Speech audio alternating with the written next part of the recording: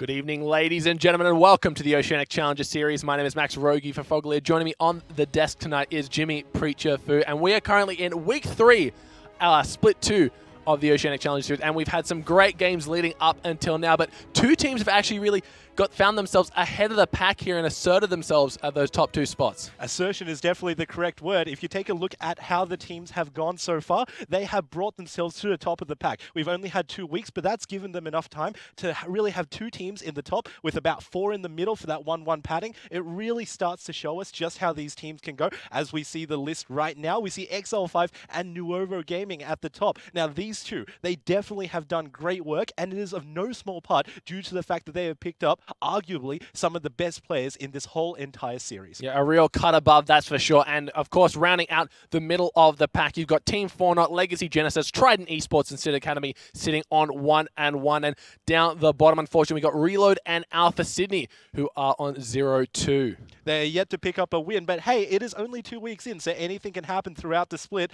There are a few errors that these teams have picked up, the bottom two that we're talking about, namely their team compositions. They've sort of fallen flat on their face because they went for the sort of power hold that you see in Champion Select, where you take a look at Swain and Vladimir. We're quoting Reload, obviously, in the first week, where they said, oh, hey, look, both of these champions are up, so we might just want to first rotate them. Unfortunately, they don't work too well on the same team, but they certainly do work well individually, so they might want to learn from those mistakes and maybe pick up from there. Yeah, definitely a case of going a little bit too much all in on the meta, but we are going to have a look at the schedule for tonight, so get ready to rumble straight away. We got Trident Esports taking on Alpha Sydney, Sid Academy, and XL5 coming up after that. Then for game number 3, Reload Esports taking on Legacy Genesis. And Team Fortnite, they've got a battle ahead of them going up against the undefeated Nuovo Gaming. They are undefeated, and I am definitely looking forward to casting that game with you. That very last game there, Team Fortnite and Nuovo Gaming. Nuovo, they've come into this split sort of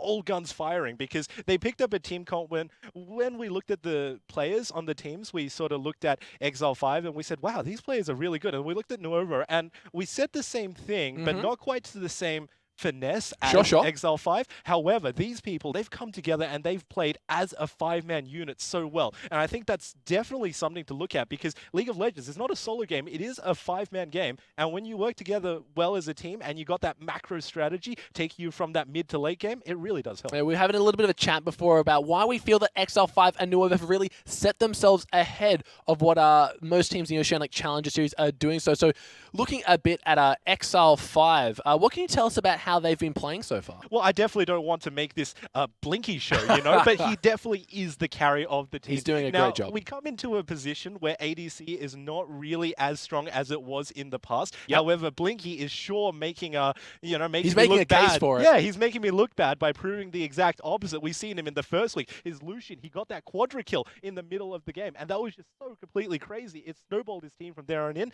The second game as well, his positioning on Caitlyn just divine. He did not get caught once in that game. So if you ever wanted to dump any money on just one player, sure, it has to be Blinky. Yeah, he's doing a great job. His Caitlyn positioning last week in those final few team fights were a beauty to behold. Such finesse, and that's something that you have to bring to the AD carry role when you really want to make a name for yourself. But it is 6.12 we are playing on currently, and we have seen a lot of carries migrate more to those support-esque styles, the facilitators such as the Siva and the Ashe. So why is that really, Jimmy? Well, I actually like how you brought up the Siva, because she's got that utility in her ultimate, and that's really what all team comps are looking for. Not only the Siva, who we saw in 3 out of 4 games last week, but we also saw the Karma picked every single game. Yeah. And she did really well. I think she won about 3 out of the 4 games last week. That's just completely insane, because you've got, in essence, what is a mini Siva ultimate on your Mantra shield, and you just make everybody in your team run around. That utility is not to be underestimated, because, in the middle of a team fight, especially if you're in this position where you're getting engaged on as opposed to initiating the fight, repositioning all of your characters around so you got the front line, you got the back line, you got everybody where they need to be, that is so important. It's a great utility to behold, and of course Ashe as well in that bot lane, that enchanted crystal arrow, just setting up fights from across the map, being able to keep herself relatively safe from the onslaught that usually comes when you're playing such an immobile carry, and the volley, always great lane pressure. But we talked a little bit about XL5, but on the other side we have Nuovo, who tend to win in a little bit of a different fashion. Well, Nuovo, they like to play more as the 5-man unit that we were talking about earlier compared to XL5. They still have an amazing laning phase, so it's unfair to say that their laning is not good. It is just not as good as XL5. What they like to focus on is really the macro rotations, try and get as early as possible, with that 4v0 meta that we see, that we questionably love or hate. Yeah, it's great. It's entertaining to some people, but to the majority of us that just want to see some great team fights, it always leaves a bit to be desired. Yeah, of course. But, the way that they move around, the way that they coordinate it, even at level 1, it is just so divine to watch. And it really does show that these people have played as a 5-man unit. They've queued a lot, and they've been doing a lot of scrims, as opposed to more solo queue type play. It really will be up to them to prove how they will do this week. That's one of those things, when it's done well, it's always great to watch. And of course, we've got our game number 1 coming up. It's going to be Alpha Sydney taking on Trident. Alpha Sydney currently sitting at 0-2. We saw in week 1 Legacy really giving it to them, and unfortunately week 2 not able to net themselves a win. Whereas Trident, they got that first win when Fortnite couldn't show up, but last week they also fell a little bit flat. So maybe this is a chance for Alpha Sydney to kind of get themselves that first win on the board. If they ever have a good time to prove themselves inside this tournament, it will have to be this game versus Trident. We take a look at the ladder right now. We say that it's an uphill battle sort of thing because it's going to be 0-2 versus 1-1. Yeah. However, this is only 2 weeks, and it's not really that big of a sample size to say, hey, look, it's only 2 games difference, so we have no idea how this is going to go. If you take a look at players like Pabu, for instance, they've got this sort of thing where they have a feeling that they need to prove themselves from week to week. Sure. Yeah, where they sort of get more flack from the community than usual, and they only have 1 game to prove every single week, and for that entire week you got everybody in the community judging them for how they perform in that 1 game. So if you want to target Trident, it may be a really good idea to sort of put him on tilt, gank him a few more times, or even put him into unfavorable matchups like a 2v1 lane. Well, I hope they're not listening right now, because I'm sure Pabu wouldn't have a lot of fun being camped as per your advice. But touching a little bit more on Pabu, he had quite a stunning game on that Vladimir, racking up at 5 kills very early on. And you mentioned trying to prove himself, really trying to be the main carry for that team. And he was in a position to do so, but was constantly finding himself a little bit too far up the lane. So both how he started out that game and also how he finished it is both edges of that sword, that double-edged sword. That's the where one. you take a look at his early game, he made so many early game plays. So that Fizz diving him, sure, it was a 1-for-1 trade, but he said, I'm not going to go out without a fight, and he took one back to the Fizz. So that was a really nice pickup for him in the early game. From there on in, he did so well. All he had was a Spirit Visage, and he was jumping right in the middle of team fights. He had that 1 item in his inventory, and he just said, you know what? I'm invincible now. I can pretty much just sustain through anything I want, and he just completely rolled through the team. Later on, though, he was a little bit too forward in team fights. He wanted to engage some fights that maybe were not the best to take on the enemy team, especially as a Vladimir who doesn't have any hard CC or any sort of engage beside his Ghost, and that really was the downfall of Trident. So if Alpha Sydney want to take any notes from last week, then they do want to be positioned in a way that they bait Pabu into going into unfavorable situations. It makes a lot of sense. Pabu, a very great play in his own right. Could have made the OPL, but unfortunately was a little bit too young for that one. So we are seeing him down here with us in the OCS, currently playing for Trident, who, like we mentioned, are 1-1, looking to make that record 2-1. They, like last week, it was a very promising game, but you mentioned they didn't really know how to build that team composition around the Vlad. No way to really facilitate him. Unfortunately, he did take that flash teleport. No ghost available for him on that. But of course, on the side of Alpha Sydney, they're actually subbing out Frog in their top lane here. So we'll have a relatively new top laner coming in that kind of does have that element of mystery to him. So it's going to be on Pabu to see if he could scout this guy out a bit in the meantime and really find out what he should be playing around. Well, good luck to him to scout this out, because we were trying to get some information. Unfortunately, we couldn't quite. From the surface, it looked like a really strange decision to do, to swap out Frog, because he was the one remaining player who did carry on from Alpha Sydney last split, sorry. But, anything can happen. When you take out old players and you put a new one in, it redefines the teams. It really says we no longer have to fit this mold of who we were before. We can now play in a completely new style with a completely new top laner, maybe even a completely new champion pool. Anything can happen now. Yeah, and we're just getting word that we did have a substitute player, CYK, actually being subbed out here. But of course, on that note, that's enough for myself and Preacher. We're going to throw it over to the casters to bring you into game number 1. Thank you very much, Rogi, and welcome back, ladies and gentlemen, to the OCS. My name is Hysterics, and of course, next to me is Mendrix, my good friend. It's good to see you back here in the standing booth in the blue desk. It's always great to see you, Jake. Oh God, the love continues here, and Game 1 is going to be no exception to our epic event. Ladies and gents, we will be getting into Champ Select very, very shortly. But what I want to talk about first is the fact that this scares me, this first game, because look, Trident are just... They feel like they're this really experienced team coming through that have all the boxes ticked. All they have to do is just recalibrate themselves and kind of go, all right, this is what we're doing wrong, but we've done this before. We can just sort of move on and smash our games. Alpha Sydney doesn't have that. Well, that's absolutely correct. But the big thing with Trident right now is all we need to note is they actually put up a really good game against Nuovo Gaming at the start of it. Like, but that game went quite long. They actually had the edge quite early, and it was just off the side of it that they ended up coming on through and just absolutely obliterating them towards the end of it. It was actually XL5 that actually really came through at the end there. And one of the things about that on Alpha Sydney is they haven't really showed us that really strong, solid start that we want to see from them. Same sort of situation where they've really ironed out beginnings, which is generally what the teams can focus on the most when they go to play. So it'd be interesting to see what Alpha Sydney pull out. Maybe they've decided to fix that particular thing. We'll have to wait and see. Absolutely. And the game will be coming up very, very shortly for you, ladies and gentlemen. As I do say that, there it is. First ban comes through as Aurelia. Now, unfortunately, like Rogi said, Trident had to make a last-minute sub there. So YX comes through, which means Trident does lose all of their bans. That means Alpha Sydney gets a bit of the driver's seat in this pick and ban phase.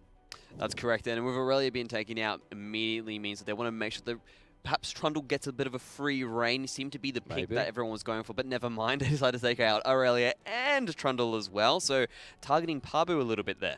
Yeah, of course. I mean, you target the professionals, the people that have had the experience the most, and in that top lane, Pabu is no one the wiser. So Trundle, Aurelia, very targeted bans coming through. Last timeout, or sorry, the second timeout for Trident Esports coming through. Alpha Sydney, what is the possibility of what we're going to see next? Well, it's really interesting. What I'd like to see them do is just go for some solid team fighting compositions. Look to make sure that they're not going to really outplay them towards that laning phase. So just really take it in that team fight situation. See if they can get an advantage towards that later to mid game, rather than trying to go through and outplay their lane. But immediately there, wow, both these guys. Look at what's been picked up. Vladimir first comes for Trident, and then we see Swain. So one on either side. That's a little bit better. Ace goes ahead and picks up one of his comfort. I believe last week we did see the Victor paired with Mr. Ace there. Azir gets taken away as well from Wizard, which is a very big target ban. And General, I mean, that's no surprise if he goes ahead with the Rek'Sai. Yeah, Azir's a really strong champion at the moment, and one of the people that can actually deal with him is Victor. Both of those guys tend to just cancel each other out. They're looking towards that extreme late game, and having both of them sort of taken away, or Alpha City taking it away from Wizard, means that Trident really need to think about their next picks, perhaps ways they can go about it. Maybe go for more kill pressure orientation, because that's the way you really try to take out of Victor, because he's going to sit there, farm up, get to that late game, sort of neutralize anything that you try to put out there. And they might decide to push the button this way, take advantage of the fact that he's an immobile champion. Absolutely. So Wizard comes through with a pick for Karma for Trident, and looks like the bottom lane's going to get picked up for Alpha Sydney and a Sivir and a Brom. Pretty standard stuff. Pretty standard stuff indeed. And I think the Sivir pickup is actually more of a answer towards the fact that they went for the Karma. Yeah. Sivir Karma, extremely oppressive lane to deal with, a lot of poke they can put out there, and the fact that they've got plenty of shields to keep themselves both alive. Add to the fact that you have a double speed up as well, which is just such great utility for the team, which seems to be the more of the meta at the moment, having these utility bot laners purely because the mids are just so much stronger. That's right. So last pick comes through for Trident, and waiting for that to come through. Remember that 3 bans really just sort of doesn't narrow down enough that pick and ban phase, I feel. So Trident are going to have a couple of options on the board. I do like that Rek'Sai has been picked up there on the side of Trident. Rek'Sai really one of the strongest junglers at the moment after those nerfs really hit Nidalee and also hit the Kindred. Out of the blue, she sort of emerged from the meta. Never really changed though, did she? She never really changed that much. It's just sort of those things where everything else was a little bit, well, not quite as strong in comparison. And next thing you know, it's out of the blue because of these nerfs, hitting those carry junglers. Seems to have brought her out of her shell, or out of the ground, really. But hang on, out of the ground comes someone that did have a massive nerf the past couple of patches, and Echo comes through. Now, Haven't seen an Echo in a very, very long time, and Lucian as well. Well, in the past, we were talking about the Ashe as a strong priority, and Sivir as well as a possible Caitlyn, but Lucian comes. So actually, Prater from the OPL's actually been putting a little bit of Echo in himself. He actually picked him up last night, and one of the big things about it is that Tank Echo was the one that took the massive hit. Yeah. So one of the big things you can take into account is they seem to be rolling more around, okay, well, let's go more towards that carry-oriented side of Echo rather than being this beefy guy that no one can really kill. And going for, for that Abyssal Scepter, more of a Rod of Ages build and really taking advantage of those extra AP ratios he's been picking up while taking a hit at his base ratios. So, Echo, final pick for Trident as everyone has come through, and the last pick is for the jungler. Now Mubu goes and picks up a Gragas. So 2 very, very tanky junglers coming through for both sides. Very solid junglers as well. These guys have plenty of team fighting options available to them. The Gragas is such a potent force in that early game when he decides to use his flash body slam, absolutely immobilize an enemy before they have a chance to flash. And because they're slowed up to that point, it's a relatively easy chase. Rek'Sai, she's also able to go for those good level 2 ganks as well because she's able just to burrow underneath it, just come on through with a good old tunnel and pop them up as well. Also basically a sort of similar sort of move between the 2 champions. Rek'Sai's got a little bit more of an advantage is sustain early. Gragas tends to be a bit slower when it comes to the punch, but needless to say, both those champions are really good in the jungle right now. So a matchup that I didn't think we'd see for a very long time or possibly ever is Swain versus Echo. Mendrix, what are your thoughts on that? I mean, like, it's not... Interesting. It's very interesting. Swain should just outright be oppressive throughout the entire game. Basically, Swain has just got an amazing sustain across the board.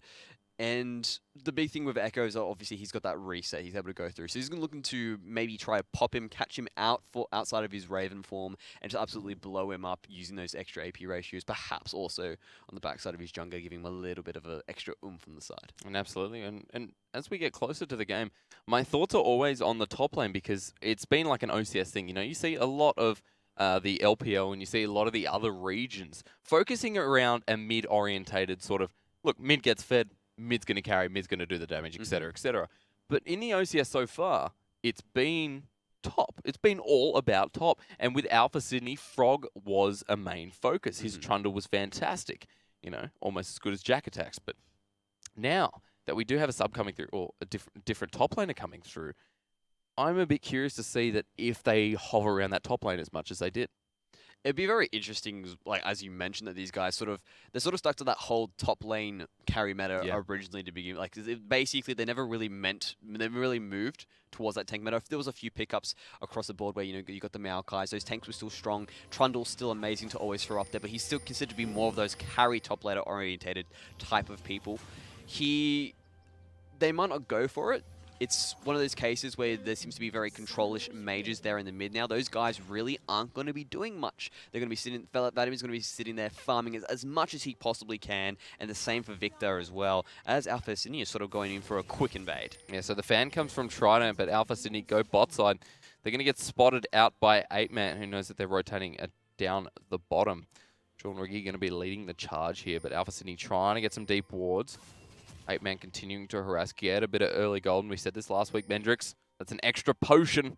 That is very important in the early game. So another potion going to go towards 8-Man as he just continues to harass. General moves back down to the blue.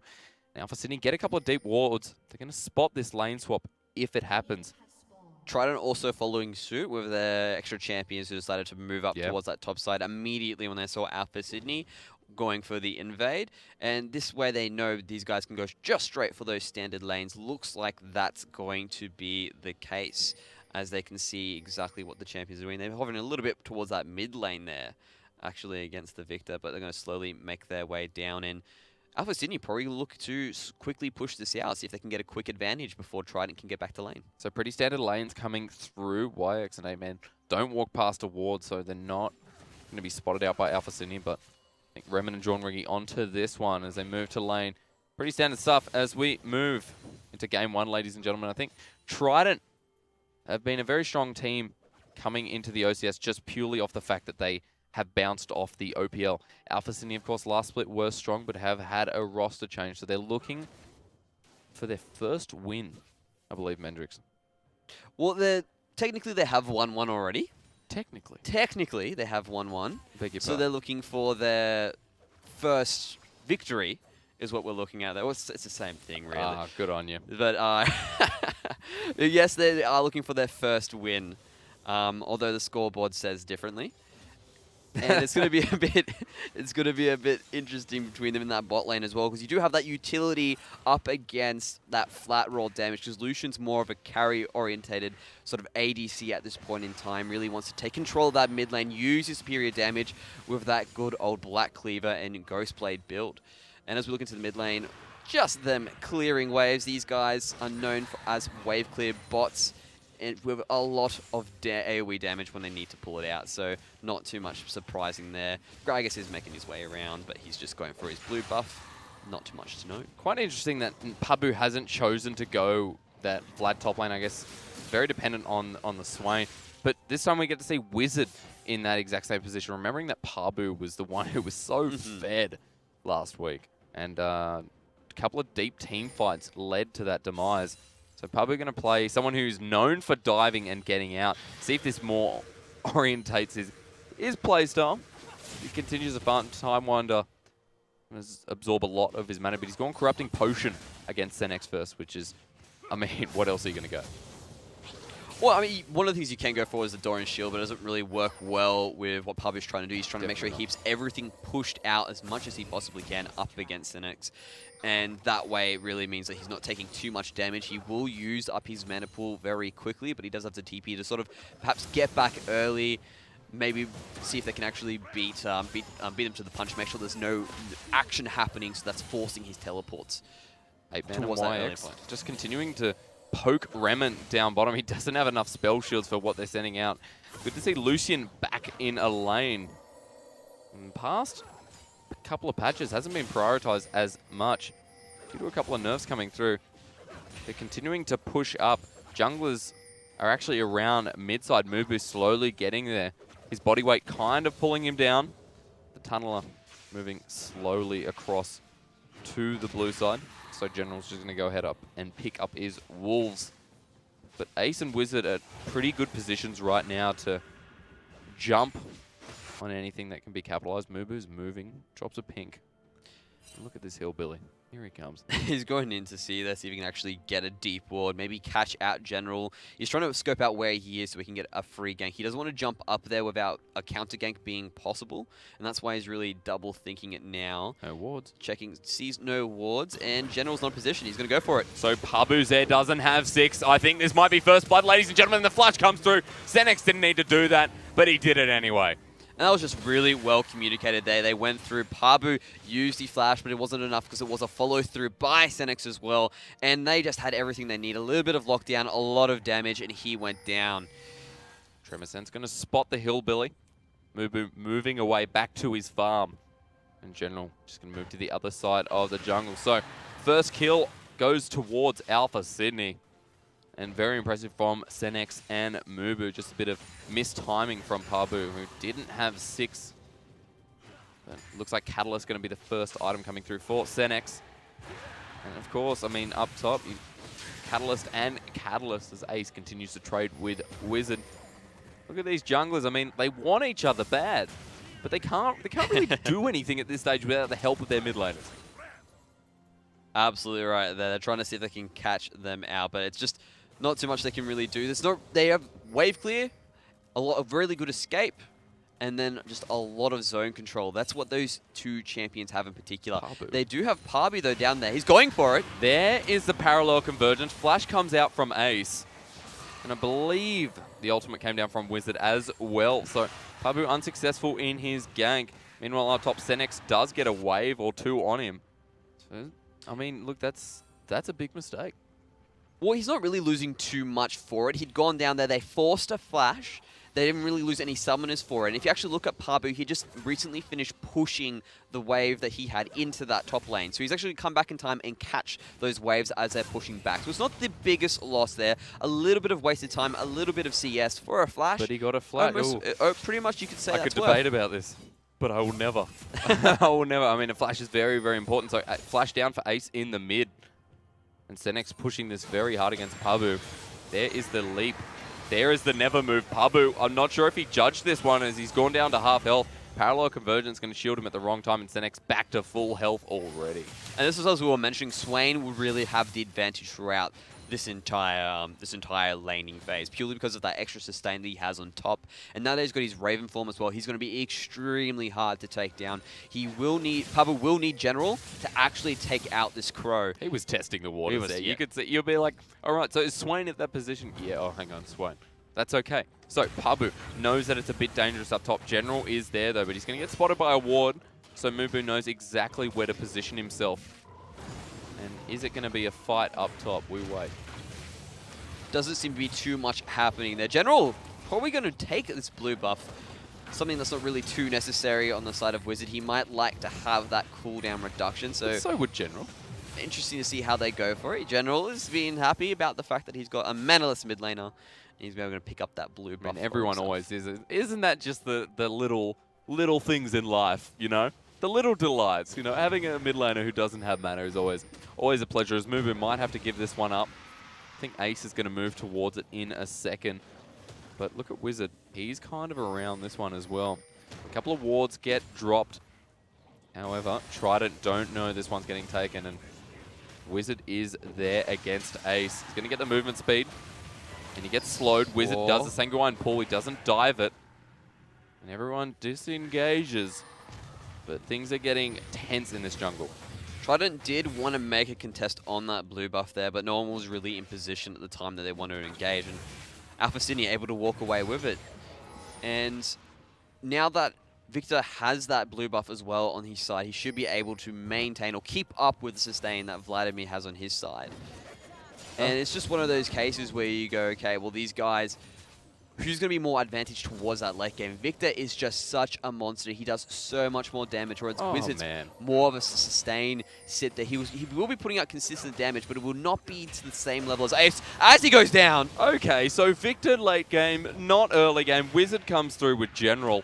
Let me just summarize how much damage Wizard is doing at the moment. You're going to watch him. And even with the minion wave, he's just doing so much. And yeah, it was just amazing with that there. And that's actually something that's been built up from that initial roam by Pabu. He went down, he blew the flash of Ace. That meant that with that return gank from the jungler, there was no way he could escape. He couldn't get away from General's gank. And as you can see, General blew his flash for it to get it as well, and they're going straight for that dragon. That's right. So one thing leads to another, and this is going to be the Ocean Drake coming for Trident. Mubu, no position to really take this one. In fact, he's backing off. And this is going to go down quite easily. And small things come to those who wait. So well done for Trident. Secure that objective. We look at the CS throughout the game, and already Wizard has a small advantage as here comes the tether, but doesn't hit anyone. Remen's starting to take a little bit more damage from that enhanced Q. 8-man, of course, prioritizing a champion who's been massive in this last week. So Karma, I mean, laning phase is really painful. Oh, it is absolutely hard to deal with. She's got so much poke, and the fact of the matter is she does extremely well in the late game as well, throwing out those shields. All that extra speed up she gives to the rest of her team is just fantastic to have. General, though, fancies a little bit in the bot lane, but a ward. Stepped on a ward. He's just going to make his way around. And one of the things I want to mention as well is he picked up an Ocean Drake, but Mubu and General found each other. He wants the 1v1, and here comes the damage from General, but Mubu takes half health, backs out. Rek'Sai early, of course, always going to win that one.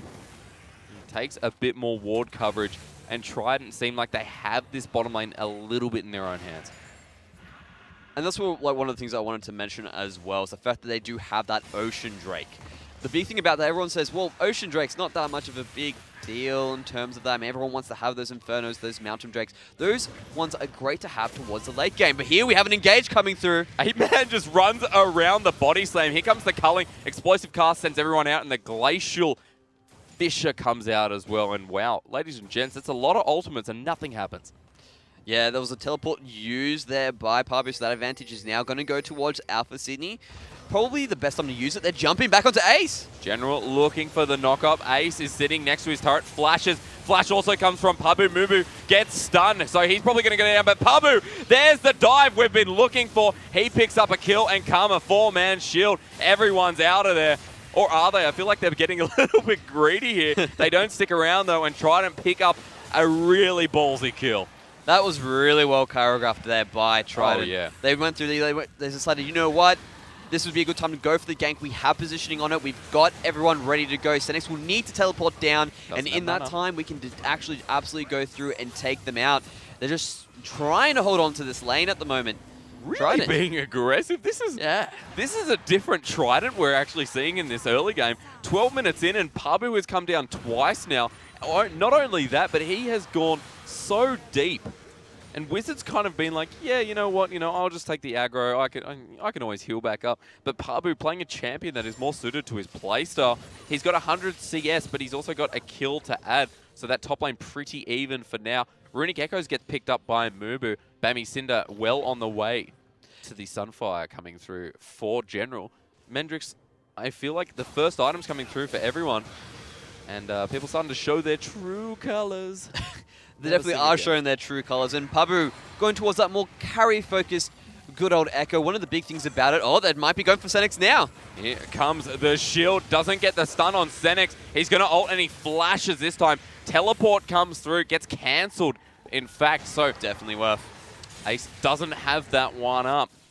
Mubu's still up in this top lane. What are Alpha Sydney going to do? I think they're not going to go for this, but Trident almost pick up Senex there. Trident are being really proactive at the moment. They're going around, they're forcing the summoners of Alpha Sydney, really with not giving too much in return. Sure, they have to maybe sometimes use an extra ability on top of it, but that is not worth the summoner. And one of the big things to also take into that, they used their teleport early beforehand, didn't get anything out of it. So what did they do? They made something out of it and went down for it, but they're still going. General's back. I swear he was just in the top lane as the culling hits John Riggy. He doesn't have a Glacial Fissure anymore because Wizard takes him out, and Remen doesn't have enough mana, but Ace is there for the stun if need be. And Trident, again, it seems like they're out-rotating Alpha Sydney, then themselves, as Mubu. He's going to have to body slam, but Pabu gets in the way. Explosive Cask.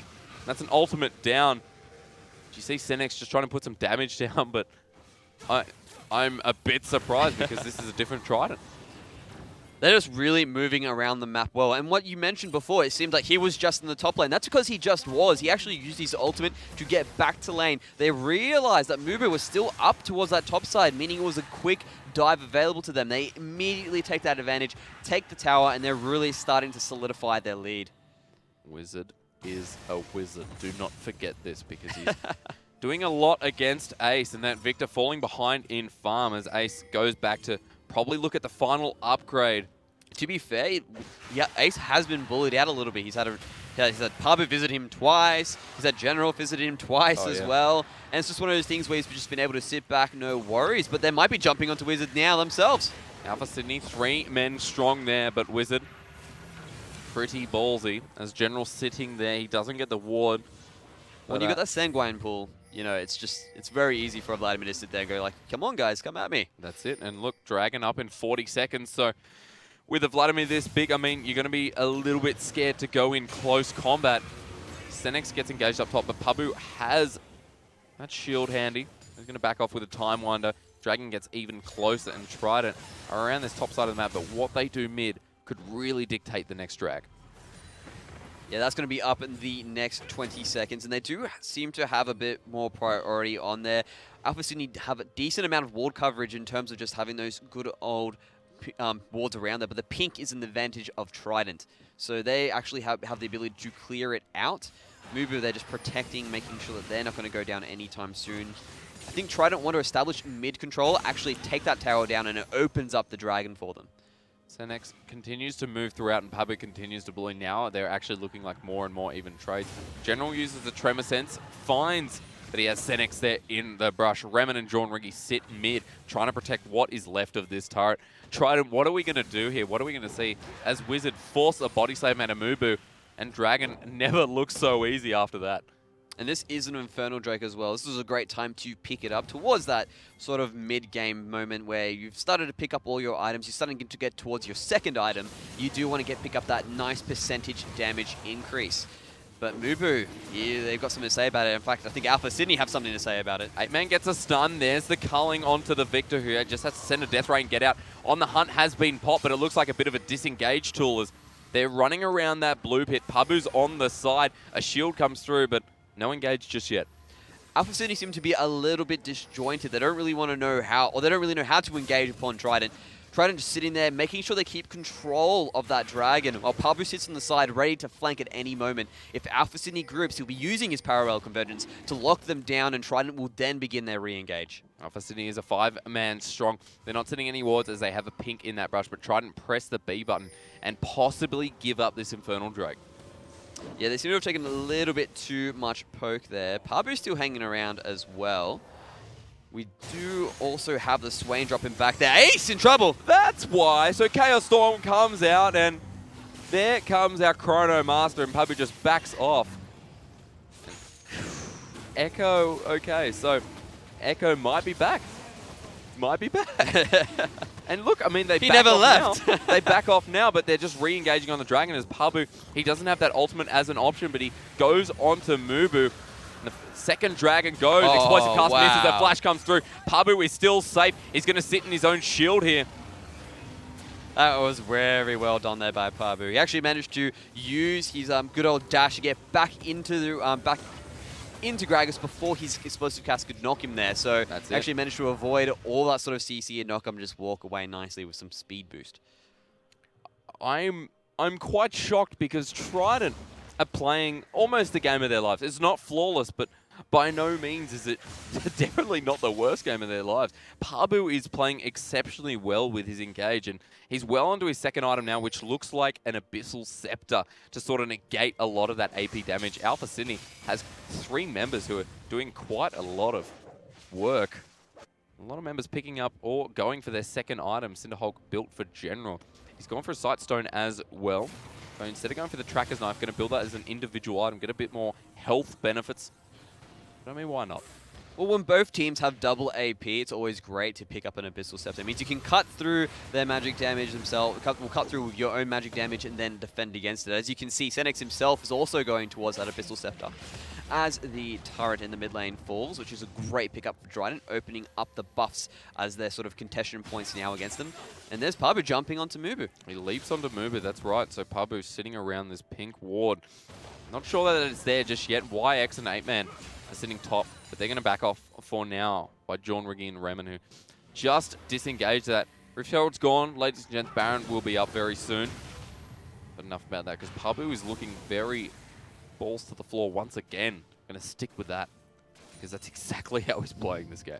And Trident just seems to have the pressure everywhere on the map, bar the mid lane at the moment. That's just because they just finished pushing it up beforehand. And that's because they want to try and take all these outer turrets first, get that nice big gold flux, maybe pick up an item before Alpha Sydney, and then really use that as to their advantage to take control of this game.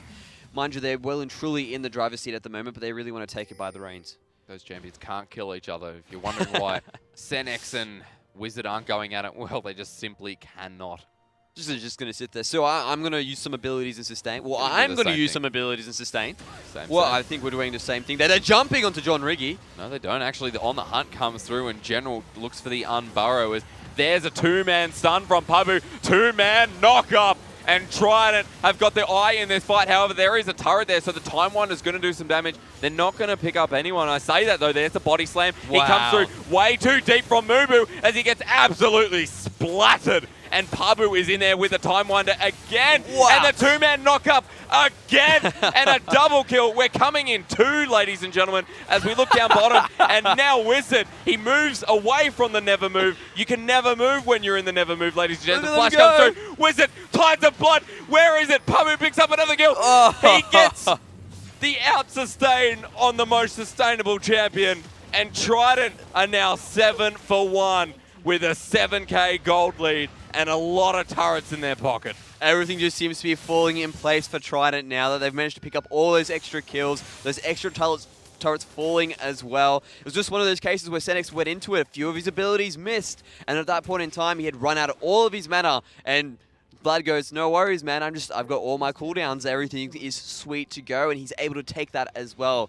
And one of the big things to mention in that team fight that started really that whole trend is Mubu went in too deep. He thought he could get in there, stun 8-man, beautiful flash by 8-man, actually popped him there, and the rest of the team just immediately turned and blew him up. And that from that point on, you see the consequences. Trident well and truly in control. They've got the reins that they wanted. Pabu has got the reins with his parallel convergences. He's either hitting them or using them to disengage. It's very impressive at the moment as Baron takes a couple of wards. Next Dragon up in 1 minute 50. They've got an Infernal Drake on the side of Trident. They've got a Ocean Drake as well. Okay, so YX, he's going, yep, we've sort of taken a bit of control back in this game. I can muck around a little bit, but don't count Alpha Sydney out for now as On the Hunt gets popped. Explosive Cask a bit sloppy there, but 8-Man, he takes a slow. Teleport comes through, but just in the means of disengaging, 8-Man's going to survive this one. And I really like how Pabu's actually been using his teleports just to sort of get in there, sort of disengage the fight. Seems like a bit of a waste, but every single time that he's even followed up with it, he's made it work. So he's just sitting there going, no worries, guys, I've got your back. And if it doesn't even end up being the best TP, that's fine. I'm going to make it work. And that's what he's been picking up, those extra kills across the board, using those flanks, actually being such a menace in creating pressure in times that Trident just don't seem to have it. General using his tremor senses in the best way he knows how. Uber gets picked up. And there is a parallel convergence again. He gets an extra shield. Senex taking a lot of damage. He backs off after he has a 3-hit proc ultimates, but it's a little bit shy for Pabu. Uses his leap strike. He backs out, but I think Ace might have him here as the Chaos Storm goes out. That movement speed early and that time one are going to slow it down, but a lot used for Pabu. That's the pressure we were talking about. He just seems to be putting it out there at the moment. He draws 2 champions to him. You know, he could have almost taken out Swain as well if he actually timed everything properly. Now Trident taking control of this mid lane. So 8-Man continues to harass like he should. Wizard already like a turret deep. John Riggy does not have much magic resist yet, and you can see what that does to him. Wizard is walking over this mid lane. Tides of Blood is doing so much damage as well. Look at the cooldown. Look at the damage. This is scary. Just wave clear out of the blue. Yes, John Riggy will really benefit from picking up that good old Lock of the Iron Solari. There you can see he's already starting to make the build towards it, picking up the Aegis. Another Dragon coming on the side of Trident. Wizard not even there. He doesn't care. He's going back to bottom. He's got the Hextech Nova Fire, so he's very versatile. Second Ocean Dragon. That's right, Mendrix comes for Trident. And they're in the 8k gold lead. Again, driver's seat.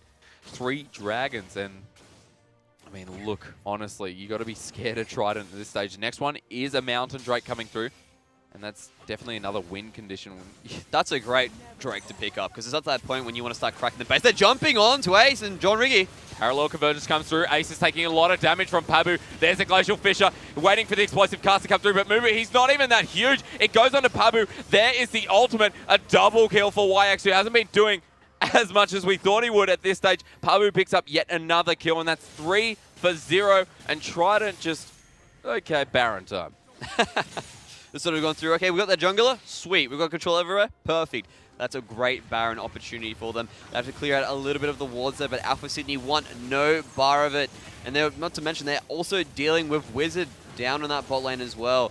Raymond slowly making his way there, perhaps going for that miracle. Nope, never mind. He's decided to just let it be. Just let it be. That's right. So Pabu is doing a lot for the side of Trident. That parallel convergence getting to that mid-game stage where it's doing a lot. Pabu almost dies. He gets out this time, though. Doesn't actually have the ult, so Trident pick up the first Baron of the game. Wizard wasn't even there. They didn't need him. I mean, one of the things as well is that Wizard probably wouldn't have done too much on top of that as well. Sure, he's got a little bit of extra damage, but he tends to use his abilities on cooldown, and really it's something they didn't need for the Baron. He's much better off keeping pressure in the lanes. So they're jumping onto the Trident again. They try to get an easy objective, but not easy anymore as the Sanguine Pool has so much speed. Wizard now has full health. He's going after Jordan Riggy by himself. 4 members trying to hit him. The Chaos Storm, I don't believe has come out just yet. Mumu has the Explosive Cask as well. So all ultimates apart from the Glacial Fissure are up for Alpha City if they want to disengage. Scary though. That was just a lot of damage very quickly put out there. Pabu might be jumping onto Senex. No, he's just going to Still has the ability to go deep. Oh, he has every ability to go deep. This guy's been going deep the entire game. And every single time he just pulls out straight away using that ultimate. Even trying to use it a little bit more secretly before to see if he can actually catch out Senex. He's playing an absolute ripper this match. An absolute ripper. I'll take the words right out of your mouth there. That's what it is. So we're seeing third items coming through as we move into the mid-game stage. 27 minutes in. And Trident with an 11k gold lead now. And the farm advantage is absolutely sublime. Especially from the bottom lane and the mid lane. Wizard is looking for a time base as Pabu forced to use his ult down bottom. Xenex still got a bit of buff into him. But Pabu has he's building up that AP scaling. Yeah, he seems to be doing a lot more damage, and it's at that point where he goes, oh! What? What? Lich Bane. Lich Bane is the question there. That was absolutely amazing. Oh, he put that so well. I expected damage, right? But, yeah. But that was like... Well, he had an AP scaling I get that. buff. I get that. So everyone's like thinking, you know, they've hit his base damage. Oh so that's why he's got God. the Lich Bane, the Abyssal Scepter, and the Rod of Ages. I get that. All that extra damage on top is just so much coming through. I get that. Xenex has a bit of magic resist as well. Probably get Mercury Treads after that. Probably get a Spirit. I think the Spirit Visage is very relevant right now.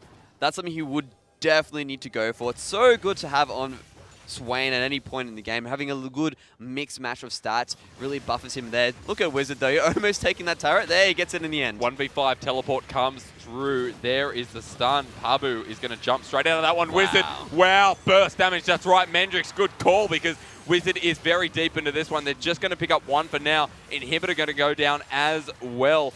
YX and General are doing the middle. This is 2 inhibitors going down for Trident. What they do from here, they can either go for the end if they can get it, or they can back off for another day.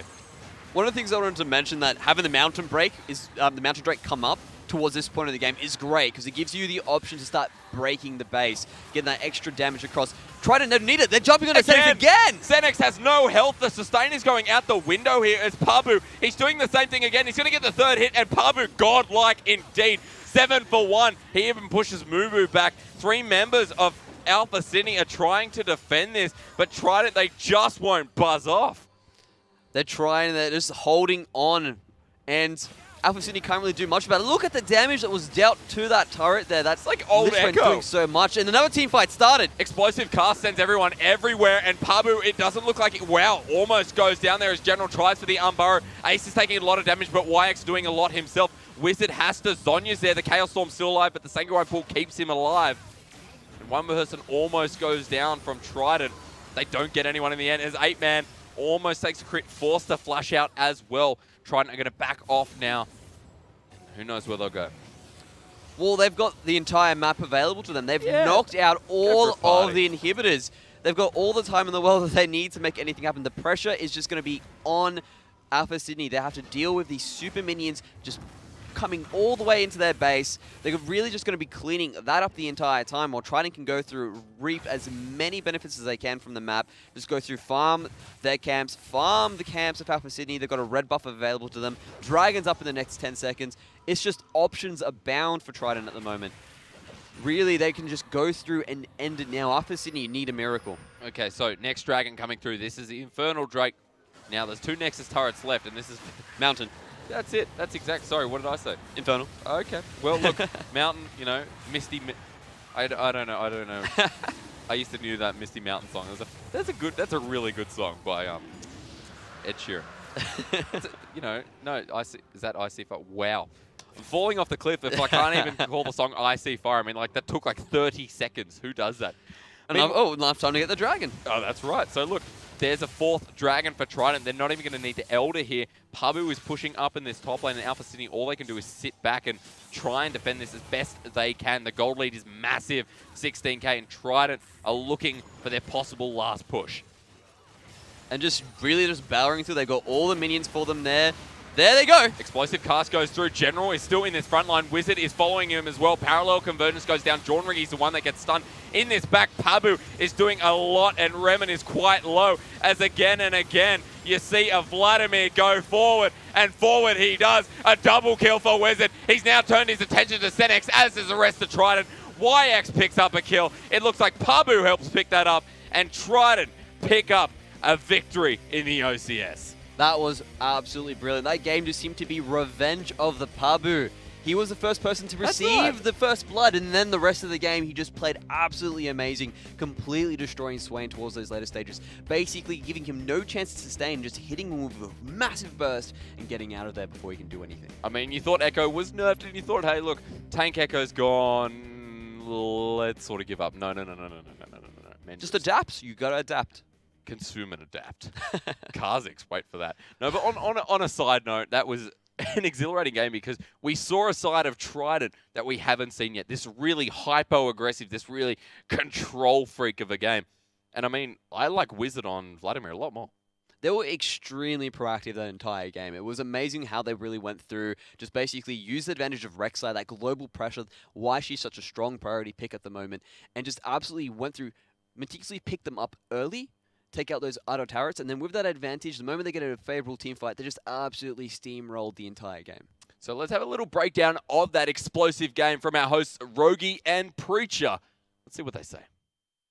Thank you so much, Jake. Last week we saw Pabu on Vlad going off. This week it was Wizard, but to much more resounding effects. Pabu still definitely a doing so well in that Echo. I'm just lost for words here. We're in the other room shouting at that game as well when he basically got the 800 damage proc of his E on the Swain. That was incredible. Yeah, and I would have had much less a similar reaction as the casters did when that happened. It was so big because it was a combination of the E, the extra damage of the E, his passive as well, the third hit, a Lich Bane, and also the execute from his W. That was just so much in one burst. Took the Swain down. You can't really out heal if it is a burst. Yeah, it was incredible. And we were looking a little bit at the pick and ban phase of that game. Of course, Trident did lose all 3 of their bans, which made some of their picks a little bit more questionable here. Of course, they did get that first pick on the Vladimir, but then on the side of Alpha Sydney, they went for that Insta-log Victor in the second rotation.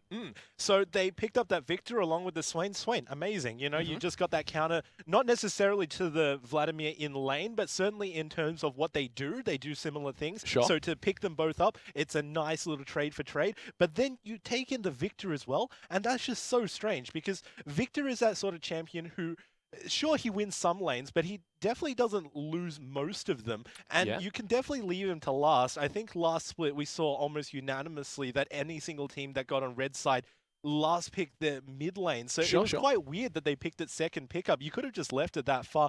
And he went 0-5, so it wasn't that impactful on the map. And that can be highlighted even more from the fact that they gave up that Rek'Sai. True. So from the get-go, it looked like they were just on the back foot all the time. And general, he just dictated how that game was going to go, and everything was reactive from the side of Alpha Sydney. Yeah, Trident definitely off to a resounding start in the Split 2 so far. But to catch you guys back up on the current standings of tonight's games, going to have a look at the schedule once more. You can see Trident taking it over to Alpha City. Then up next, we've got Sin Academy taking on XL5, Reload Esports versus Legacy Genesis, and of course, our match of the night, Team Fortnite against Nuovo Gaming. And what a game to come up with.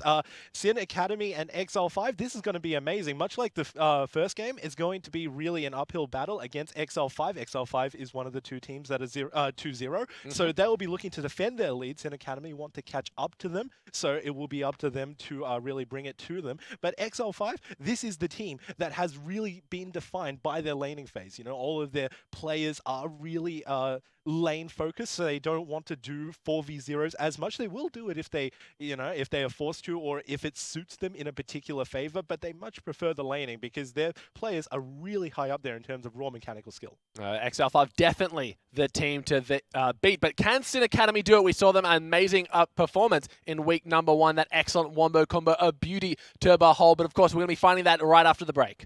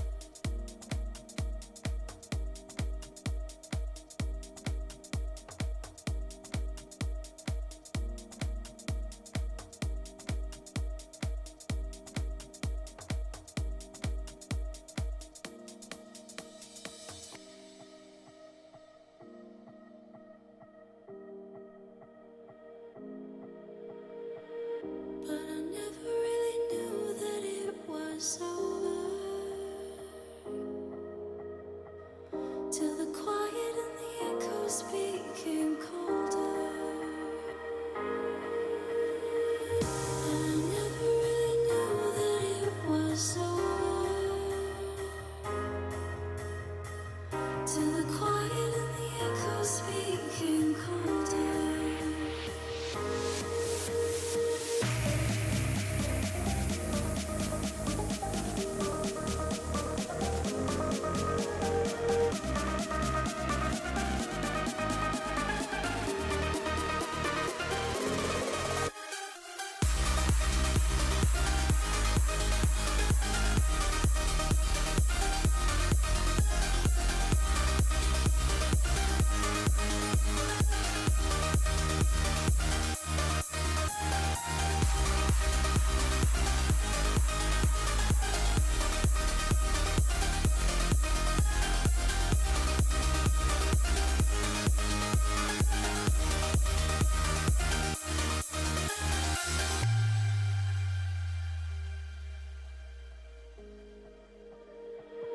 You took my love, then gave it back.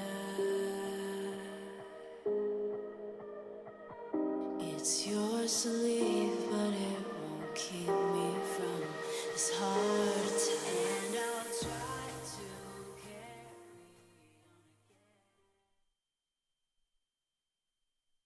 And welcome back, ladies and gentlemen. Unfortunately, we are having a little bit of technical issues for one of the two teams coming up. But in the meantime, we will just get you up to speed on the series ahead. Sin Academy versus Exile 5. It's going to be a battle of the mid and jungle versus the bot lane here. And I quite like how you brought that up, because right now it is mid lane season. You know, you got That's all it. of the mid-season, mage updates, and you got all of the amazing champions that you can just play there. Champion that along with the likes of the really strong junglers right now, like the early game Rek'Sai and the early game Kindred as well. And it is just such an explosive combo. And, you know, what better team to take advantage of that than Sin Academy? You know, they've really taken that into their gameplay in terms of really prioritizing the mid lane to get ahead and putting all the resources onto him. On the other side, though, we got another bot lane that we want to talk about. It's actually XL5, you know, that duo down in the bot with Blinky and Yazuki, and they've just been doing so much work as well. Blinky's been proving to us time and time again that even though we regard ADC as one of the weaker roles right now in the game, he's still just pulling it up week after week. It's curious to see whether or not XL5 will adapt to that kind of Ashe and Sivir bot lane, or if they stick it true to the Lucian, to the Caitlyn, maybe even chuck in some Twitch here and there to be a little bit cheeky. But of course, on the other side, Sin Academy's Bedoink has been putting up incredible numbers first week on Yasao, next day on Twisted Fate, just really impressing the heck out of me, Jimmy. And that's actually a really interesting point to bring up, because we see the rise in popularity of both Sivir and Karma, sometimes on the same team, sometimes on different teams, just because they've both got the utility. But Sivir's not really known as that champion who wins lane in the bot side. She even takes Warlord's Bloodlust. That really indicates that you don't want to win lane, you just really want to sustain it and make sure that your enemy don't win it on you. Yeah, so that's not really Blinky's style. We've seen him time and time again try and put his whole team on his back and carry them through hard situations. Sure, Sivir did get a buff a few patches ago, I believe a dozen patches ago, where she does more damage on her ricochets now. She crits on the first one, every other one crits, but she's still essentially that champion who doesn't really do as much damage as the utility that she brings. That's exactly right. That auto speed AoE always so crucial to a team, which leads to why people have been putting so much priority on the Karma. And we talked about priority. These guys tend to go for their junglers in their first rotation. That Rek'Sai, we saw just how well it did in the hands of Trident's General last game, expecting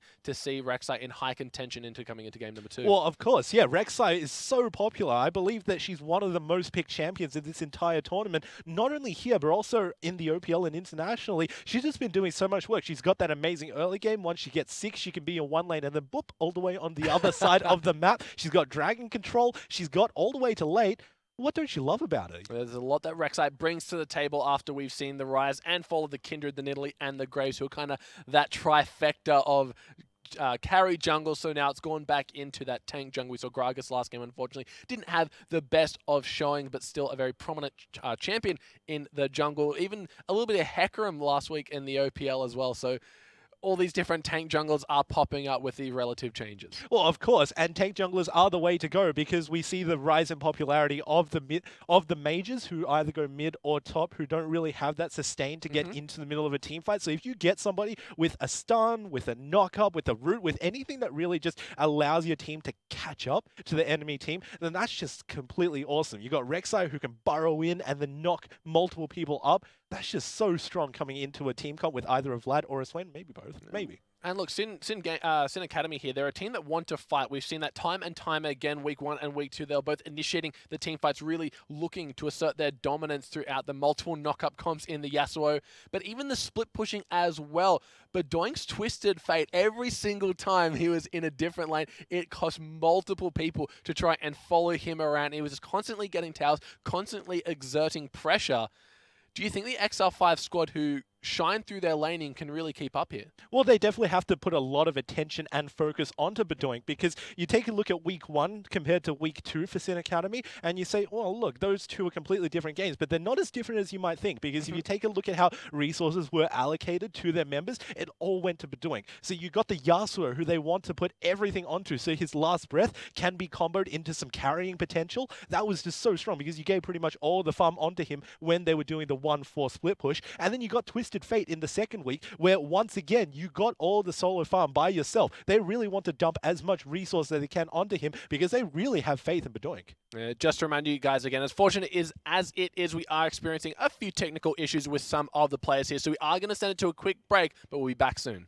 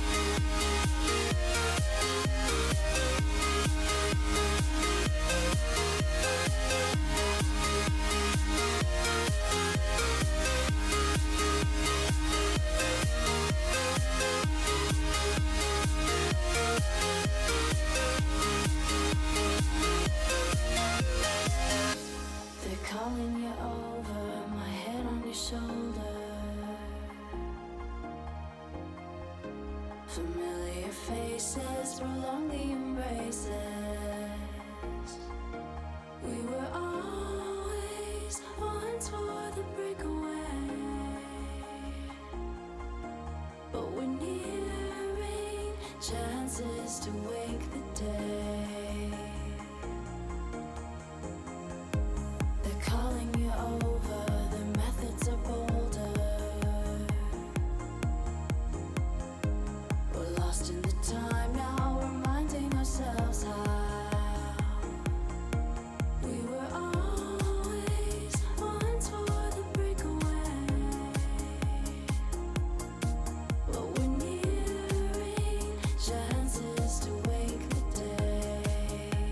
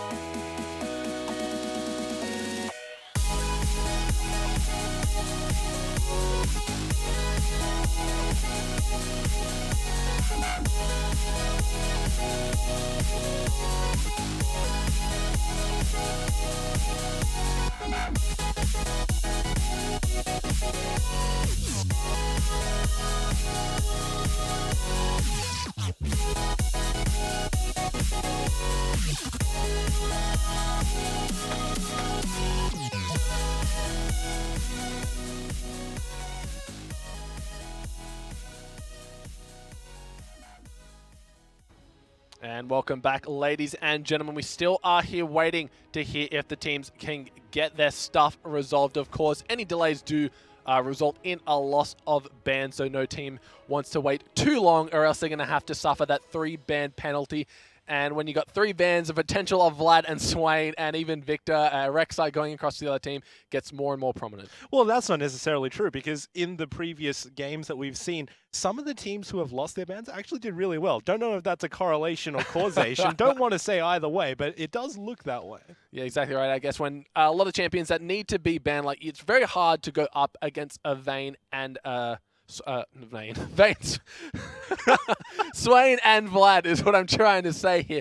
Both of those champions just very, very good at their current job right now, which is harassing, staying alive, staying sustained, and really just being a general lane bully. Yeah, of course. And both of them do more or less the same thing. I think I'm going to pretty much stop saying that now because I've harped on it week after week. But yeah, like both of these champions are really, really strong. And if you don't take them off the map, then chances are, even if you don't necessarily want to play it in your roster, you look at the enemy team and you say, well, do we really want to play against it either? And when you lose your bans, that's really the only way that you can deny it from your enemy team, by picking it up yourself. And you can mold your team comp around it, but it is pretty hard. It's a fair call, but while we got some time to kill, we're going to have a look at a more in-depth analysis of the players on both of these rosters. Of course, you've got Sin Academy, you got 5 to 8, Dan Dane in the jungle, Badoink, their star of a mid laner, man, Lala, and Gulpify in that bot lane. And of course, on XL5, you got Sick, Fesh, Suman, Blinky, and Yuzuki. I always struggle with these bloody Y names and stuff. Yeah, It's always an issue for me. me. I love the name. It sounds like a car,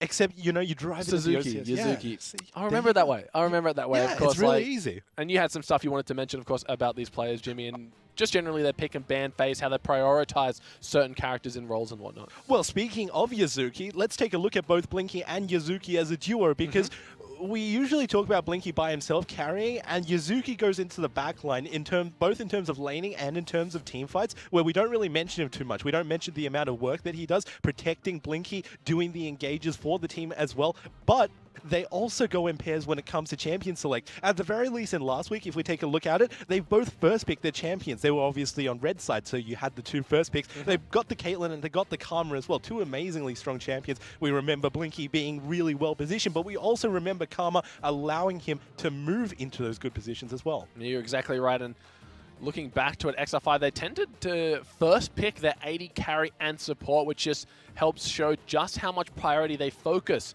onto this bot lane duo who really fit into their win conditions so darn well. Yeah, and before the break, we actually mentioned how it's really a duo versus duo, but not the same duo that that is the matchup we're about to see.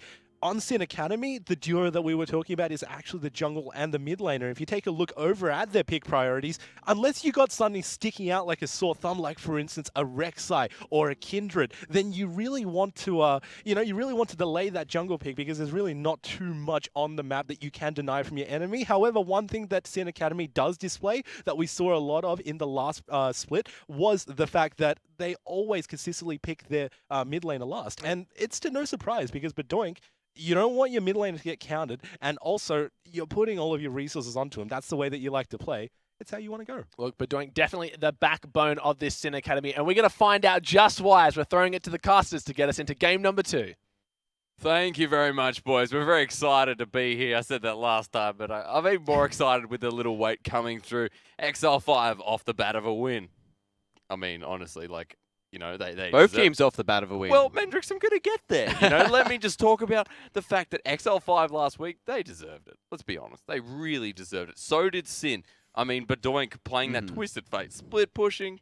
It was just something like I consider that to be a bit unorthodox because more generally you want to just sit there in that mid lane, really influence the map, but he really made it work, created so much pressure. It was his positioning, wasn't it? It was just great. It was just sort of off the bat, and like you said, they do normally stick mid and sort of work that into their cross-map rotation, don't they? And it seemed to be like one of those cases where it's like, okay, sweet, they've gone for the lane swap. They instantly took out those sort of backer, the outer turrets. So it opened up a lot of ganks for TF, but he's like, no worries, guys, we've done that now. We're going to just split it on the side. I'm going to get as much resources as I can, create a lot of pressure, and they just basically won off the back of that. On the other side of XL5, they had a bit of a shaky start up against their opponents. They did. And they just seemed to make it work. They got a really favorable team fight, took that advantage and just rolled with it instantly. consistently. And from there, they're really showing they are one of the dominant teams to look out for. So, bans coming through. I mean, you prioritize one person in XL5 at the moment in Champion Select. And look, Kindred taken away. Zed gets taken away from Suman. So he did play Ari last week. That looks like this week, you're going to take away that Zed. But Kindred from Fesh, I mean, it's just a given. It's just a given. It's just one of those things. Fesh, so proficient on that champion. It's one of the things that he's been known for. Very aggressive. Oh, yeah. Also has the Nidalee in his back pocket as well, so it might be something else that they might decide to take away. But even if you do that, there's also Graves. He loves his aggressive type junglers. So it'll be very interesting to see what gets picked up.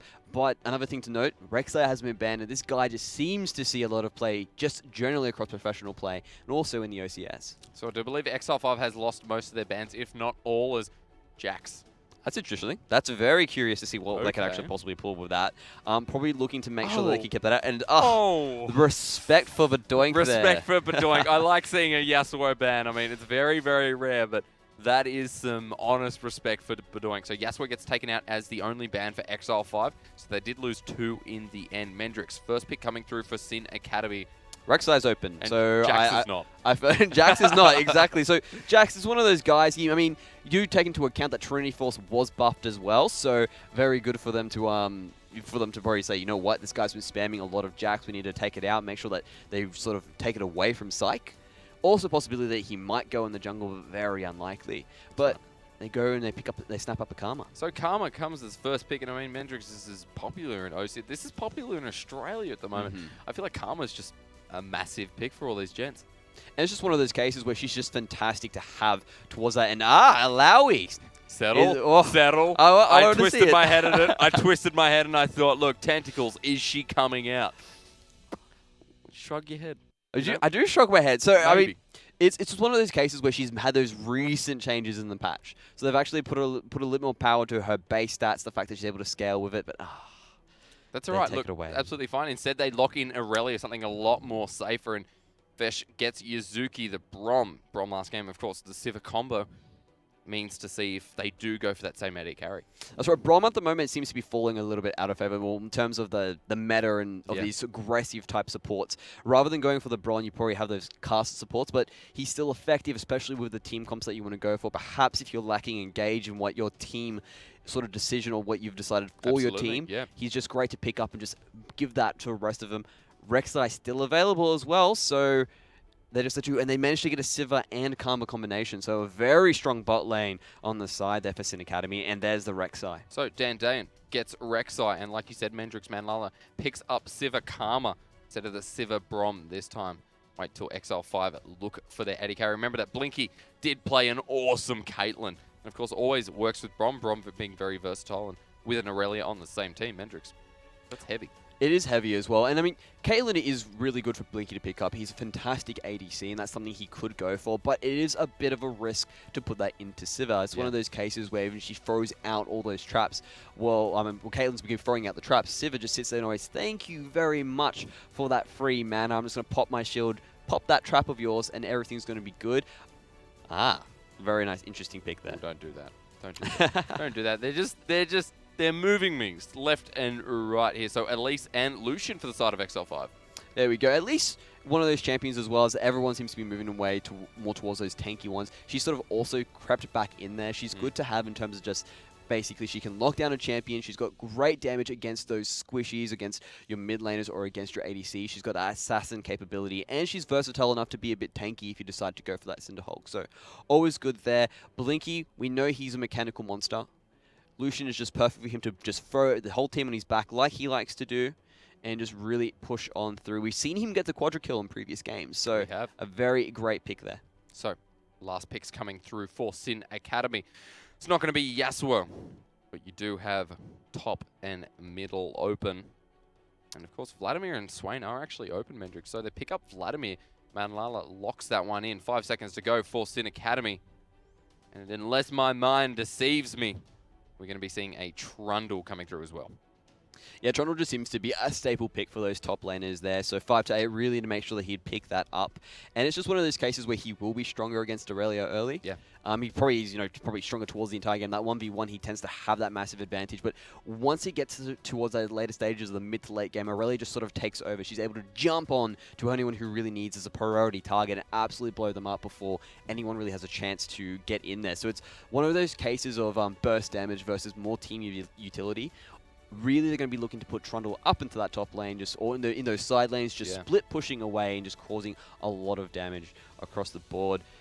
Very interested to see how Yuzuki chooses to answer. So very interesting team comp comes through from Sin Academy, but instead, I mean, okay.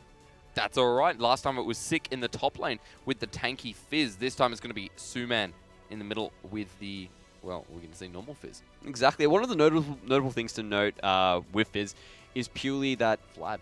Well, against Vlad as well, that's one of the things. So he's actually has the kill pressure to get in there, especially if he's not building tanky, going more towards that AP.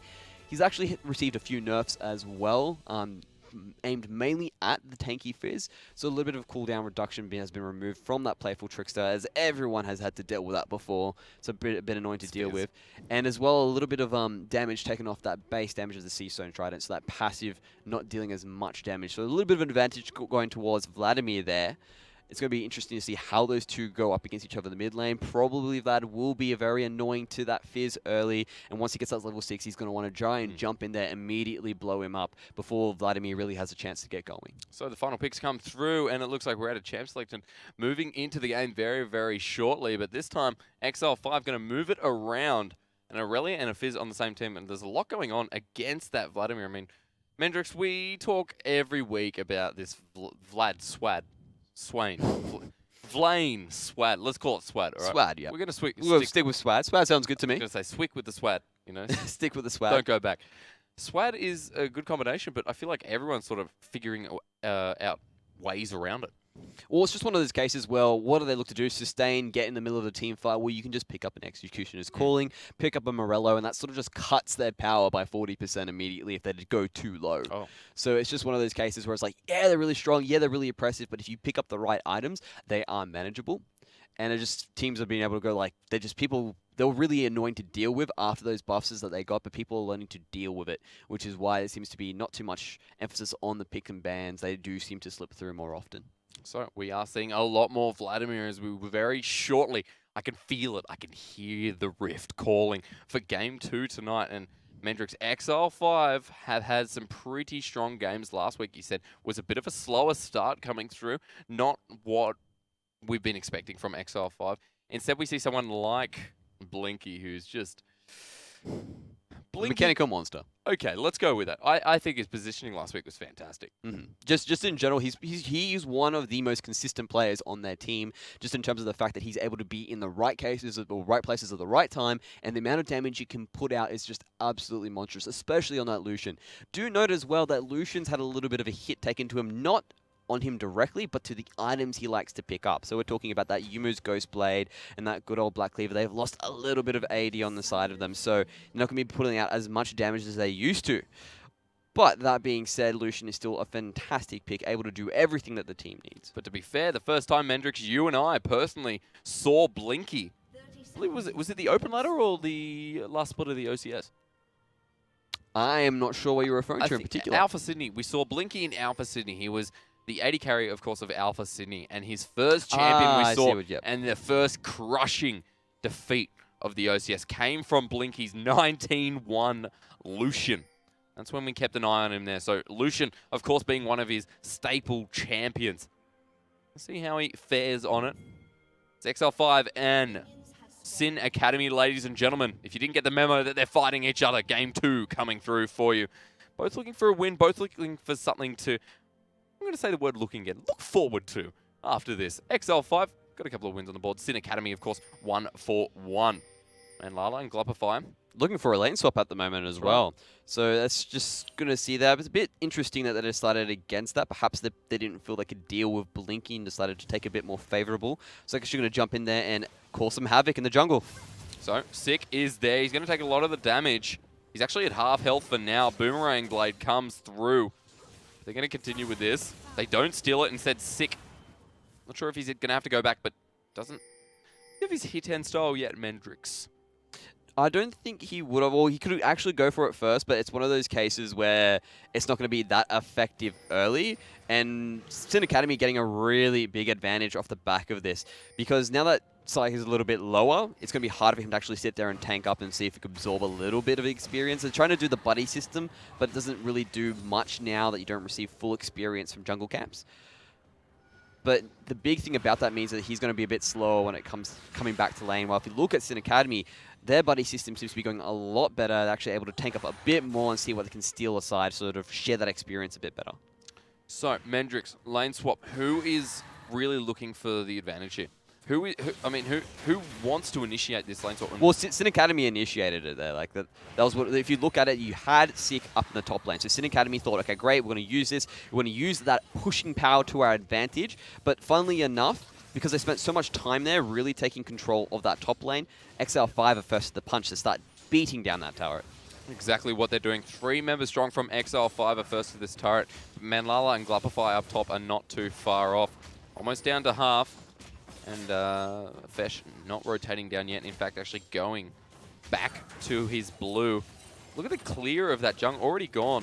Dandane going for the red as well. So both junglers trying to peek into each other's worlds. This turret almost down already.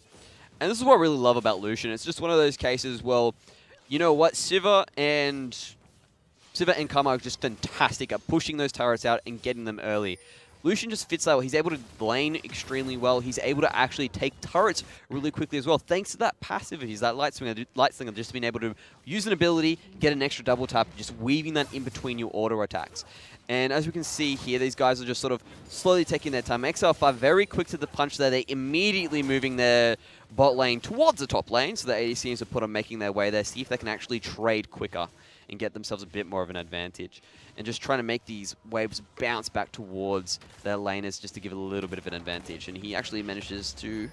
I think he did it pretty well there, actually, because now that they're going to have the first minion going straight into 3 melees, they should kill it out pretty quickly. So, Lucian going top Blinky, and Yuzuki actually goes and steps on a couple of mountains.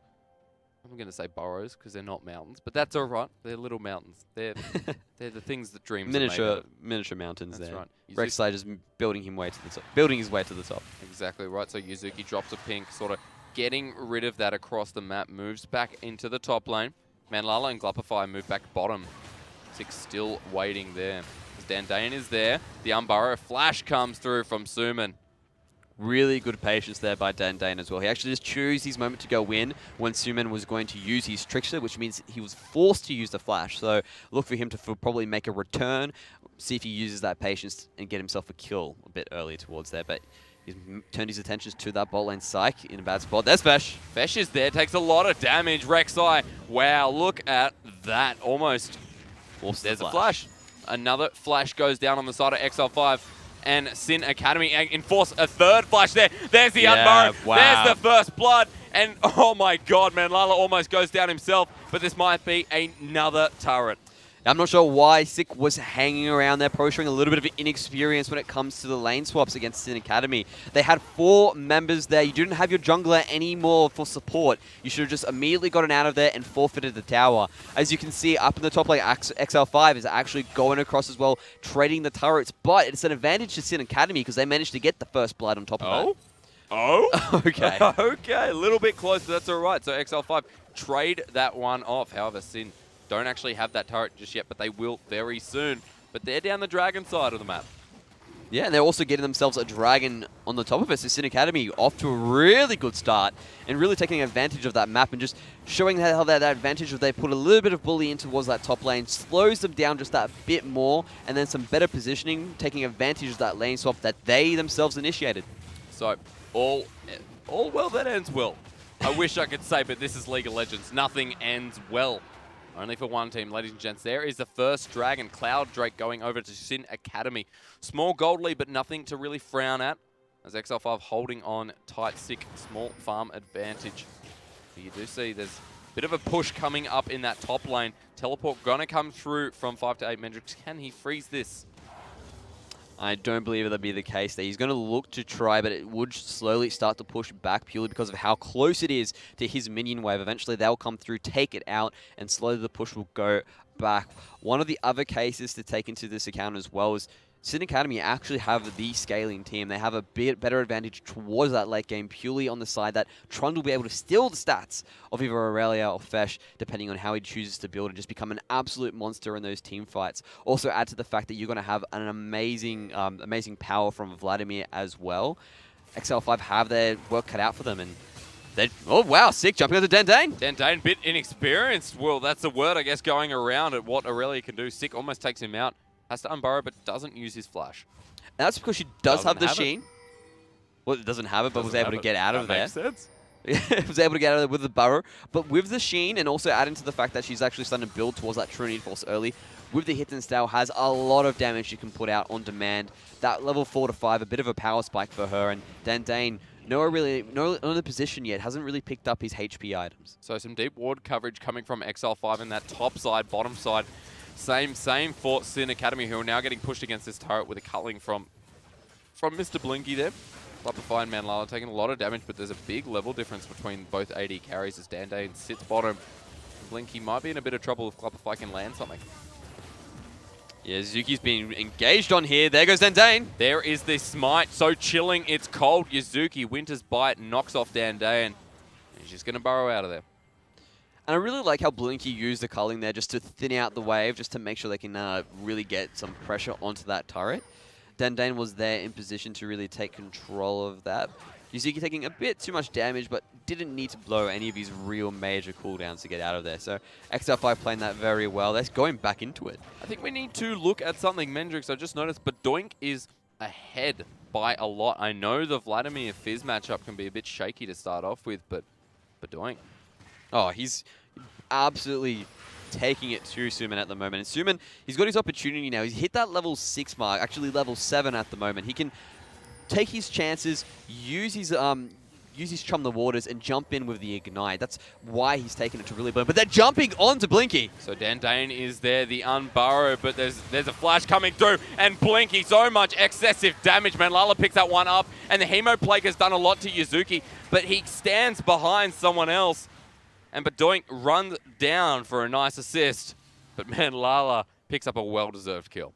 Sin Academy really taking advantage of that, being the proactive team here against XL5, who seems to just be moving towards the Pacers, trying to react best that they can. And really, it was just XL5 just too far up. They didn't have enough of that control in terms of the ward coverage, and you don't have a turret to retreat to. That was instantly taken out in the lane swap, so these guys just on shaky ground. Suman is getting pushed against this turret, but Fesh is there to help out. So nothing really going to happen. A couple of trades back and forth. Badoink just getting a couple of hits. As there is the Troll Pole coming through. Total Strix to back towards that turret. And the gold lead is a little bit in Sin Academy's favor. Of course, the 2 turrets, all 1 dragon. There's not much to really laugh about at this point. And it's really... CS is going back and forth between lanes, but 5 members of Sin Academy are mid. They're going for it there. I think so. In fact, there's just so much disengage coming through for Sin Academy. Winter's Bite hits again, but this turret, they just don't care. This is just... They don't care. They really don't care. It looked like XL5 were about to see if they can get an engage under the tower, but they didn't really pull the trigger all the way through, and Sin Academy, just with the superior numbers, being able to take advantage of it. There's actually 5 people here now in that mid lane. They need... XL5 should probably get out of there. XL5, 3v5, not going to work out for them this time as Sin continue to push down this turret. Fizz keeps going back in. Suman Chum the Waters comes out. Manlala's the one to get hit by it, but there is on the hunt popped, and Yuzuki stands behind again, but here comes the culling through as Sick comes behind. Manlala just trying to survive, but he goes down. And look, a lot of XL5 doing a lot of work. In the end, they get flanked, and it's a 3-for-1 trade. I don't understand how XL5 actually won that. Well, what they did there was actually use the advantage of the flank. So you actually had the teleport coming through from Aurelia. The other thing is they also took advantage of the fact that they want to take this tower. They're greedy for it. They've put so many resources into this mid lane now that they're actually going to take a few free shots, and they're going to let us get a few free trades of them in order for them to take it. Immediately, when they timed the fall of the tower with that teleport, with a good land on the Chum the Waters, it just allowed them to take control of that team fight and claw back some of that lead that they had lost. So we thought Sin Academy was in control, but XL5, even the scoreboard, even the gold. Next Dragon coming up in 30 seconds. XL5 going to back and possibly regroup towards it. And now at this point in time, they're just going to get on out of there. They weren't able to take that mid turret in response, so sort of clawing back as they mentioned. Look at that gold though, it's 18-1 to 18-1 as well. So a bit of the Dragon as an advantage there, but the fact of the matter is the moment that mid turret falls, XL5 will have a gold lead. So Dragon being prioritized, not by anyone just yet. Dandayan gets the Rift Scuttler to secure some vision. Lucky because Fesh is around that Rift Herald as well, drops a ward in it.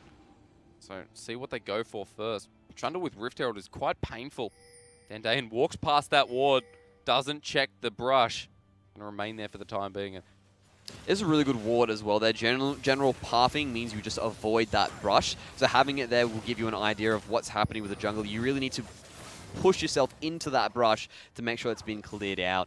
And XL5 getting a little bit of an advantage there. The Mountain Drake is now live as well, so that would be a nice pickup. That means they actually can take advantage of that and instantly push down the mid turret quickly with an advantage. They have full control of the Dragon area. This should be an easy take. That's right, and with Blinky with the Youmu's already, he's doing quite a lot well onto his second item. He's got the Cull as well, and that's halfway finished. Sin Academy are in that top side, mid side, so they're not going to even contest this one. They're not even going to go for a Rift Herald just yet. They're just going to continue farming. Hope something comes out of it. Farm is a little bit behind in that bottom lane, but you see Badoink is slowing down only to a 20 CS lead now. Sick, I mean, he's doubling. It's going to be quite scary. If Sick does what he did with the Fizz on the Aurelia, it's going to dictate the name of this game. XL5 rotate to this Rift Herald. And again, no one from Sin Academy there to challenge. It is warded. They don't even move near it. It was one of those cases where Trundle does have the advantage, but if you look at how much resources Syke has on top of him, I mean, he's got 2 levels up, definitely has the minion lead. If he gets to his Triforce before 5-2 even has a chance to finish off, I believe he's going for the Titanic Hydra. Before he's had a chance to finish that up, he's going to be in a world of hurt. Because that power spike is just so huge in Aurelia. And for her to get it this early against a top lane that's been sort of put under the bus is going to be a big problem for Sin Academy to deal with. Cocoon does hit, but Dandayan's already out of there. Suman sitting on the side. He's going to go up top with 5-8. Trundle vs Fizz up there. Meanwhile, XL5 look to move bottom or around mid, but they're deep into enemy territory, especially in the jungle. Sick is the first one to move down. And I'm not sure if Badoink is aware of this. They're going for a dive. I think they're actually going to start hitting Badoink. There's the stun coming through. Ultimate as well. Winters bites there. The sustain from Badoink. He uses his Sangawai pull. Up top, though, Suman goes a little bit too deep. They kill each other, in fact. Now this has turned around. Sin Academy are on... This is not the back foot. This is not the right way. Badoink is chasing this one. Sick very low. Blinky very low. Dandayan's there. The flash from Badoink. The smite ends it. And Sin Academy... They come off this, the flash again, Manlala and the Prey Seeker picks up a double kill. Sin Academy get an ace. XL5 thought they had the jump on Badoink there. They went so deep for him in that situation, but he's so farmed up at the moment, able to sustain so much, especially with that Spirit Visage. He was able to stay alive, use his Segway pull to make sure that he was able to avoid a lot of damage, and that bought time for Sin Academy to come with a re-engage, and that absolutely put themselves back in front. So, Manlala picks up some assists, picks up some kills. He's got Essence of the Reaver, first item. A little bit behind Blinky's Youmu's, but that's okay. He's at least in somewhat of a league. CS caught up as well. 80 carries are now on a very even stepping level. Looking at supports, and I mean, the kill participation coming out of Glupify is amazing. Of course, Yusuke does have 3 out of the 4, which is good as well. 7 out of the 8, though. Got to mean something, as Eye of the Watch is built a long time ago. Both going to have that eye coming through as we move into 16 minutes. Not into mid-game quite yet. but 2k gold lead for Sin Academy, and they've got the even turrets as well. One Dragon All and XL5 have that Mountain just as a small update. Next Dragon not up for at least 4 minutes. That Mountain Drake a bit more valuable in comparison to the Cloud Drake in terms of allowing you to really take advantages around the map. Yeah. Sin Academy, though, with their really good rotations, have been putting that Cloud Drake to use. And it just seems to be settled down at the moment. These guys really filling out what their next case will be. Those wards are starting to sort of slowly creep up in towards XL5's jungle there. So as you can see, one's just pitted around there blue. So they're going to try and see what they can do. And now it's just a matter of time, really, to see if Sin Academy can take this advantage that they've picked up and really start to snowball off of it, or if XL5 can make a comeback and actually take advantage of the fact that they've got a really big Aurelia who's just picked up her Triforce. So, Sick and 5-8 both have teleport available if they choose to engage. However, Badoink is on that bottom side, so unless it's sort of around that area, he's not going to be able to participate. Badoink taking Ghost instead. But then again, Suman, if he does the same thing, if he matches, which is where he's going, don't do that. Don't walk to a lane and then back off. So he's going to do that instead. Badoink is actually trying to freeze this down here, and he's still got a small farm advantage. He's actually gotten back to his earlier 30 ahead. And Titanic Hydra Mendrix, as you were saying, Sick and 5-8 have actually built their item at the same time. And this is very interesting to see that he's going for a freeze as well. Generally, you just see the Vlads go, no worries, just keep on blowing as much as I can. You just wave clear out of there, instantly push some pressure and walk around. He doesn't even have the TP as well, which is a bit worrying because XL5 can take advantage of that, immediately jump when they see a chance to collapse with no repercussions because there will be no follow-up from Vladimir. So if he decides to sit there, very greedy play by Sin Academy to actually let him sit there and just get as big as possible. They really need to keep the game slowed down in this situation because they can't really do much while they're putting one of their strongest players there. Fesh, nice Fesh little got pickup. it. Fesh got it. Nice pickup for him there. Yeah, so Manlala stole the little ones, which I guess is got to add to something. Something. Consolation prize. That's right. So Dandayan with the Cinderhulk has the Spectral's Cow, going to anti-Fesh at the moment. Runic Echoes and Sightstone. Sightstone actually on both junglers. 18 minutes in, and we see our next Dragon coming 30 seconds. Dandayan's going to back off. Does actually have the ultimate coming through as well, so no problem really re-engaging, getting back to that Dragon Pit as Blinky moves bot, Badoink moves away. I think Badoink might have enough for another item, so he's just going to get himself on out of there, possibly building closer towards the Abyssal Scepter. Does have a needlessly large rod, so it'd be interesting to see what he decides to pick up. But XR5 in position for this Infernal Drake. I'm not sure if Sin Academy can really contest it at this stage. However, Glupify is there for a sneaky Q if he needs one, but Suman's sitting on the side with Chum the Waters. What does he do next? There's the Dragon. Knock up from Dandayan. He has to flash out. He doesn't achieve anything by that. And XR5 get a flash and a free Drake.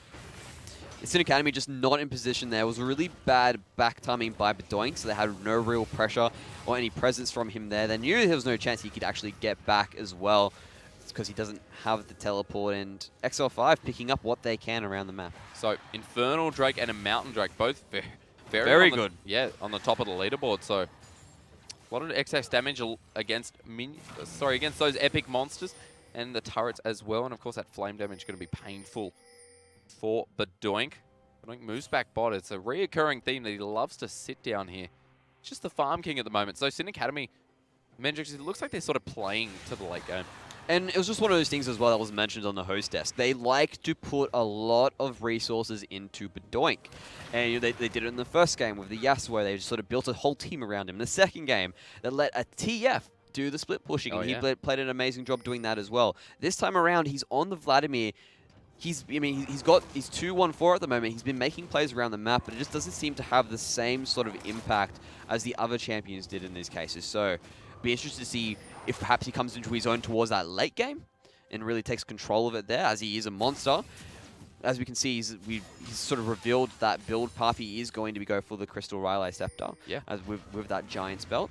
And it'll just be very interesting to see how this game progresses, because Sin Academy, because while they're waiting for Badoink to power up to get to that next level, they can't really push any objective, and that's giving time for XL5 to catch back up from those kills, the kill deficits they lost. So Suman on his way to the Lich Bane, actually very, very close.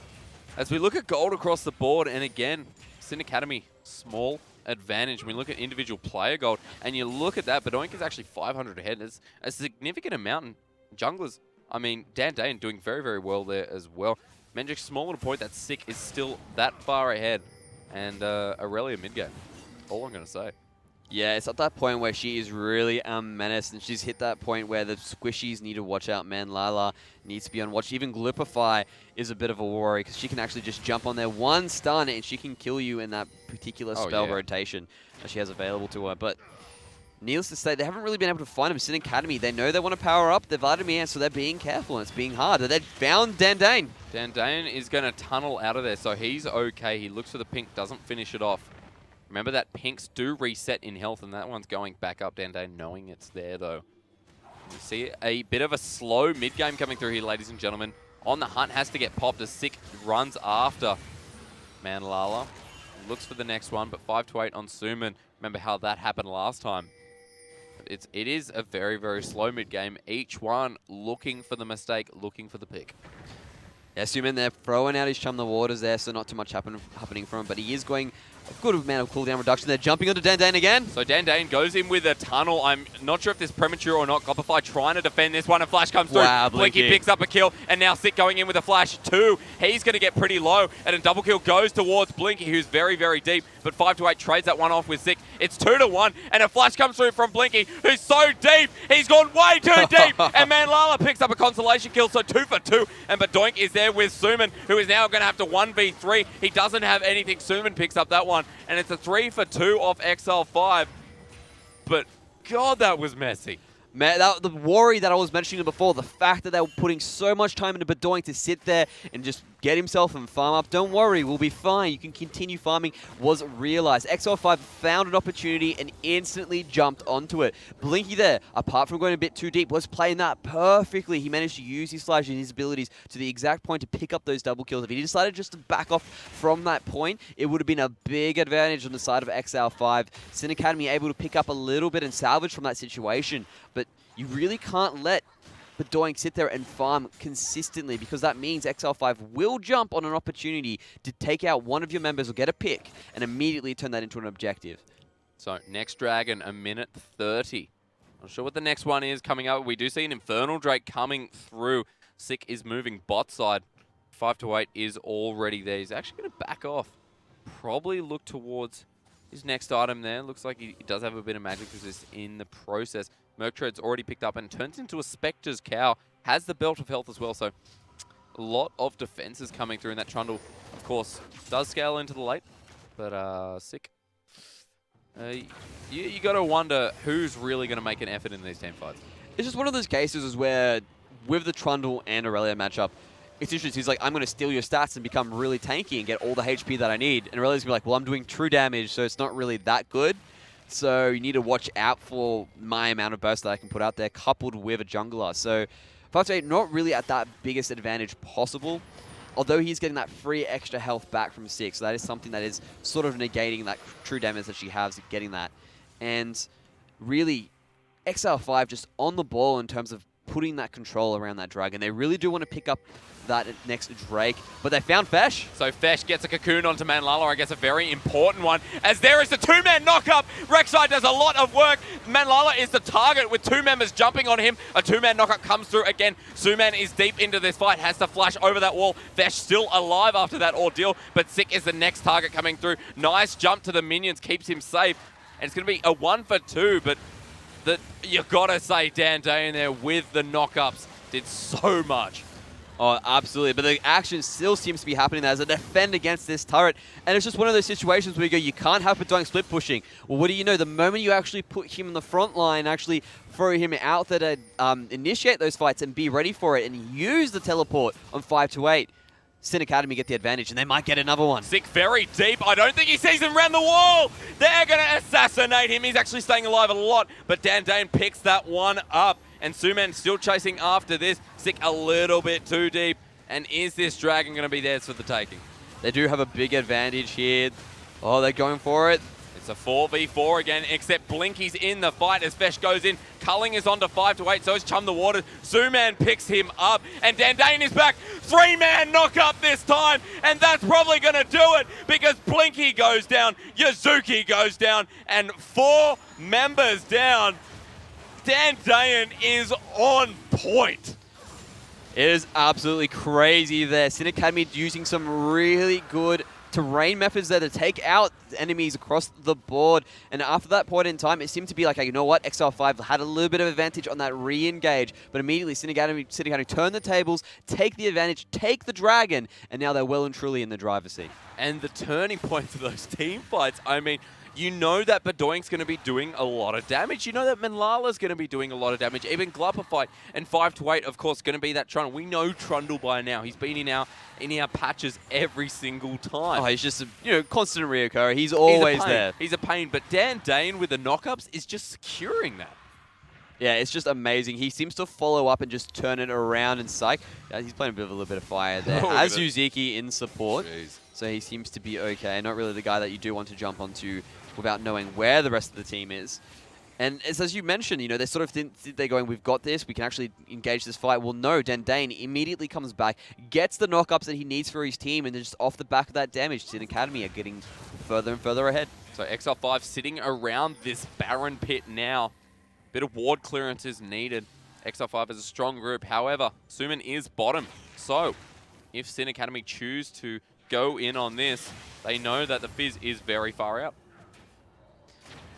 At the moment there, he doesn't have that teleport, so there's a little bit of the sort of Badoink situation going there. He doesn't have anything they can engage onto, so XL5 need to be extremely careful, immediately backing away from any sort of form of confrontation. And they're trying to get some wards around this Baron, make sure they can't really get in there and just sneak it on through. But he's managed to push that wave all the way towards that turret, so unless they force something now, he might be able to get some good chip damage onto it, possibly take it. He does have that Lich Bane. That is huge damage from Suman. In the end, we thought that they were going to engage Baron from Sin Academy, but instead XL5 aggress this one as mid looks to be under siege. So they trade turret for a turret, and that one's got to be worth a lot more as Suman continues to push a little bit, but 5 to 8 is there. 3 levels down to Suman, so not really a fight that he wants to take. He can't really get too close to him. Otherwise, Suman will be able to blow him up using that Chum the Waters and Ignite in combination. So one of the advantages of not having that teleport, giving you that extra kill pressure, that extra bit of damage when you go for the split push. And he's just sitting there in the brush seemingly. Come on, mate, no worries. Come here a little bit closer. I'm more than ready to go for the pickup. But Dandane jumps on for the pickup. Knocks onto Yuzuki. Dandane is the only one there. You're not going to see him follow that one. And Suman sits bottom continuously. But look who's here to help as Pabu. Oh my god. Vladimir, Trundle, it's a messy combination. If Vladimir wasn't there, that would have been a perfect fight for Suman to take. But as you know, he walks in there, he sees, no worries, you've came, this is my time to strike. Oh, you got a Vladimir on the back of it, immediately regrets the situation, and now Sin Academy, they've got one player less to worry about.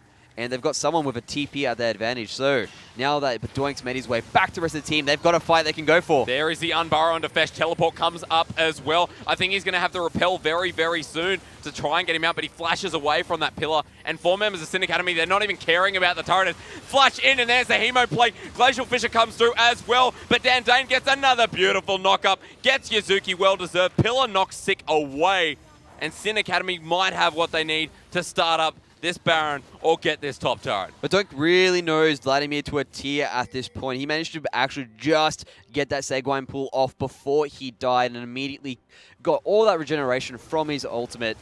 And now Sin Academy getting further and further ahead, picking up more gold across the board. Now roughly about 5k or 6k almost in favor of them. And now that they've really got control around the map, they have a Baron available to them. Dandane front lining again. Suman and Fesh. He's just so big at the moment. That's right, and Blinky is behind, so if they choose to engage, he can always wrap around. Glupify pressing B in a very dangerous spot, but the ult shield comes through, and Sin Academy back away. Suman continues to push mid. Badoink there to reciprocate. Next Dragon comes up in 145. Ladies and gents, 30 minutes in, and we're moving very thoroughly through the mid game, I'd like to say. It's sped up a little bit. Did you see Suman just use his ultimate there? I did not. Did He, I just like for a second I was just like he didn't just use like I heard him just go like aha, which is like the normal thing that you hear, but On the minion it's wave. on cooldown at the moment. So Suman, yeah, he on the minion wave, just Small. nothing. Small. It's just out of the blue. But that is a very small cooldown, so Suman not really It's gonna be back up in time. As you can see, it's already ticking on over there. right. But just that was a bit crazy. I was thinking, why are you throwing the ultimate out on the wall, mate? Just noticed that Suman also has a Dark Seal sitting in the back of the inventory, so keep an eye on that one, see what he does with it. But Doink is Holding on to the blue. They're perhaps giving it. I'm not sure you can give it to there. I mean, who do you really want to give it Bedoink, to in he's this gonna game? I come guess and this give it could be to good to Bedoink. Yep, there you go. Bedoink going to benefit a lot from that cooldown reduction as well, seeing as he's going to be just this absolutely... You thought he was sustaining a lot before. Now he's going to be able to really pop out the spells. Mendrix. Sick has a Guardian Angel as his second item. Second item or third? No, he just got Dead I mean, Man's he's Plate got, then, he's and got, now so there you go. And you can clearly see he did actually A have the Guardian very Angel interesting choice there. Very Second interesting item. choice. So builds Dead Man's Plate as the third item. That chase is going to be so deadly. I'll never do that again, I promise. 5-2-8 comes through as Dan Dayan looks for the knock-up. On the hunt, gets popped. There is the culling. Fesh just gets zoned to high hell. There is Glupify with Chum the Waters. Manlala takes a lot of that damage. They actually pick up Glupify very quickly, and Sick also picks up Manla. No, actually, in fact, he doesn't. He gets away, but Doink is very deep. But there is the Zonyas as Suman looks in. Again, perfect timing. Oh, wow. That was well done. Sin Academy, I'm not sure what they're going to do here, but they do pick up Sick, who's zoned everyone else off.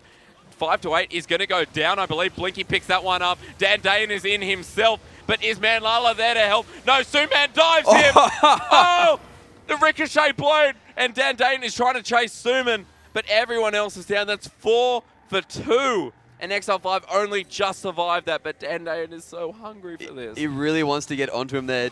Oh, he's got a chance Chum to maybe the do Waters it. is back. Oh, that damage! That cooldown. was amazing there. It was all part of the plan. He threw out the ultimate before because he's like, I don't need this now. I need it for this team fight right there and then. And he just seemed to land them perfectly when he needed. Instantly took out Glipify from the fight. Nullified any possible support coming through from there. After that point, there was a bit dicey between both sides. Using great kite back, they sort of jumped on to Suman there, see if they could pick him up, but he managed to get away. Manlala comes back into the fight. Instantly, Suman picks him up again. It really was a tale of how he was just able to survive on 10% and absolutely assassinate everyone, showing us what Fizz can do. XL5 start the Baron well in control. They're a little bit behind in gold, but there is Chum the Waters again. Doesn't hit anyone, but I think that's going to be enough for them to get this dragon. Baron. Thank you very much, Matrix.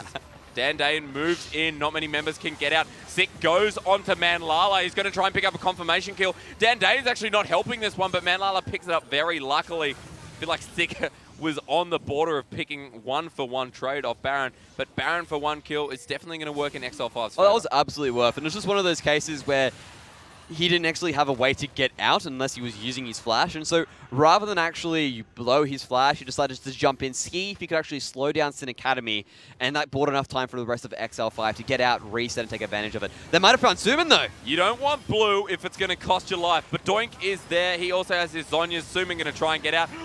Whoa, that damage. Is it enough? Oh! Traded. That was very well done. Dirty. I'm going to say dirty. That was so dirty. We mentioned they nerfed the base damages coming across with his Seastone Trident. Well, you know what? Yes, they may have nerfed the base damages, but this is a full AP Fizz. He's almost full just build. The damage is just ridiculous there. And although Sin Academy managed to pick up the Dragon for it there, it seemed to be a trade that was worth for XL5. They've got the Baron. They've also managed to pick up a trade for trade, even though they've lost a Baron on one of their members. And XL5 seem to be clawing back into this game with some really good play there off the back of Suman. So, now things are getting tricky for Sin Academy. You thought they had some kind of edge in this game, but it's changed a little bit as Bedoink gets a little bit sloppy. Cocoon comes in to make him Sanguine pull. There is the Glacial Fissure. The culling's on him as well, forces his flash. 5-8 has used his ultimate. No, actually not yet. Yuzuki in the firing line as a Hemo Plague helps take him down. Now Blinky doesn't actually have any mana. There is the Unburrow. XL5 make a mistake by sticking around, and the Prey Seeker picks it up. Dan Dayan is a menace, and 3 members make short work of XL5. and it's just turned back around. I could feel what they were trying to do there. We've got the Baron. We need to push the advantage. We need to do something that you don't have the resources available. Wait for Suman. Wait for the rest of your team to be available. Get the map pressure, then use the Baron. Instantly, they throw it away in that situation. And now Sin Academy have the advantage to really push with 2 members down, particularly in the bot lane there for them. Not available. So Glupify going to clear some wards. However, Bedoink is front lining this one. Fesh is there, Sick is there as well, and they're very confident in this turret. In fact, they're just going to start hitting it away as Sick is there. Teleport comes in. I'm not sure if On the Hunt has been popped just yet. There it is. Oh my god, the Fish Fizz doesn't hit anyone important. Instead, it hits Dan Dane. The Umburrow is there. He doesn't find anyone just yet. He's going to stay in shallow ground. And Fesh is looking for a cocoon, but doesn't find anyone. 5 to 8, very heavy in the front. It's a long fight, but Fesh is the one who finally gets stunned through. Inhibitor goes down mid. It looks like Sin Academy just want to disengage, but will XR5 let them? As Blinky rushes forward, Dan Dane's there to help him, but XR5 are still chasing this. Chum the Waters is going to be up very soon. There's the flash. Fizz very deep, but there's the Sonias. There's the Glacial Fisher. Stick is pulling back now. He's very, very low. Oh my god. Sin Academy win the fight, and Dan Dane is there because of it. Dan Dane's Unburrow hits 3 members, and they get 4 for nothing. The focus just wasn't right there. They had Suman jump into the middle of it. They seem to have everything going for them, but they're just going straight for the jugular, absolutely bearing down these turrets now. This looks like the game is going to be going towards Sin Academy, and it was just off the back of them being too greedy and jumping into it. Ladies and gents, this was not the team that was expected to win. We said XL5 had the experienced professionals. Sin Academy comes off a little bit sloppy in the first week. But you know what happens in the end? Sin Academy, their team fight was disgusting. Dan Dane and Bedoink, of course. Dan Dane has to get the MVP. Look at my hair, man. This is what happens because of it. You get so psyched for these epic team fights, and Dan Dane has to get MVP. I mean, 100%. He really showed us why Rek'Sai is just so strong at the moment. Just that engagement that he has from him, just enabling Bedoink to jump into the team fight afterwards, land the human plagues that he needs, get out that damage, and just really just force all these turns. It seems to be one of those cases where XL5's like, we got this, go for the fight, but out of the blue, those Unburrows instantly turning the tables every single time. That's right. And it just seems to be one of those cases, well, if you really know how to use Rek'Sai, either take him off the table or definitely pick him up. So Rek'Sai, in the end, does a lot of work. Another person I want to mention just before we hand over back to our host, Fizz is dirty. The word's going to stay dirty because that damage was massive, and you saw why. Because Suman was so fed at the end, he actually caught... He was playing so well there. That's exactly right. He actually caught up to Mr. Vladimir's CS. Which was very impressive as well. Yeah, that one team fight where he just came through and got that triple kill was amazing off the back of it. It was a bit of an unofficial triple kill, but he was sitting on like 10% HP for at least 2 minutes while people were chasing him around, and he just sit back and go, oh, my cooldowns are back up. You're pretty low, take you out. Walk out of there, no worries. It's just like old school. It's just old school there. And then after that, while he was walking away, everyone's like, you know what, he can get him again. He's low. All we have to do is get him. There's no way he can kill me. Nah, just pops off another person afterwards. So 2 very good teams fight it out, but Sin Academy wins. You got to go back to our host for the breakdown of that epic game 2. Thank you so much, Jake. And what an epic game indeed. From start to finish, an absolute nail-biter. And at the start of this show, we mentioned that XL5 have really set the bar high, but boy, did Sin Academy make a new challenger approach. And Mendrix, did you say unofficial triple kill? Because that was so amazing. No? That was great. Anyway, looking at the Fizz in the hands of Suman, oh man, what an amazing... Insanity. Yeah, it was just so crazy because this is one of the picks who we don't really expect to come out big. If you picked a Fizz in Champion Select, especially early on, then you would have said, maybe this is going top lane, because we see a lot of Fizz this patch now take further a battle and go tanky in the top lane. But no, they just put it straight onto the mid laner. They built full AP, and that was completely insane how he just... completely destroyed the enemy team. And one of the words that Hysterics used to describe him was dirty. And that's exactly what he was, because you know what happens. It sticks, and the damage just completely stuck onto Manlala every single time that he found him. A great job of choosing the correct target in those fights. Great priority on the AD carry. We mentioned earlier on in our pre-game that just how important the bot lane was for XL5, and Sin Academy's bot lane really took it to him. Man, Lala always finding a way to stay at the back with the Simmer, get the Ricochet, get the Boomerang Blade across multiple members of Exile 5, but it really comes down to that Vlad just being able to get into the middle of the fight, continuously slow everyone, and just be the nuisance that a fed late game Vladimir can be. Exactly, and the strength of Exile 5 ultimately was their weakness. It was that they were really strong individual laners and they wanted to win their lane, but one of the things that they lacked was their team play. Not necessarily in general, but in this game in specific, Sure. They really lost out, especially in the early game where Sin Academy, they said,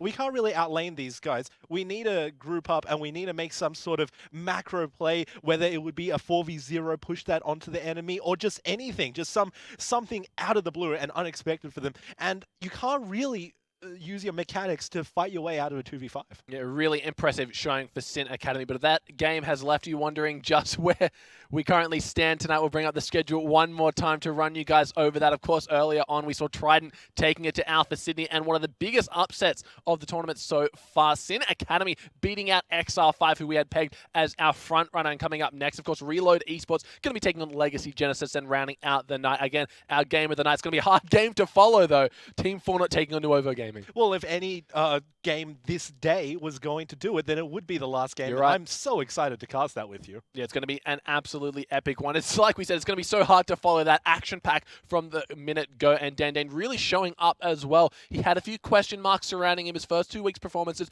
not the greatest, but really asserting his dominance on this Rek'Sai, constantly going in for those 2-man knockups, just making that champion shine in his hands. Oh, of course. And you put a Rek'Sai into anybody's hands, they won't do too terribly, but you put it into Dan Dane's hands, and he just does so well with it. Because Rek'Sai, the biggest deal with Rek'Sai is that you really want to coordinate with your team, and you really want to get them ahead through just out-rotating your enemy, whether it will be bringing one of your laners down to a different one or ganking them through a really strategic position. And he just does it so well because he calls it and he says, look, we're going to go into this situation right now. And there's just no hesitation after he makes the decision. It was always going to be difficult for XL5 to ever really catch and stick to the members of Sin Academy. They had that Sivir, they had that Karma, just that constant movement speed buff. It was really just a tug of war. They'd move forward, they'd get their little pick here, and then just dash to the other side of the map, where you see poor Suman on Fizz trying to catch up. But that kill on Rek'Sai, we could hear hysterics all the way out here in the studio,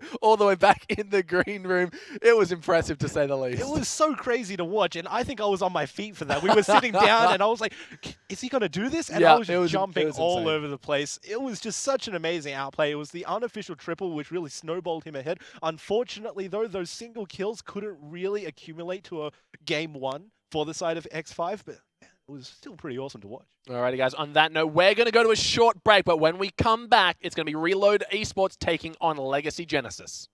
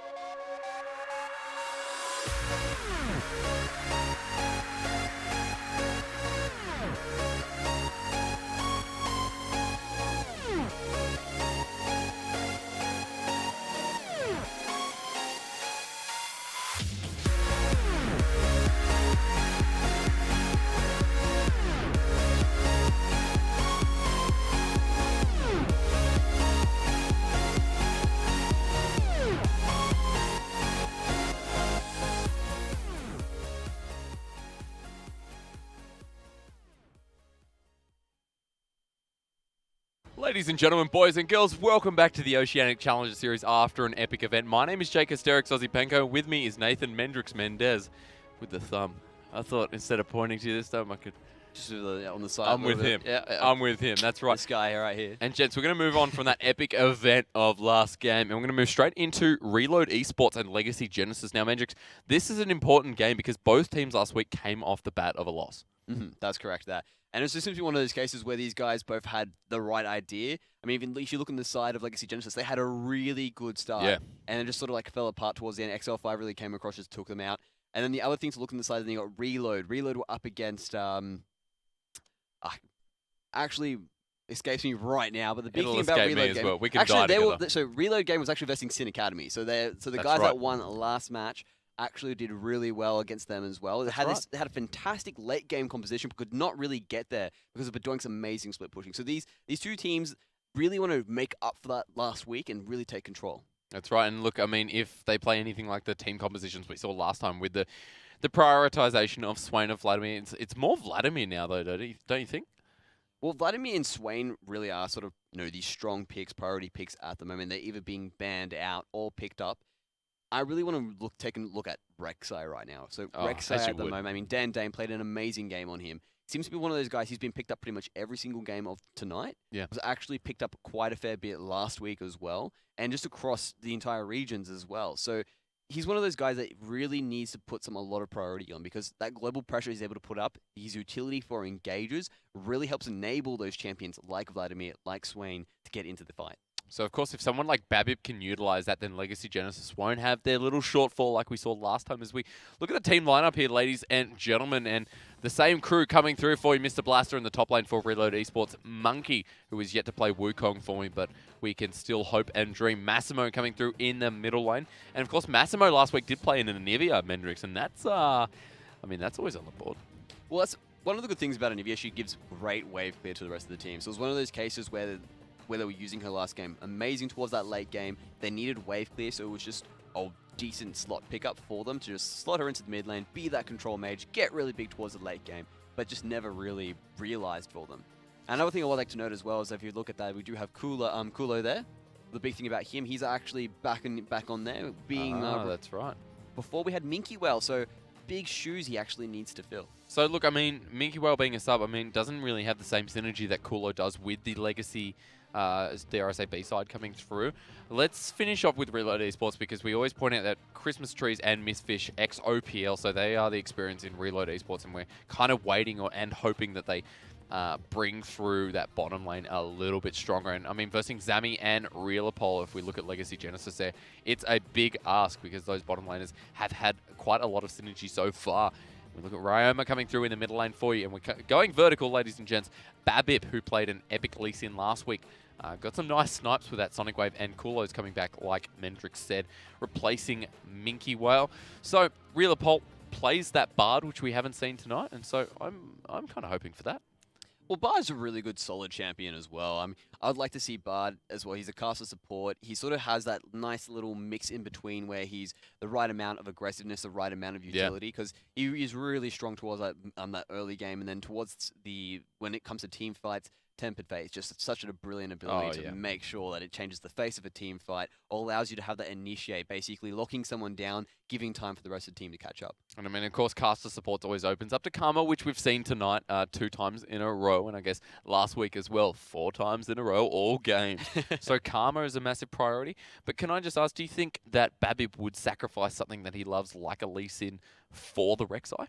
That's a possibility. I mean, if he's available, and it's one of those cases where they go, you know what, we don't want to have that other team to use it, because use it to the great effect that he has been used throughout the past games, it is definitely something he can go for. The big thing about it is that Rek'Sai is also a bit more easier to use. He's not as mechanically intensive, and it might not fit the style of Babip. So it's really up to him whether he decides to, you know what, let's do this as a denial. All depends on how comfortable he is on Rek'Sai, and whether they decide to leave it up on the table. They could just ban it out. That way they don't have to worry about it.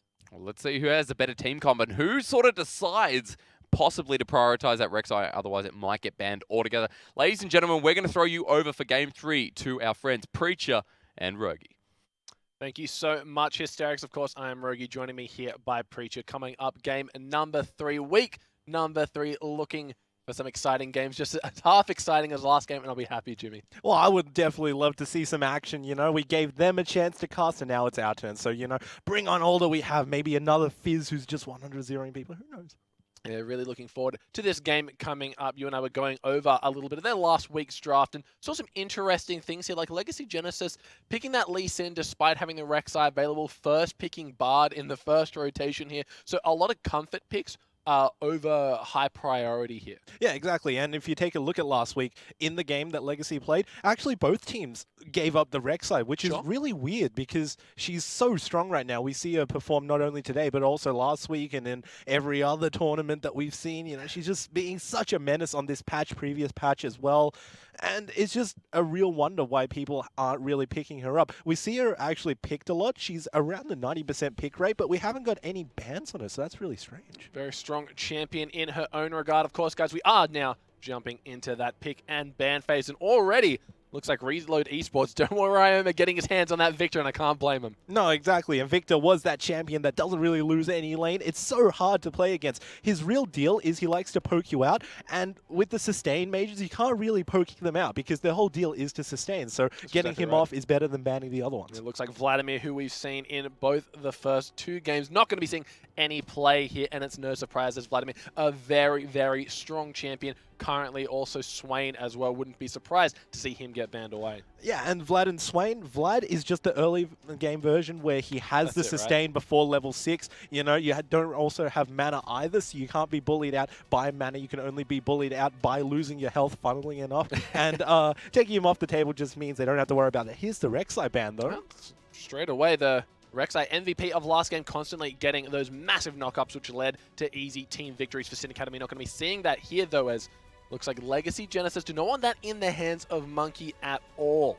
Well, you don't want to give Rek'Sai over to anybody, but over to Monkey, this is just so insane because Rek'Sai, we've seen her time and time again perform early game, get all of those ganks off, and then later on she becomes that sort of scout in the front line with her passive just being burrowed and sensing anybody around. It's so much map pressure that you just can't necessarily play against. No surprise, the Swain going to be the final and last ban for Reload Esports, rather. Of course, waiting to see what Legacy around that one out with of their own. Still a lot of great champions available. The Azir.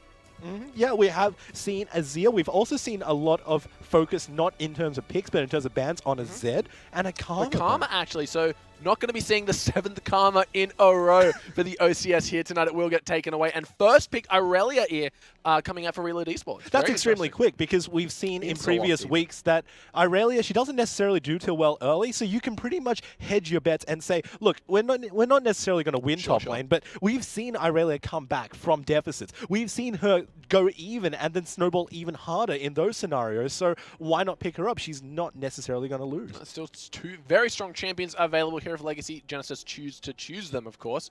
Funnily enough, choose to choose them will be the Azir and the Bard. They do actually get locked in here, so Azir kind of the emperor of the mid lane. Ryoma, I'm sure, very, very good Azir player, and of course, Reelapol going to be getting his hands on that magical caretaker in the bot lane. It is Bard. Well, we saw this last week. They prioritized the Bard pick. They actually got him first up, and he just did so much work. So I don't blame them for doing it again. If it ain't broke, don't fix it. That's and we right. also got the Azir. You got that wall. Sure, it got nerfed a couple of patches back here and there. Job. Yeah, it still does the same job. You just don't have the pressure in the team fight. But if you want to use the start one, still the same thing. Before level 6, still the same thing. Yeah, definitely a great facilitator for those engages. Always satisfying to see the Azir set come in behind him, knock him back. Your junglers, they're waiting like a nice wrapped gift. I love it. I love watching those because it really frees the jungle position from the likes of a Lee Sin. It is a defined playstyle, but it means that you have to lock in a certain champion. Azir, though, he's good all around. Looks like we will be seeing Elise getting locked in here for Monkey and Alistar on the side of Reload Esports. Haven't seen Ali down in that support role for quite some time. People tend to favor the Braum if they want that tankier route of support. Well, it's funny that Reload lock in Alistar because they were the last people to lock in Alistar in this tournament. There you go. Yeah, exactly. They took it when they got the Vlad and the Swain and they didn't have too much engaged, so they pick up the Alistar, and they're going back to what they know. Alistar, he still does the same thing in lane. He doesn't heal as well, and he might have a hard time engaging, finding good engages, but in terms of team fights, you've still got that headbutt pulverize. It still works the same. Looks like Zami going to be locking himself in that Ezreal. Now, after the Lucian nurse, we expect to see Ezreal Rocket to #1 of the priority in ADCs, but it has kind of shifted towards those facilitators, the Sivir, the Ashe, but we will be seeing an Ezreal out of Zamian, champion with a buttload of potential, but of course, Babib going back to that Lee Sin we saw in week #2. Yeah, we saw him on Lee Sin, and he performed really well. Now you got two. You got one of the Lee Sin, and you also got one of the Azir. If someone is standing really far back on the enemy team, one kick, two kicks, all the way back inside your own team. So, you know, anything can happen. That's it, right? You can formulate it. We've already got the dream in our mind that we just want to see it happen. Oh, well, so a lot of good champions on the side of Legacy Genesis, but can they mesh them well into a working team composition? We'll just have to wait and see. Reload Esports, 20 seconds left on the clock to lock in and choose their final 2 champions to round out that. A mid laner and an 80 carry should do it. Yeah, a fun fact about Legacy Genesis's pick phase is that you can actually lock people up as Bard on Azir's wall. That's just a really funny interaction that I thought I might want to point out. Bard has a lot of those cool little interactions here, but we will be seeing the Ashe and another contester for the Queen of Freljord, the Lissandra. Oh, man. Putting them both on the same team, don't know how that's going to go, but No crown quest, unfortunately. No, they have to play together instead of against each other in this game. But, you know, both of them have such amazing engage. You got Ashe with the long range. You might not even necessarily see it. If she shoots it through a lot of terrain, it's so hard to spot out and call. Look. You got the Lissandra as well. She can just cover amazing distance and lock her up again after the Ashe ult. That's amazing engage. Look at the CC train on Reaper. That all happens, and you got an Alistar pulverizing. You've got the Equilibrium strike coming out of the Aurelia. The cocoon from Sivir. Everything in the kitchen sink is what Reload are looking to throw at you tonight. Well, you know, every character is really strong in their own way. And what way to negate it? That by stunning them, by just removing their ability to do anything. So if you put a lot of CC on, surely it should work, right? Just make sure you don't overlap them. Looks like we might be seeing a Shen actually coming out of Legacy Genesis. He is able to put up that auto attack denying field, which removes a little bit of the power that Aurelia has when she's able to apply that hidden style true damage. So might be interesting to see how well this lane goes. Well, I actually saw a lot of players tweet out last night. They were sort of in this frustrated state where they said, how does Aurelia lane against Shen? Because I can't do the true damage. Yeah. This is one of the hardest counters to me. I can't get the heal. This is just so frustrating to play against. And then Shen, he's got the extra damage on his Q, so you can't trade with him. You can't walk anywhere, essentially, as Aurelia in this lane. And if you're going to do it as a counter pick, why not now? Because Aurelia's just going to have such a hard time. Exactly right. So it's going to be Kulo versus Ballasta up in that top lane. We'll see if the Shen pick does pay off. Also has that Stand United global supportive ultimate here that teams, when communication is on point, do love oh so much. Oh, of course. And you got the Ezreal, who's self-sufficient. Really, right. Your team can just leave him be. So your major carry who you want to focus on is the Azir. Why not just ult him? You know, he's going to be somewhere in the middle of the enemy team, knocking people back. Might as well just put your Shen ultimate onto him. And you got this massive shield that you got to burn through in the middle of a fight. It's so hard. Legacy Genesis have set themselves up a very good team composition, but it looks like it will require a lot of coordination to make sure it all synergizes to well. But of course, on the side of Reload, you've just got that hit one person with CC, follow it up with what? More CC. Well, you know, that's a standard pick comp, right? You don't necessarily want a 5v5 fight because while you do have the Alistar, everybody else is more single target oriented. Sure. Yeah, you might just want to be able to get as much vision as you possibly can on the map and then just try and pick somebody out while they're rotating to another lane. They just say, oh, hey, take a look. Top lane is free. And then all of a sudden, bam, 5 people caught you out. It's going to be a very difficult bout for both teams, but really looking forward to see which team can eke out that small little advantage, maybe get themselves a nice early Infernal Dragon if gods are good. Well, you know, you definitely do want that Infernal Drake. Any other Drake, not terrible to have, but, you know, you definitely do want the Infernal Drake. You want the Mountain Drake as well because it's not to be laughed at. We've seen in other regions how if you get 3 of them, it's huge. More or less a free Baron because if you can push your enemy off it, it's just yours. It's yours to take. Speaking of the Baron, haven't seen too many Rift Heralds, but Aurelia, one of those champions that does love to get that extra attack damage on their Herald buff. So maybe see a little bit of priority to make sure that Ballasta can get that one ahead. But enough about that as we are into game number 3, week number 3 of the OCS Reload Esports taking on Legacy Genesis. And take a look at this Aurelia right now. If anybody were to benefit off taking a Rift Herald buff, it would be her because we already discussed all of the amazing difficulties that she has laning against the Shen. Now, if you can reduce 5% damage from him while you're isolated by yourself, then it's just a much more tolerable lane for Aurelia at the very least, while she's trying frantically to scale up. I like here Ryoma taking that cleanse over the teleport, realizes that he's going to need cleanse and maybe a QSS on top of that to get out of the CC anytime soon. So a smart pickup on the summoner spell, not being too greedy. As we see a lot of players do tend to think, oh, I'll just dodge it when it comes and go for that teleport for the map control that it offers. Yeah, you got the Ashe and you also got the Lissandra. So even if Ashe never prioritizes you on the map, you're laning against somebody who essentially has a free button. She puts her mouse over you and then she presses the button and you're locked down. So having that cleanse is essential. Also going into the middle of your enemy team, if you so choose to do so. We're not necessarily pegging Ryuma into a certain playstyle, but if he chooses to go into the middle of enemy team, it's surely going to help him get out. Looks like Deep Ward's coming out from the bot lane of Reload, trying to get in there. So we'll be seeing the likes of a lane swap here as Relapole and Zami going for a little bit of invade. We'll find Monkey here. Smartly, he does back off. No poke coming down, but aren't able to get the Gromp in time. So Legacy Genesis ahead on this one.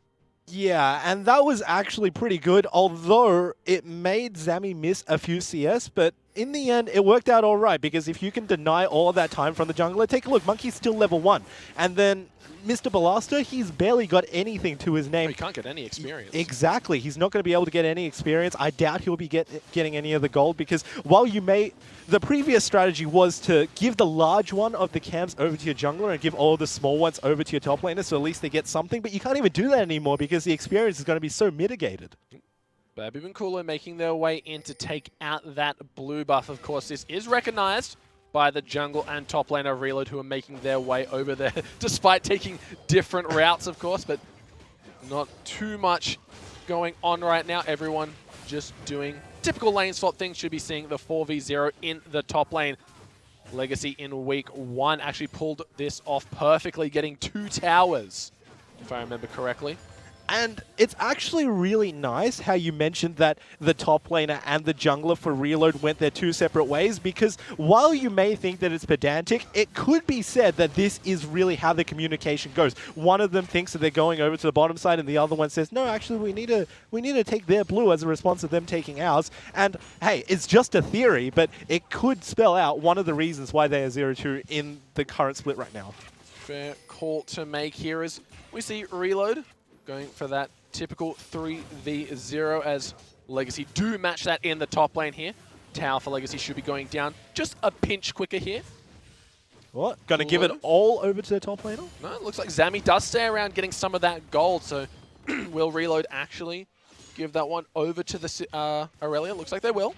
Nope, it's gonna be shared as well. Alisa gets some of that on the back end, but both teams pulling it off quite well here. Despite that, not wasting too much time. Of course, in the mid lane, they've just been left. In the mid lane, they've been left to their own devices here. Quite even in CSs, Massimo and Ryoma. No worries, throwing caution to the wind, just farming. No, they're both long-range mages, and in the end, they can both farm without really getting in each other's ways. It's not going to be the biggest issue for them in the mid lane, but speaking of issues, a huge issue is the top lane, because while it was fine to give Cooler just part of that gold and experience, it was not okay to do that to Mr. Ballasta, because we mentioned all of the problems that Mr. Ballasta is going to have in this matchup, and now it's just going to be exacerbated even more. Well, he's level 1 to a level 3 Kulo. Does hit that level 2 off the first minion, so already in an unfavorable matchup. He has gone back and bought himself a Corrupting Potion alongside a Ruby Crystal. Has the sustain, has the health. But right now, Kulo has the advantage. Babib finding 2 wards and a pink ward, actually. So great vision denial this early on. And just looking across at Reload, that was a pink ward on top of the 3 that they already have in their inventory. So a good chunk of early gold invested into early vision. And it might not even matter as Legacy going for that Mountain Drake. Oh, this is actually really sneaky, because Reload got the Scuttle Crab that usually detects the dragon, but they went completely around it. Lee Sin went over the wall, and then Bard facilitated Ezreal to follow him over that magical journey. So this is completely stealthy. Nobody knows where they are. As far as Reload's bot lane knows, they're just going back to get that tier, because Ezreal does have that power spike. A very, very good little sneak here, and the Ocean Drake will be the next one spawning on Summoner's Rift tonight. So Legacy Genesis already showing off a little bit of finesse in taking away that, as we see in the bot lane, the Ashe Alistar lane. Held my breath a little bit there just in case the Cosmic Binding did land that double stun, as is always hypey to see. It is a bit out there, though, because you have to dodge all of the minions, and you also got to hit both of them, and it's so conditional. Look, playing against Ezreal Bard is so counterintuitive. You want to stay behind the minions to avoid the Mystic Shot, but you got to stay away from the minions to avoid the Cosmic Binding. It's like, how do I do this? It is one of the harder lanes to play against, and I guess it's not really helped by Ashe not having that ability to move as much as other champions. She hasn't got a dash, and she also hasn't got a slow for the enemy. But one of the nice things of Ashe is she's got one of the longest ranges. Not as long as Caitlyn, but I believe she has 600, which is about the same as a Varus, so that's close enough. Not to mention the range on volley. This absolutely keeps you so far away on such a wide spread. Does get blocked out by minions here, so rest assured there are ways to avoid that damage. Christmas Trees does get spotted by a ward. He's making his way upriver. I'm sure Miss Fish did as well, so Ryama shouldn't be in too much trouble from a level 5 Ashe and a level 4 Alistar here. They're both just going to recall off. See, Ashe did already pick up the Cull. Just goes for a double longsword. Could spell some cooldown reduction here. It could most certainly, and she could go one of many ways with this build, because early on you could just build whatever you want, quite frankly speaking, on an Ashe. But if you take a look over at their bot lane, it was really weird how they left bot and then they both roamed to mid, because Ashe is level 5, like you said, and Alistar is level 4. Sure, Alistar has a headbutt pulverize, but both of these champions have very defined moments when you want to fight, and that is level 6. So when you have the enchanted crystal arrow for the stun, and you also have the let the turret hit me 20 times and I'll still live on the Alistar. That's exactly right. Here is Miss Fish trying to be a little bit sneaky here. Not going to find it onto Kulo as he just dashes away, but they spot themselves a pink ward, which Monkey is going to take up. 4 members of Reload actually meandering around this top lane, but Babib and Reelapol making their way over. This is 2v4 if they want to take it, though. Babib is level 6, though, so does have that ultimate available. Kick off any pursuers. Could maybe go for the Rift Herald here, give that one over to Ballasta.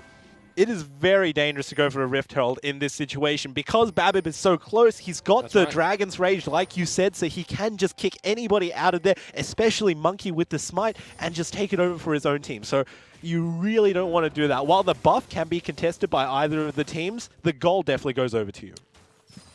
And we see Christmas Trees and Miss Fish do get matched in the end as Zami and Reelapol make their way up. So Kulo back down on the bot lane, but he's got a nice frozen wave right now as a lot of the resources are just falling flat for Mr. Ballasta as he's not really finding himself a position on Summoner's Rift.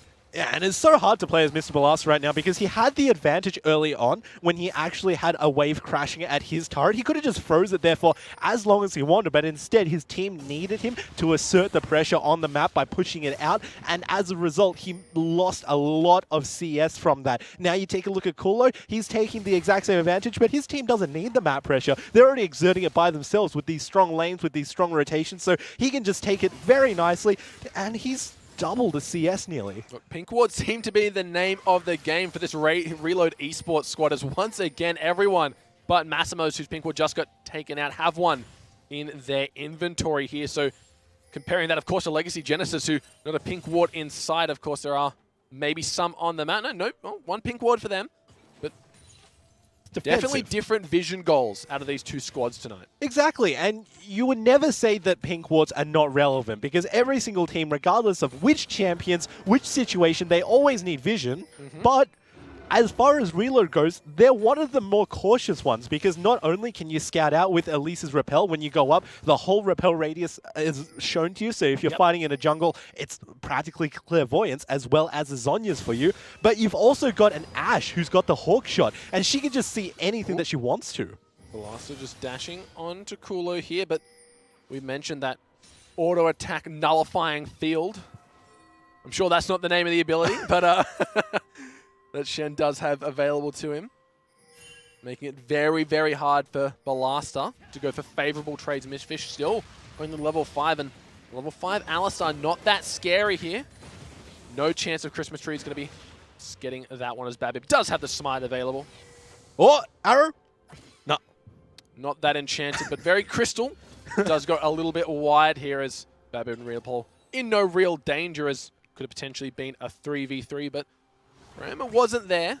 Now back in the mid lane, has picked up his Stinger and Fiendish Codex, where Massimo went for that early magic resistance, but seems like he wants to be completing the Rod of Ages first.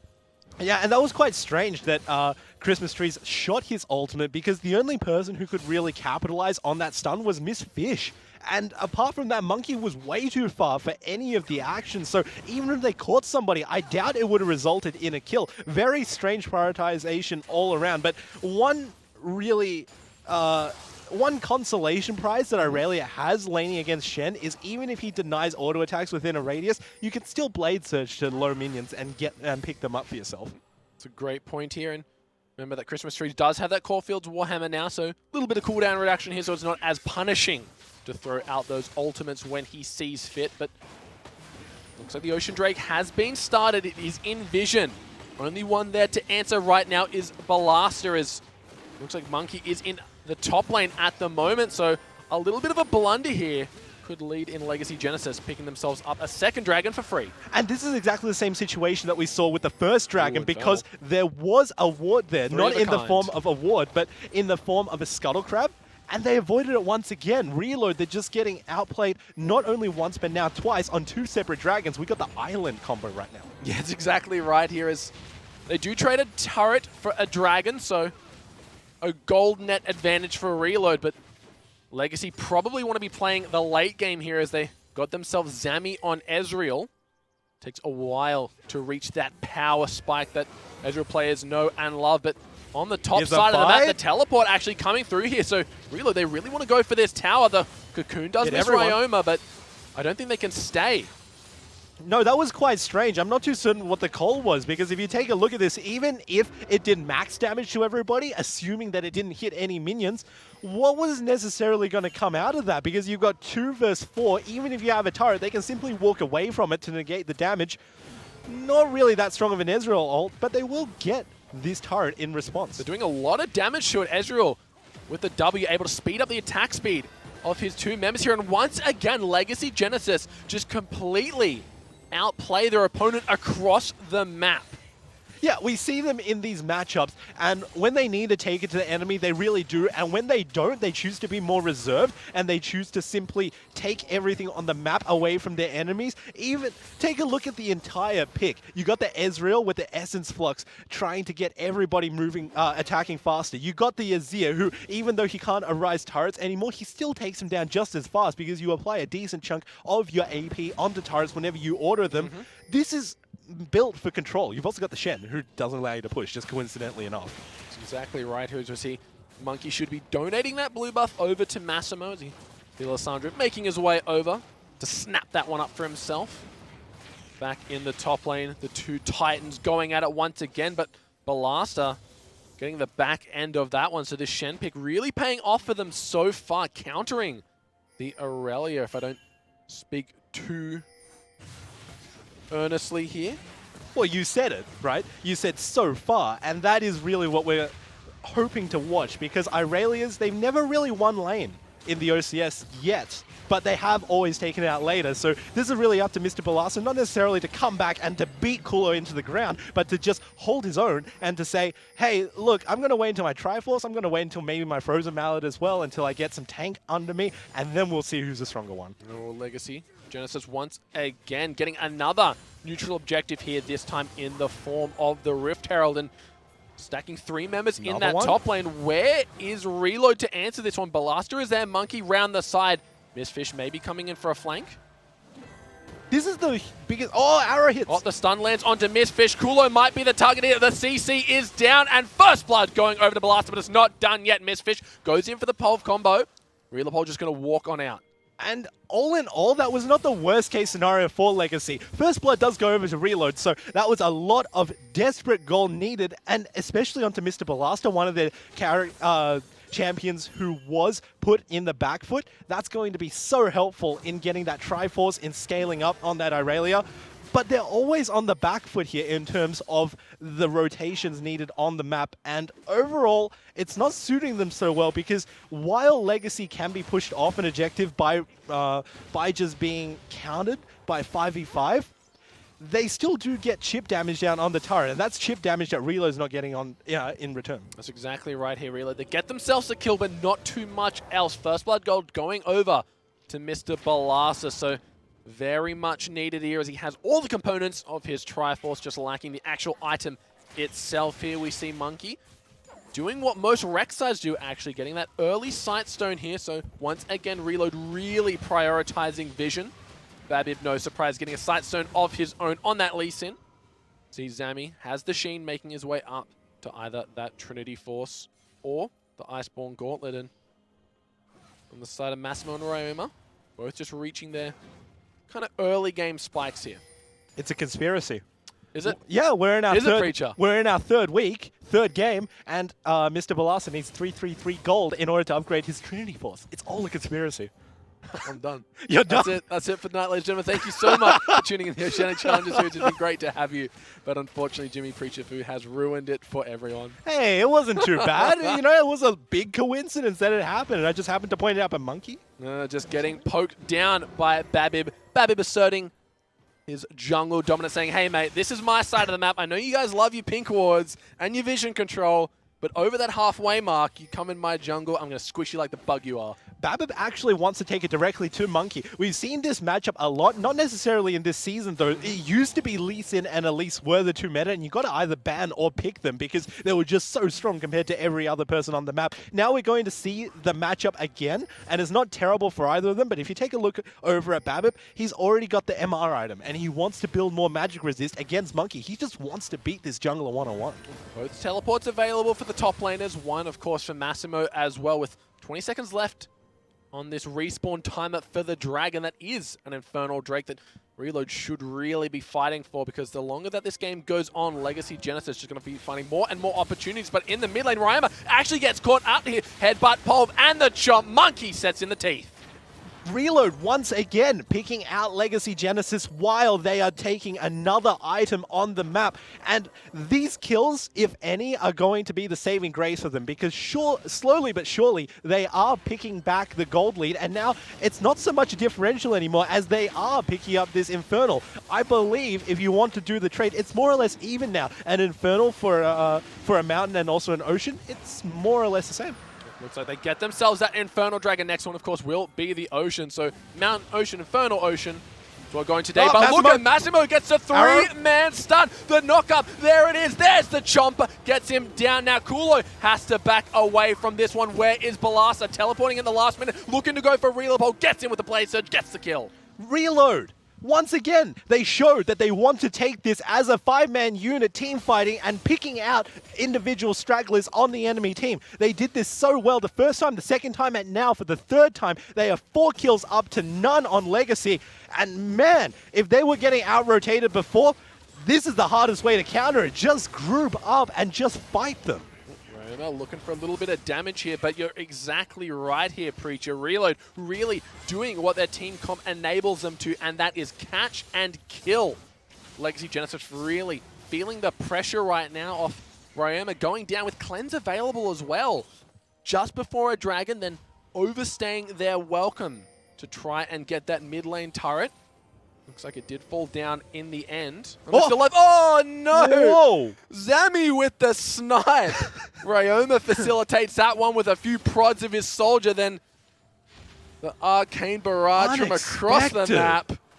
I'm glad we got the corner of that one. Yeah, I was watching. I was like, no, that wasn't going to hit. And all of a sudden it hit. But before it hit, I was about to make a point that finally, Reload, we were left wanting more from the first 2 weeks of watching them play, but now they are coming on strong. They are saying, we're not going to play reactive anymore. We're going to play it our way. Before, they had their own comps, and they had clear, defined goals, but they were playing to the enemy's goals instead, because they were always saying, no, we're getting pushed on, so we should defend this turret, etc., etc. Now they're finally saying, you know what, if you want to do your thing, you can do your thing, and we'll do ours. And they're doing so much better now. Exactly right here, Preachers. Reload once again moving around as this unit. They've got Balasta in the bot lane, but remember, Kulo actually has that teleport. You stand united last time to get into the team fight. So right now, Legacy Genesis have the TP advantage. So might be a little bit risky here for Reload to try and make a pick without full map control. Grouping as 4 in the mid lane. Pings go down on that tower. Where are Legacy Genesis to defend it? This isn't necessarily the correct call because it's only 4, and also Mr. Balasa doesn't have the teleport. Here comes the Tempered Fate. Tempered Fate goes wide. Saves the tower for now. For now. You could have just altered the turret as well, and it would have done more or less the same thing, but you know, potato, potato, it saved the turret. It could have got a kill, maybe. Potentially. Unfortunately, it missed. Reloads people missed out. They're And actually now, spotted by a ward, but there is the Enchanted Crystal Arrow. Where is it going to go into the mid lane? Cleanse was used by Ryoma to get himself out of that one. yeah, so finally we see why Ryuma took the cleanse. It wasn't necessarily for the laning against Alessandro, it was also for the random Ash arrows, and now that it hits, he quickly cleanses it off, and that's a lot of cooldown over to Christmas trees, because you might say, well, hold on, the ultimate's cooldown is less than cleanses. Yeah, but you got to hit the ultimate. That's right. Yeah, and that's a 1 in 3 opportunity. Christmas Trees does have the cooldown reduction coming from that Essence Reaver now. Looks like they will finally be getting this mid lane turret after a lot of time and resources invested over to this one. Baron has spawned now. Remember, Rift Herald buff still ticking away for Legacy Genesis. Down in the bot lane, Kulo did actually use his teleport, cancelled it by the looks of it, so only has that Stand United available should he wish to engage in the team fight. Ryla's Crystal Scepter as well now picked up for Ryoma, so this is the point where Azir becomes a massive problem. Yeah, he is so massive, and if you take a look over at the side of Reload, one of the problems that they had within the last 2 minutes, I'd say, of gameplay is they... Here comes the Enchanted Arrow. No? QSS from Zami, but there is the flash pole from Miss Fish. A lot of damage, but the Stand United should be keeping Zami alive for now. And now Massimo in a world of hurt. Zami takes him out. Balasa gets bounced back into the turret. Zami just keeping everyone at bay. Babby looking for this kill. Who's going to get it? Balasa, he's burning down. One more auto should do it. Someone please kill the Cyrelia. It is going to be Ryoma who has the honors. Well, there we go. A 2-for-0 trade going over to Legacy, and now they are in a prime position to push. Not only did they have the advantage before by just going to the lanes that weren't being defended faster and Reload could reposition their men, but now they might even turn their eyes to a Baron. Massimo just does not have enough damage to assassinate Zami, and when all that fails, he's just Alessandro left out to dry as the Baron getting taken lower and lower. Monkey is there. Tempered Fate on the Elise. Can he get in time? No, it's going to get spited away. Oh, this might not necessarily be over. Ryoma just has to hit that Crystal Scepter slow. Looks like they want to re-engage this. Here is Miss Fish coming through. Gets stunned up. The arrow goes through the tiniest of gaps. And now Legacy in full retreat. Whoa, that could have been so different if the arrow just hit, but it was narrowly sidestepped by everybody. Well done to everyone on Legacy for dodging that. Literally everybody. And now Reload, they can't pick up anything for losing that Baron. They can get the positional advantage on this next dragon, but hey, at the end of the day, all of your carries are on half health. Can't do that, right? Once again, 2 teleports expended, and Reload get nothing out of it. So now Balasa, he's forced to catch that massive wave in the bot lane. Dragon spawning in 5 seconds here, and Legacy Genesis with a brand new Baron buff. Zami, he's gone back. He's got himself that Frostborn Gauntlet. Also finish up his Manamura. Dragon has been started, Muramana. It's one of those annoying names that sounds different every time you say it. Dragon does get taken with very relative ease here for Legacy Genesis. Mountain will be the next one spawning, so Legacy Genesis got themselves a mountain and an ocean and another ocean on the back of that one. And now Kulo up in that top lane, just going to be pushing it out nice and easy. Unfortunately, Miss Fish actually picked up Alistar because mountain, ocean, ocean spells moo. You gone? You gone? You're not going to say anything? Kulo in the top lane, going to be getting this tower completely for free. Balasa just not in a position to tango with this Shen. Got himself that Herald buff still as well. A lot of armor and HP under his belt, which is coincidentally a Giant's belt. Yeah, we know that Soulstrike loves his Giant's belt, and now we get to see another one on this. It's just so much health, right? There is literally nothing Balasa can do right now. He is just really feeling the pain of playing an Aurelia into Shen. Maybe he'll find that Twitter feed that you were mentioning and see potential counters and, or rather, ways to deal with it? Potentially, but here's one of the problems of Reload. They're moving their men back and forth between top and mid. That is so bad for them because if Legacy find a small hole in that rotation where they can just get extra chip damage down onto a turret, you got an Azir hitting it and you got an Ezreal making your Azir hit faster. That you can't necessarily leave your turret out to just get damage done onto it by this combo because it's just so much and you're just going to be chipped down before anything. But here we go. A beautifully timed flash avoids that Ashe ultimate, but now Legacy Genesis trying their best to get some more chip damage on this mid tower. 26 minutes in the game. Only 3,500 goals separate these teams. Legacy Genesis has that advantage. Now they're looking for to add another tower to their name. Currently sitting on 5-3, of course, in favor of Legacy. Do have themselves a few dragons here. Kulo might be in trouble, gets a nice double taunt, but no flash available for this Shen, and no way to get over this wall as the Fangs sink in, and Monkey gets himself another. The way that he could have potentially got out of that was just to walk to the wall, hope that he wouldn't get taken down by then, and then to dash over it. Unfortunately, he used a double dash over the characters, and he didn't have that available to skip over the wall with. So not going to get out of there, and Kulo going to lose his life. That's a nice little half minute where Reload can, at the very least, push out waves, make sure that Legacy have a hard time pushing them back to it, waste that Baron buff some more. Roma doing a great job of CSing this game. Look at that advantage he has right now, really making Massimo struggle to keep up, and that's just another one of the reasons that people love picking Azir in this current meta. So safe to farm on, so easy to as well. Just get a few Sand Soldiers in, shish kebab, and then you got a 100 minion lead.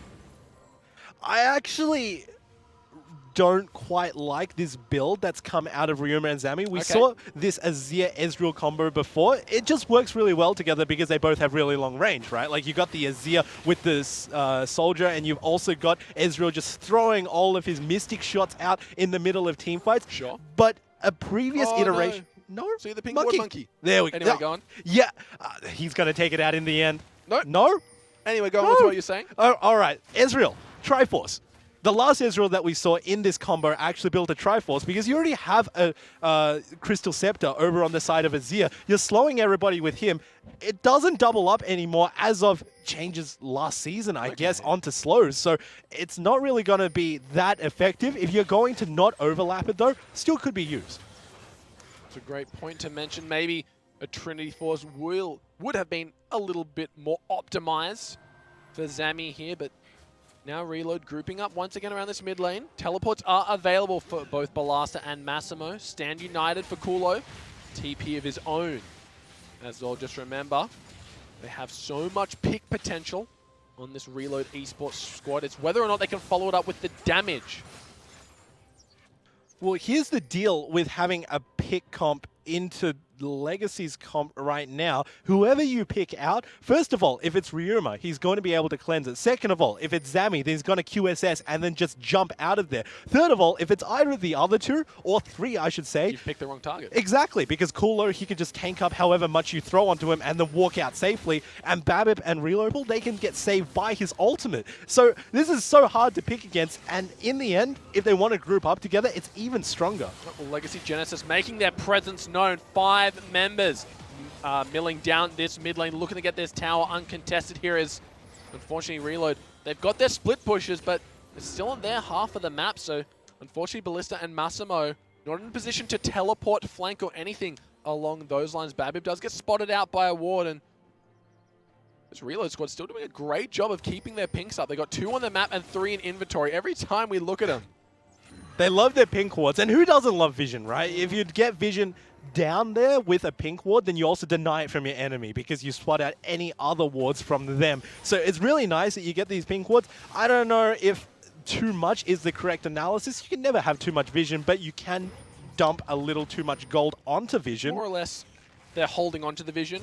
So while it's in their inventory, it's not granting any vision, right? No, you're absolutely correct. And exactly twice the amount of turrets being taken by Legacy as opposed to Reload. This is extremely hard to play as because they've lost all of their frontier turrets. Now they're pushed back right to their base, and anywhere that they go outside is dangerous territory. So if you don't have a pink, you better buy one and put one down.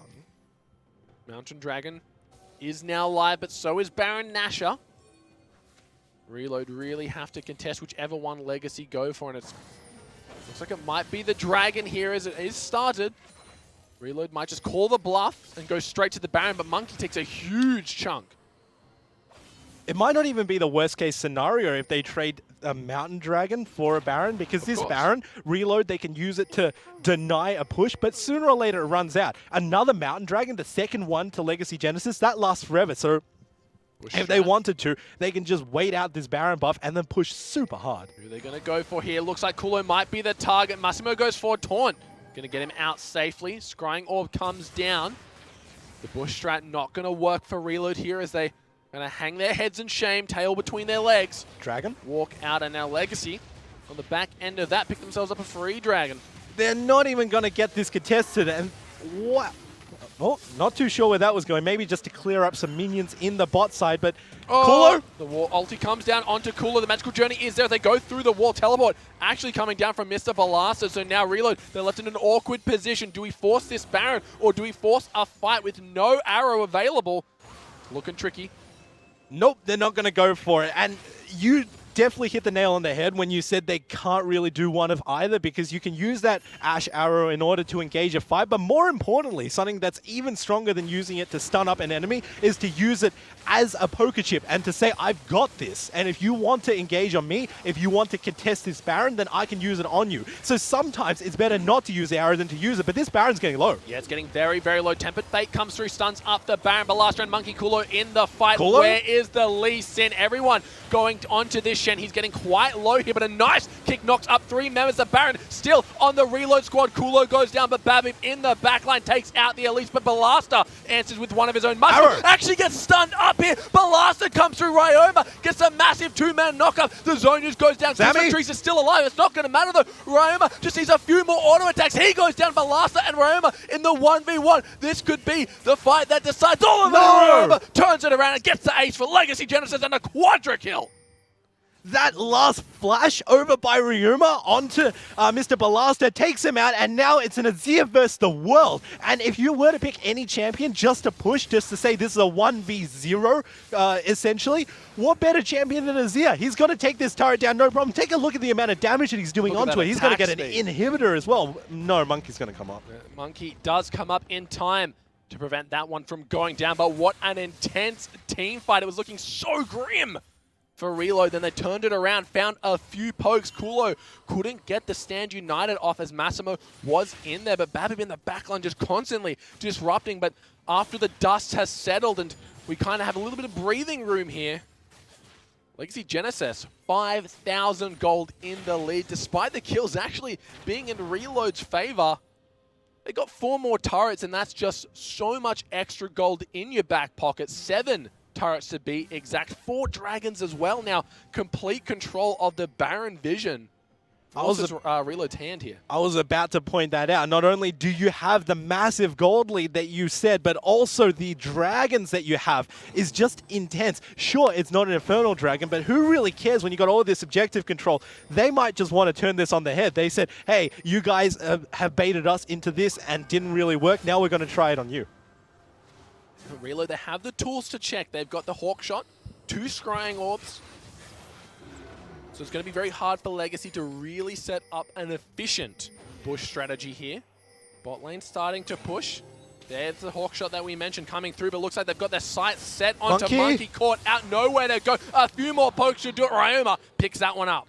I don't know how it tastes, but I'm pretty sure Ryuma can tell me that Spider being shish kebabbed is delicious, because now with the jungler off on the side of Reload, they can just get this Baron for free. Reload are actually going to fight this one. Here comes a teleport from Massimo into the fight. Does get Dragon Rage out, forced to zone use himself. A 4-man knockup from Miss Fish in the fight, but look at Christmas trees. He does get hit by the Tempered Fate, trying to take out Ryoma before they can, but Kulo with the support. But look at Balissa. He's still alive. He's still ticking. He's trying his best. Gets 1. Not going to get 2, though, as he gets taken down. Another triple coming out of Ryoma. And this is feeding Ryuma so much, because while these fights might go even or might go slightly towards somebody's favor, you have to take a look at Ryuma. Look at this. There we go. There we go. We know what beef tastes like, so no question there. Ace coming through on the back of Ryoma's Azir. The damage that this guy is putting out is just unmeasurable right now. I'd love to see the damage dealt after this. Yeah, here we go. And now in a 3v1, they're going to push this in. Monkey, there's no way for him to outplay this because all he's got is a Banshee's Veil. Good luck with that one. Poor guy really just has to sit back and watch his inhibitor falls to Legacy Genesis. Another quick look at Ryoma right now. 10-1 to assist. 5 of his core items complete along with the boot sitting on full build right now. Nearing 400 Teleport? CS. Teleport for Mr. Balasta. Who's he looking for? It is going to be Ryoma, but does get juked out Reload. here. It's a 3 versus 1. Arrow. The Ash Arrow comes through and hits no one. Legacy Genesis just magically journey out of here. Yeah, they all get out, but they're still within the vicinity of this Baron. So if anybody wants to start this off, it might happen just like last time. Monkey, though, just getting poked down by Ryoma. The Baron just shredding through him now, and Reload on the back foot. Zami makes his way in, looking for Balasa. Massimo over the wall. They don't have vision just yet, so Ward on the side actually spotting out that Lissandra. We see a lot of sieges done by Azir onto the enemy base, but one of the things that's rarely ever talked about is Azir sieging onto a Baron when the enemy are doing it. Now, Baron applies a debuff every single time it ticks where it reduces your magic resist, and Azir, he's already got that void stuff, so he's reducing your magic resist as it is. With that Baron debuff, if it fully stacks, you're practically doing true damage with your magical abilities. How do you play against that? Another Baron attempt here. Shen does have the teleport available along with This the is fast. Stand United. Babib looking to make his way in. A tempered fight buys time. Forces him to get off the Baron here. Fish in the front line. Massimo follows that one in. Does actually flash and cancels the movement from the flash. Heartbreaking to say the least, but he's going to die here. Arrow. There's nowhere to go. The arrow comes through. Not going to matter though as Ryoma gets himself another one. 12-1 and 2. Death cap completed. Miss Fish in a world of hurt. Doesn't matter if you're the Alistar ultimate or a 4-man knockup, you're still getting ripped by paper. Ryoma is legendary, and truer words have never been spoken, Preacher. And that was quite strange of them, because while you may have looked at it and said, yeah, all right, there are 3 people in here compared to 5 on the side of Legacy, they really shouldn't fight that. They should have, because if you make a sacrificial lamb on the side of Miss Fish, sacrificial cow in this example, then it's even worse, because it means that you have 2 versus 5 while they're sieging down onto your Nexus turrets. Well, a hard-fought battle for Reload. We knew it from the start, but unfortunately they are going to fall here as Legacy Genesis knocking down the final towers. Their map control this game has been unparalleled, but of course you can't look much further than Ryoma's Azir, who gets the 3rd final ace of the game. The Nexus turrets for the Nexus. Going to be the next target. Not necessarily over. Reload, they're trying their hardest, but when Bard's taking out the mid, it's over here, Preacher. It's over now, and Miss Fish just going to go down. Padding his stats, 16-1 and 4 is Ryoma on Azir. Azir, and this Azir was fully built by the end. I don't think we've really had games go on long enough to see full build anymore, at the very least not in this split. And it was just so amazing to see this Azir take it out, get that full build, and do so much damage in the middle of a team fight. Yeah, getting quadra kills, getting triple kills, and single-handedly helping his team get the damage that they needed to take out those which seem like close team fights, but as long as Ryoma is alive, it's not a team fight one. Yeah, you said it. And Reload, they really needed to prioritize going on the Azir because, man, that was just doing so much damage. And Azir, not only does he have the burst when he sends his soldiers through you, but after that, he has constant damage and he also has zone control. He puts the soldiers down and he says, if you guys are in here, then you're going to be taking a lot of damage. And they didn't respect that enough. So Reload, they really paid for it by not prioritizing, but focusing on the Azir in fights. Well, what an epic game. Preacher and myself are going to take a breather as we send it back to our hosts, Hysterics and Mendrix.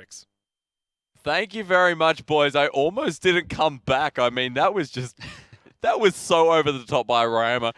No one really cared about him, Mendrix, until that mid-game when you're like, oh, he's got 12 kills and he's one-shotting everyone. It was just one of those cases where it's just like, he's Azir, he's got to farm safely, it's all good, we've got control of the game, everything's 22 minutes Azir, right. You know, that was really the turning point in the game afterwards. They sort of went too deep on Zami, they overcommitted for it, and the next thing you know, Ryoma's picked up. Like, it picks up like basically 2 kills off the back of it. They get the Baron, Legacy Genesis is in control, and Ryoma was just well and truly dictating Make the it pace of the skewers. game. Make it He's making skewers, as skewers. Preacher said. I don't want to what taste did we spider, taste? but I'll definitely go for the beef. No, we tasted spider, we tasted beef, What else we taste?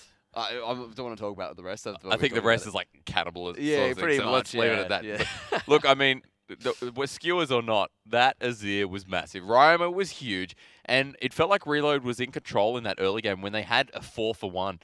And you're going, all right, so Reload is showing what they're made of, but they just couldn't capitalize through that early game stage, could they? There were just so many close Ashe arrows that just didn't hit the mark. And it was Good just point. really Really like good point. They had this massive engaged team on this led them purely just off the back of Ashe, giving them what they needed to just jump in there and finish it. But they were never able to really fully realize that. That was the big thing. And as well, Legacy Genesis did have that late game team purely around having a Nazir and having a Shen. Yeah. So Shen as well sort of like starting to gain his popularity back. That global pressure is such a big thing. Rek'Sai showing it. And finally they banned Rek'Sai, which was a good thing to Really good idea after what we saw. yeah, exactly with that there. But you know, that end game was purely Ryoma, really the MVP of that match. And we did call it before. We saw Rilapol on a favorite, Bard. We saw Babip on a favorite, Lee Sin. And Ryoma, who normally gets his Azir banned away as a massive priority, slips through the cracks, and that's why. So obviously people are going to be going, look, Legacy Genesis, Ryoma, get rid of the Azir, a massive priority. You'd look at getting rid of Lee Sin, although Babip was fantastic on Lee Sin. Ryoma much Well, bigger of a I mean, threat. like last week they did that. They respected Ryoma's Azir, was banned away from him. Legacy Genesis lost. The week before that, when we saw Legacy Genesis playing the cleanest play known, you know, pretty Clean much sweep. of the OCS, where it was just a clean sweep for them. He was on Azir, and you could just see every single time he did an engage, it was just perfect, clean, crisp. They got the kills. No one really died. Exactly right. Well, that is game 3. Ladies and gentlemen, let's have a quick look at the schedule here, as we will have one more game for the night. Legacy Genesis, as you can see, pick up another win. Team Fortnite and Nuovo Gaming will be the last game tonight. You can see all the wins on the board there. Sin Academy took out XL5 and Trident took out Alpha Sydney. But this will not be the last game of the year, Mendrix. Let's look at long term. Let's look at the important, the very important things. We're only into week 3 here, so these teams do have a couple more chances to sort of get some points on the board and look for their relegations into the OPL. That's what it's all about, making a name for themselves and getting into more professional play. We will be back with you after a short break, ladies and gents. Make sure you stick around for game 4, which will be a killer.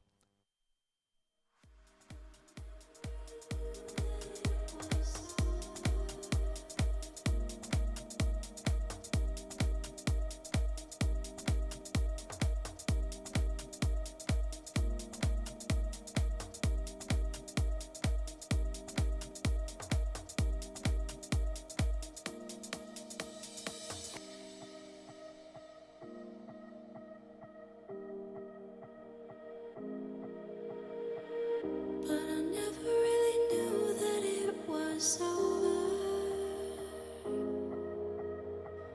till the quiet and the echoes became colder. And I never really knew that it was over till the quiet and the echoes became colder.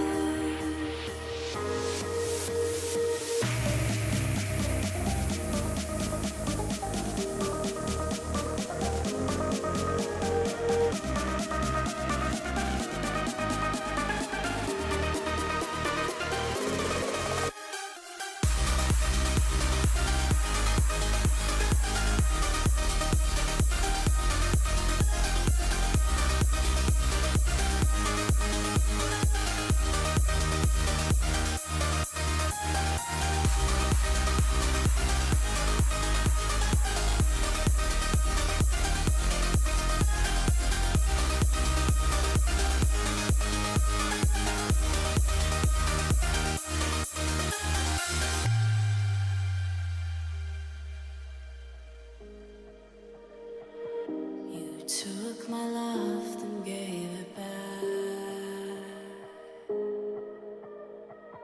It's yours to leave, but it won't keep me from this heart attack. And I'll try to carry on again, but I never really knew that it was over.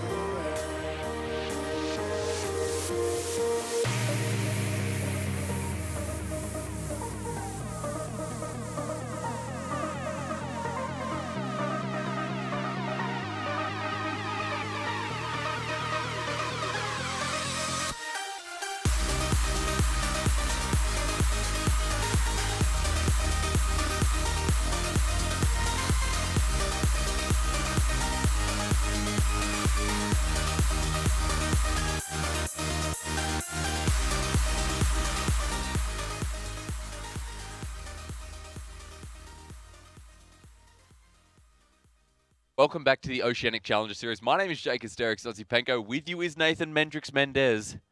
And I tell you what, sweep you off after that game because I was going to make something about the skewers again, but Okay. I can't do fair it. enough, I fair can't enough. do it. I just can't. I mean, we've all tasted beef, we understand. Yeah, we all get it. Look, ladies and gents, that was an intense game, but we're going to finish you off with a massive one, and this is a game that Preacher and Rogie have been waiting for all night. This is Fortnite versus Nuovo Gaming.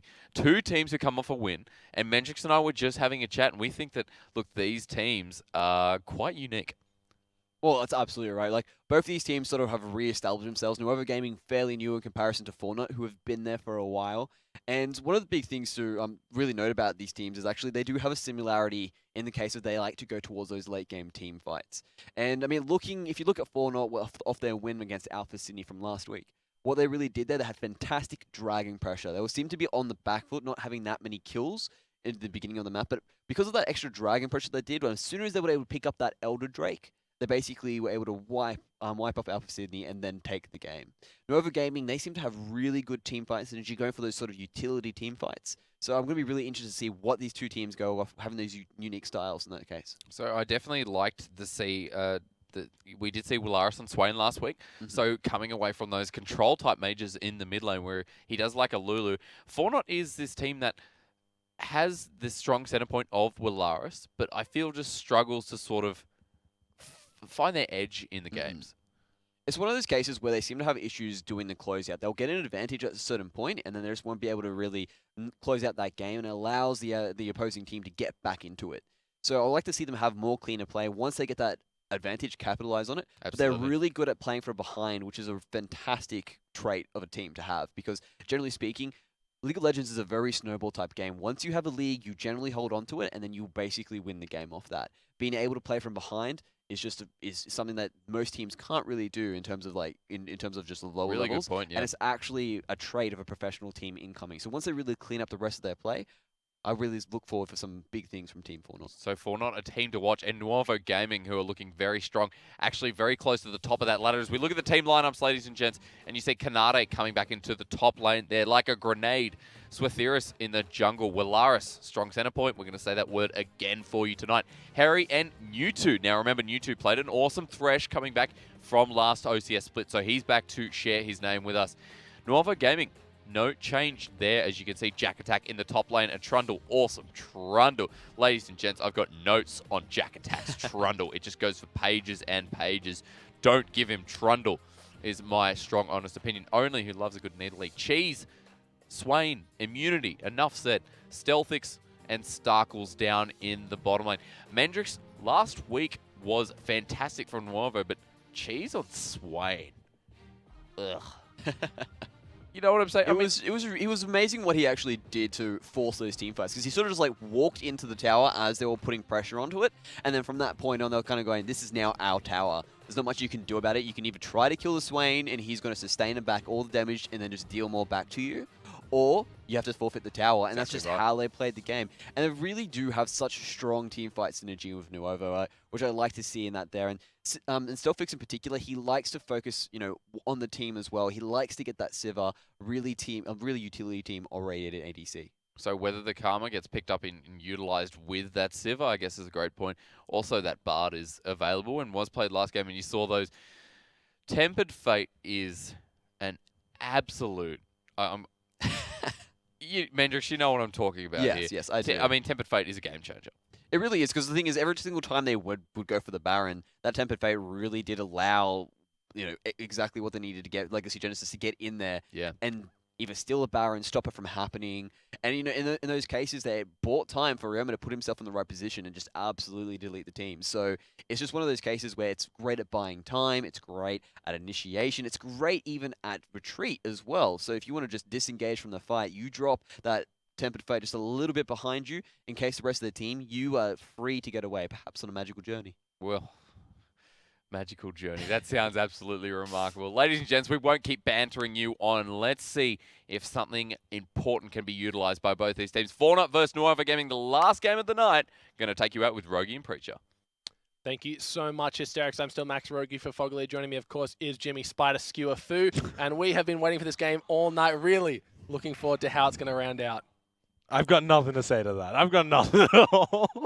Well, I'm actually looking forward to this game as well. You know, forgetting about what happened last game, because this is really the clash of playstyles. We've got Nuovo versus Fortnite. This is one of the Fortnite. They're actually one of the.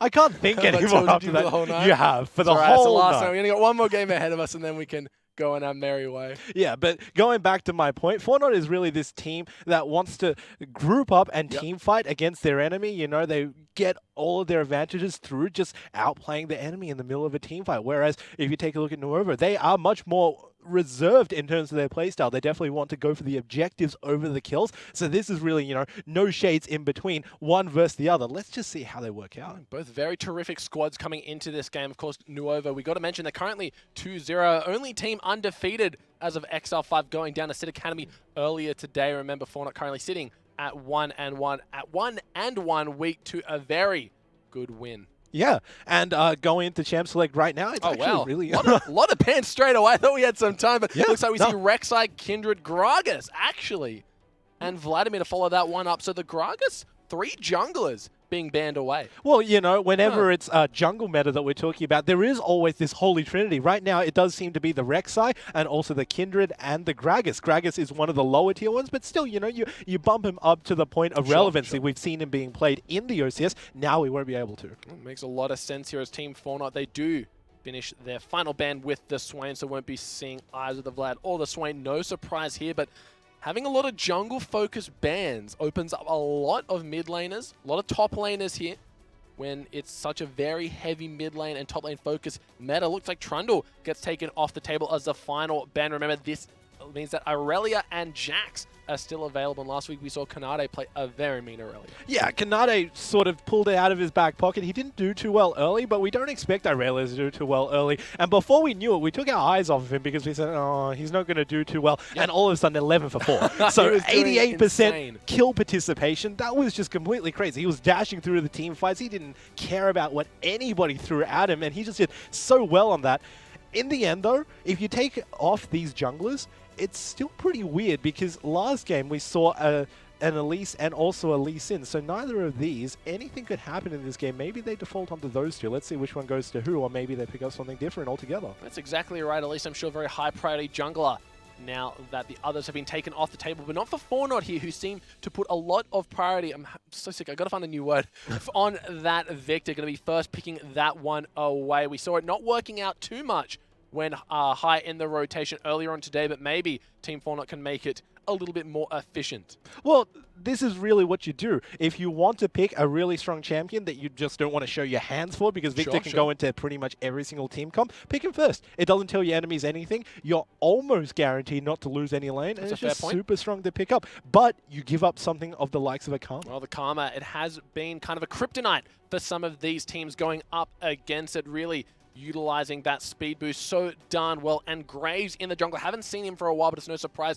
we are seeing some of those A tier and B tier junglers now that most of the S tiers have been banned away. So it's going to be up to Fortnite to see what they answer here, and might have their sights set on this Irelia, who Kanade played a very, very good one last week, and maybe the likes of a Sivir in Italy. Well, we hyped up Kanade's Irelia, and it's a surprise that Nuovo didn't prioritize this in either banning it or picking it away from him. Now they just give him free roam, and they've instantly locked it in for him without a second thought. Not much of a surprise here, but, you know, one of the problems with Irelia is sticking on your enemies. Sure, you do have a Blade Surge, but that's more or less it, and you have a cooldown after that. So going into something of the likes of a Karma with that speed up, it's going to be really hard for Kanade to stick onto something. Also probably might have to encounter is Shen, as Kulo last game made me a believer of just how good Shen is into that matchup. Let's see if Jack Attack is versed in that, of course, a top laner from way back. I'm sure he's played his fair share of Shen. It did get changed quite substantially, but still is the same champion at heart. Just have to know when to use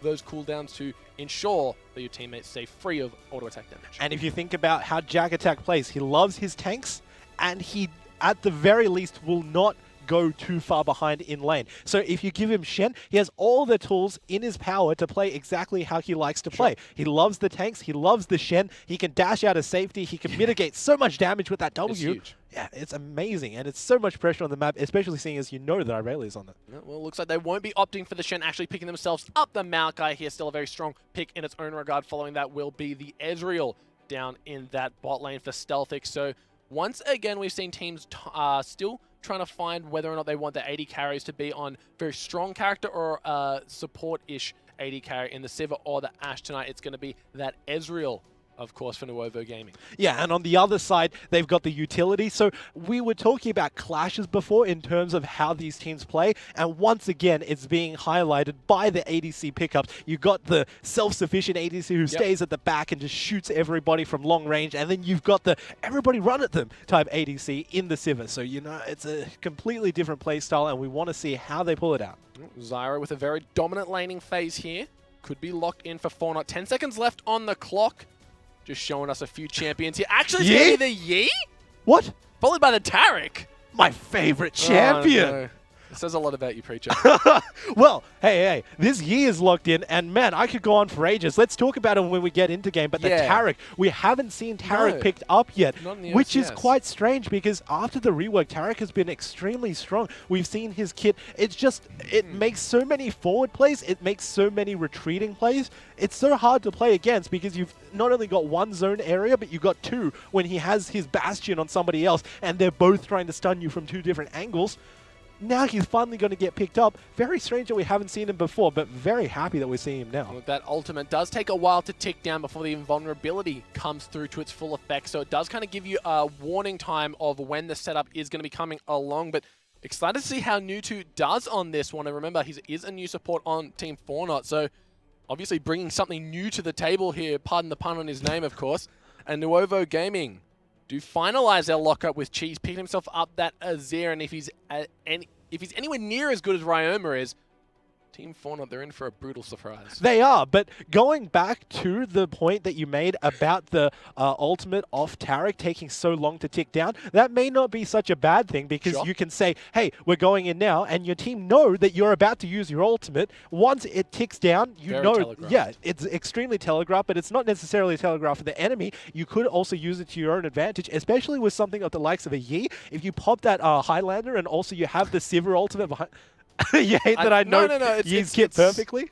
I just hate seeing a Yi. Yeah. Especially now that State of Devour is gone. Yeah. So he now doesn't have that same all-in carry potential. No, but the one advantage that Yi has, if Swathrus does decide to go that build path, is actually the Yumu's Ghost, not Yumu's Ghostblade, the Ginzu's Rageblade. Okay. Yeah, we haven't seen that in quite a while because it got changed and the build path got a lot more expensive, but the State of Devourer passive got moved over onto that, so now you can still get the same effect, and it gives you a bit of AP.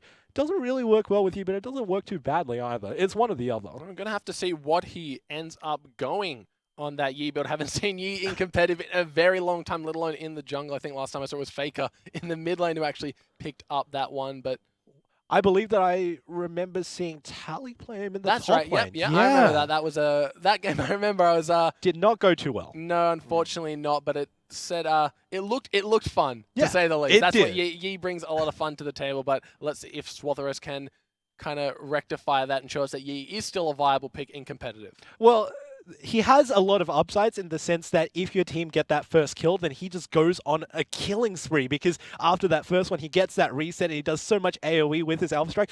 The downsides of him, though, is the fact that he brings absolutely no CC at all. That's true. So if you want to, you can build as much CC as you want in the form of a Frozen Mallet, but that's really all you can do in terms of bringing CC to the table. Besides that, you have to rely on your team to do it. It's really hard to pull off, but if you can pull it off, it's really fancy to see. I'm going to have to see. I'm sure he does have the Taric ulti to facilitate him being able to get under those towers, do all the damage without any fear of some backlash coming in. Does have the Alpha Strike as well to avoid any of the notable CC. So once again, the Team 4-0, they kind of stumped me with this team composition, something we're not used to seeing here. But maybe innovators, maybe it's going to crash and burn. Just have to wait and see here. Well, it's not the worst case scenario, right? Because once again, Taric does have that Bastion that allows you to do the double stun. Put it on a Yi. Yi's running towards the enemy team. Point. It's not the worst thing in the world. We'll have to wait and see as 4-0, I'm sure, have some plans. I'm sure they've tried it out and curious to see how long they've been playing with Nuto to maybe have that coordination that Tarek does need, because you really have to have a good bond with your laner, because when you put that Bastion on, they need to be in the position to get the stun off as well. Yeah, and we've seen Nuto play before. He's done extremely well in the past. Sure, there's the problem of meshing with his team, but other than that, they can rely on his skill to come out in the end. He's a great Thresh player, so let's see if his Tarek is anywhere near as good. I'll be impressed as he does have the armor of the 5th age Tarek. Very, very outrageous here. Truly. Truly.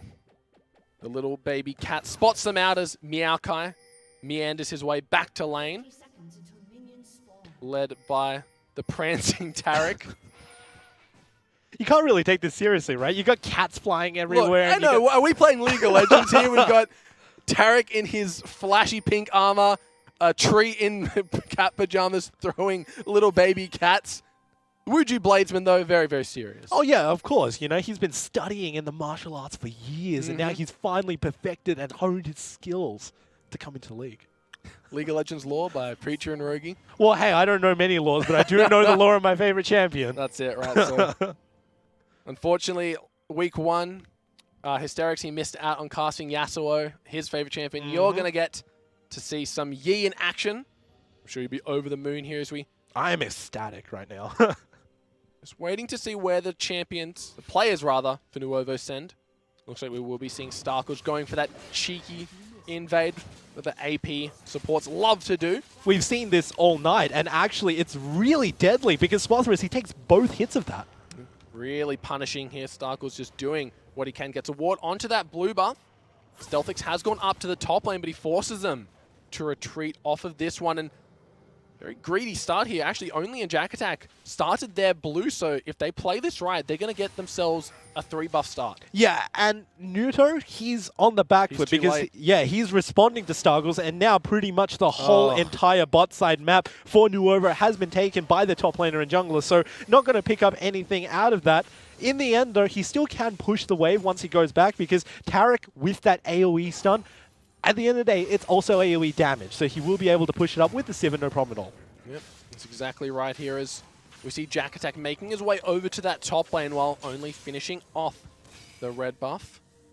Now, poor and unfortunate Swatherus and Kanade only have the Gromp actually bypassing the red buff here as Kanade will need to go with his team to help them take out the tower. Swatherus actually going to be there as well.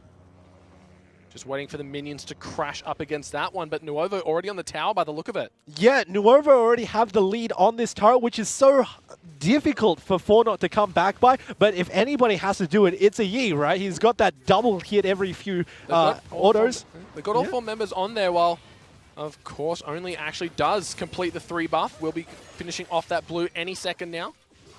It makes you bring into question what's more important, taking down this turret before your enemy or denying their enemy jungler a buff. In most cases, you give it over to taking a turret, but in the case of playing against a Yi, somebody who relies on that early gold in order to snowball faster, take his buffs. Take his entire jungle and he will be so stuffed. That's exactly what Only is doing here. Finished off the wolf camp, denied it as well, so logically, Fornot go to the dragon. That's exactly what they'll be doing. It is an Ocean Drake. Not the most impactful this early on as we see the blue tower does fall over to Jack Attack, getting himself the local gold for that one. And not sure if Kanade screwed it up, but hasn't gotten the tower just yet. Oh, yeah, he's going to have to wait one more wave. It looks like Nuovo already coming back down. May not be fast enough to save it. I think he screwed it up. Yeah, and that's so hard. On Kanade right now because he's not going to be able to get that gold advantage or that experience. It puts his team so far behind because that's just gold waiting on the map, not being claimed. Not only that, it puts him so far behind. He's not going to get any of that local gold, forced to recall. And Jack Attack now up in that top lane has the lane just where he wants it. All stacks, 1 stack actually of his corrupting potion left in the mid lane. Willaris doing a great job. Getting a great job of getting poked down. She's actually doing a great job of poking out this Victor. Well, we saw Cheese go extremely aggressive last week when he was playing that Swain. And that was really strange to watch because Swain doesn't really do anything before level 6. Now Cheese, he's before level 6 again, and he's already having a huge impact. But it looks like Nuto wants to help out Willaris potentially. Only is off in the wings. will be the first responder on site should anything go haywire. They're and going. Definitely favoring that side here. Only is in the wings. Looks like they're going to be turning this one around. No red buff on the Graves just yet. The Q not going to land. Does get stunned up by Nuto. Quick draws away. Yep, and nothing going to come of that in the end, because only if you take a look at his health, it's pretty much on full. But over on the bottom side, though, Nuovo, they're already pushing this turret hard. They got the advantage from getting their first turret. It snowballed them into the point where they could have got a tier, which is really a good point. Swatherus? He might be in a little bit of trouble here. Is only coming in, hitting those buckshots point blank. Now a 3v2 in the bot lane. Starkles and Stealthix taking a little bit of poke, but Kanade just trying to survive this. And look at the damages Karma is outputting. Yeah, Kanade has to go back, but if he does, it won't be the worst thing in the world. He does have a teleport, so you can come back into lane. The worst thing in the world, though, is Swatherus being completely denied anything. He doesn't have an income of either experience or gold as a flash comes in from he had to respect the level 6 from Cheese. Only was making his way over, and now Kanade with Nuto in tow, funnily enough. Just going to be helping him get out this bot lane while we see Sivir in the top. Getting a little bit of free farm here up against the Maokai, but now forced to retreat as no vision on the Graves. Has to respect. We actually saw this a bit in Season 4. It was really Cloud9, I think, who were innovators. They put forward the idea that you don't necessarily need to have a 2v2 ADC support versus ADC support in the bot lane. You can move your support with your top laner down, and it looks like that's exactly what Fortnite are trying to do. Kanade, he just wants that experience, and he wants that farm, but he wants to do it with the safety of a Taric as well. Working out with him so far. Well, if any AD carry can farm safely and quickly, it is Sivir. Does now have the Cull currently. 25 stacks in, so still quite a while before he does get that gold bounty, where Stealthix, of course, playing Ezreal, has the tier. Going to be stacking that one up for the next 10 to 15 minutes or so.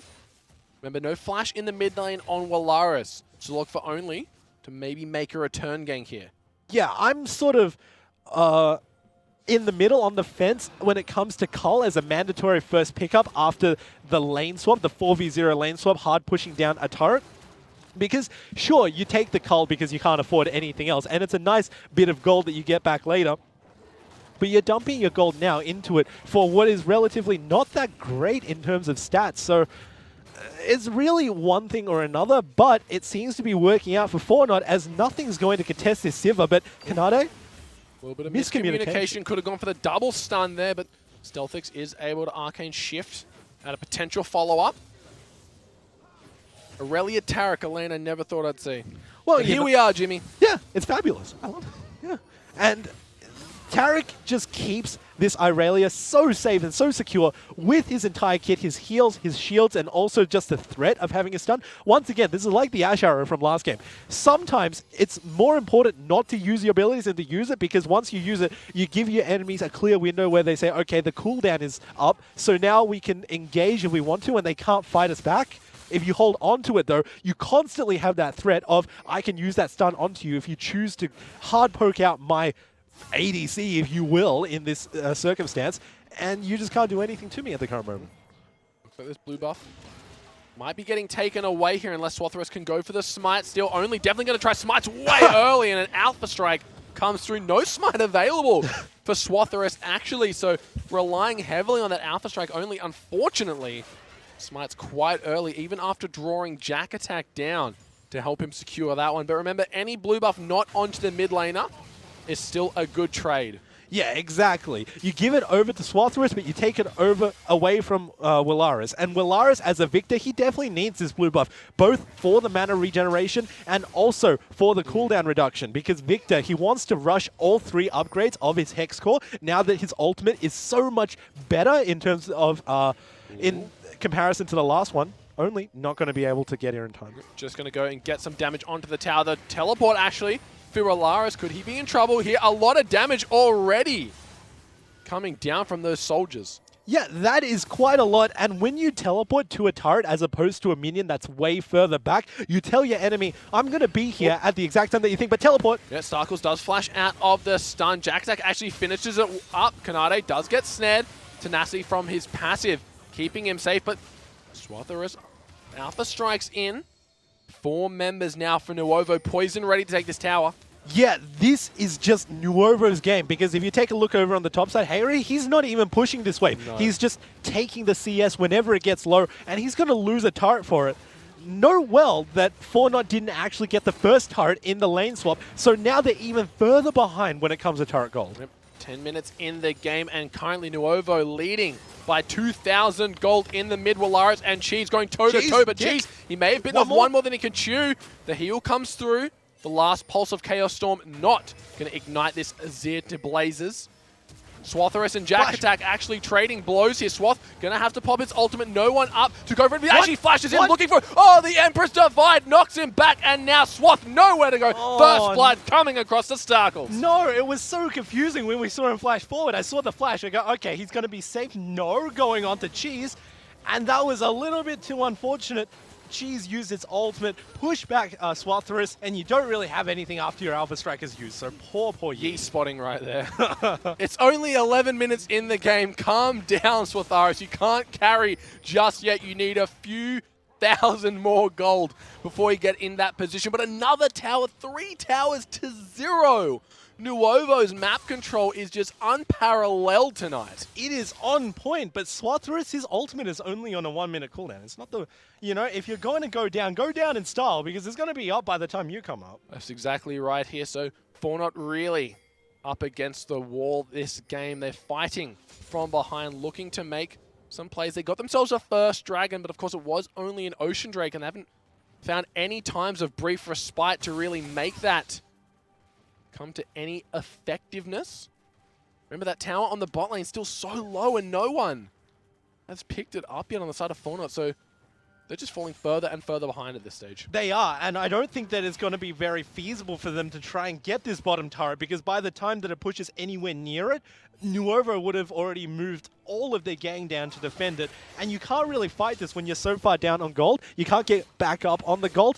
It's really just a never-ending cycle that started with the fact that you didn't get that turret in the first place, and now Dragon's being started. Second Ocean one, not going to go over to 4Not though. Well, there is a ward there to spot it out, but remember, it is only an Ocean Drake, so obviously they're not valuing it too high. As remember, they are coming up to 3,000 gold behind us. Winner, chicken dinner. Another Ocean Drake actually spawning up. Going to be coming out soon, but 3,000 gold in the lead are Nuovo. 1,000 gold per turret at the moment is how they're looking. 3 turrets as well. 0 for poor 4Not, now even on the dragon count and dragon type here. Looking across. Starkle? Muto does get stunned up here. There is only, but Taric ulti coming down, keeping them safe. They're going to be backing out of this when the stun does land. And Taric ulti comes up clutch. That is the power of Taric. Oh, yes, they finally got the top one. Maybe they can get this gold and move the people towards the bottom side, but it's all just a dream, because it's up to 4Not to decide whether they do that or not. If you take a look over the mid lane, though, Cheese not only took down his enemy turret, he put his own one up, and he just said, you know, what can you really do in this circumstance? I'm going to push you all the way to your inner. Exactly right, and Willaris really struggling to find an opportunity to do anything but just lane against the Azir here. And we saw last game just what happens when you leave an Azir to his own devices. Once he gets that Rylai's Crystal Scepter on top of the Nash's Tooth, it just goes from bad to worse. Only poised very aggressively in this jungle. Does get spotted out by a ward. Sivir and Taric finally reunited in the bot lane. But for how long? Yeah, it looks like Nuovo's going to push this down. Only comes in from the backside. No, just going to move away. But 14 minutes into the game, we already have a defining theme for 4Not right now. And it's from little things, big things grow. They didn't get down that turret, which meant that they were so far behind on gold. And now it's even bigger of a gold deficit. No? Get reset. It's not going to be the worst thing. Yep, so they didn't get that gold. It's going to be such a deficit now. It's much more than when they first started. If you take a look over at the blue that Swatherus had to take away from Willaris in order to secure it for his own team, Willaris lost out on so much CS because of that disparity in the mid lane as well. It's just these small things getting advantages to the Nuovo. Scumbag. He needs it, dude. No. He needs Victor it for his needs power that doesn't exist anymore. No, Victor needs it. Give it to Victor. I do agree that Victor definitely uses blue a lot more than you need. It's debatable, but users is a lot more definite. Typical Yi player right here. trying to say why he needs it more than the bloody mid laner. Yeah, we can tell you do main Yi, but one good thing to come out of all of that is Sivir is level 10, so he has a 2-level advantage over Stealthix. A lot of gold now. Has finished the cull, 20 CS in the lead. That's what comes when you're basically a top laner for a while. Exactly, and having level 10 is not really a definite power point. Having level 11 is, because you get the second rank of your ultimate. That means, for Sivir especially, that you run even faster than before.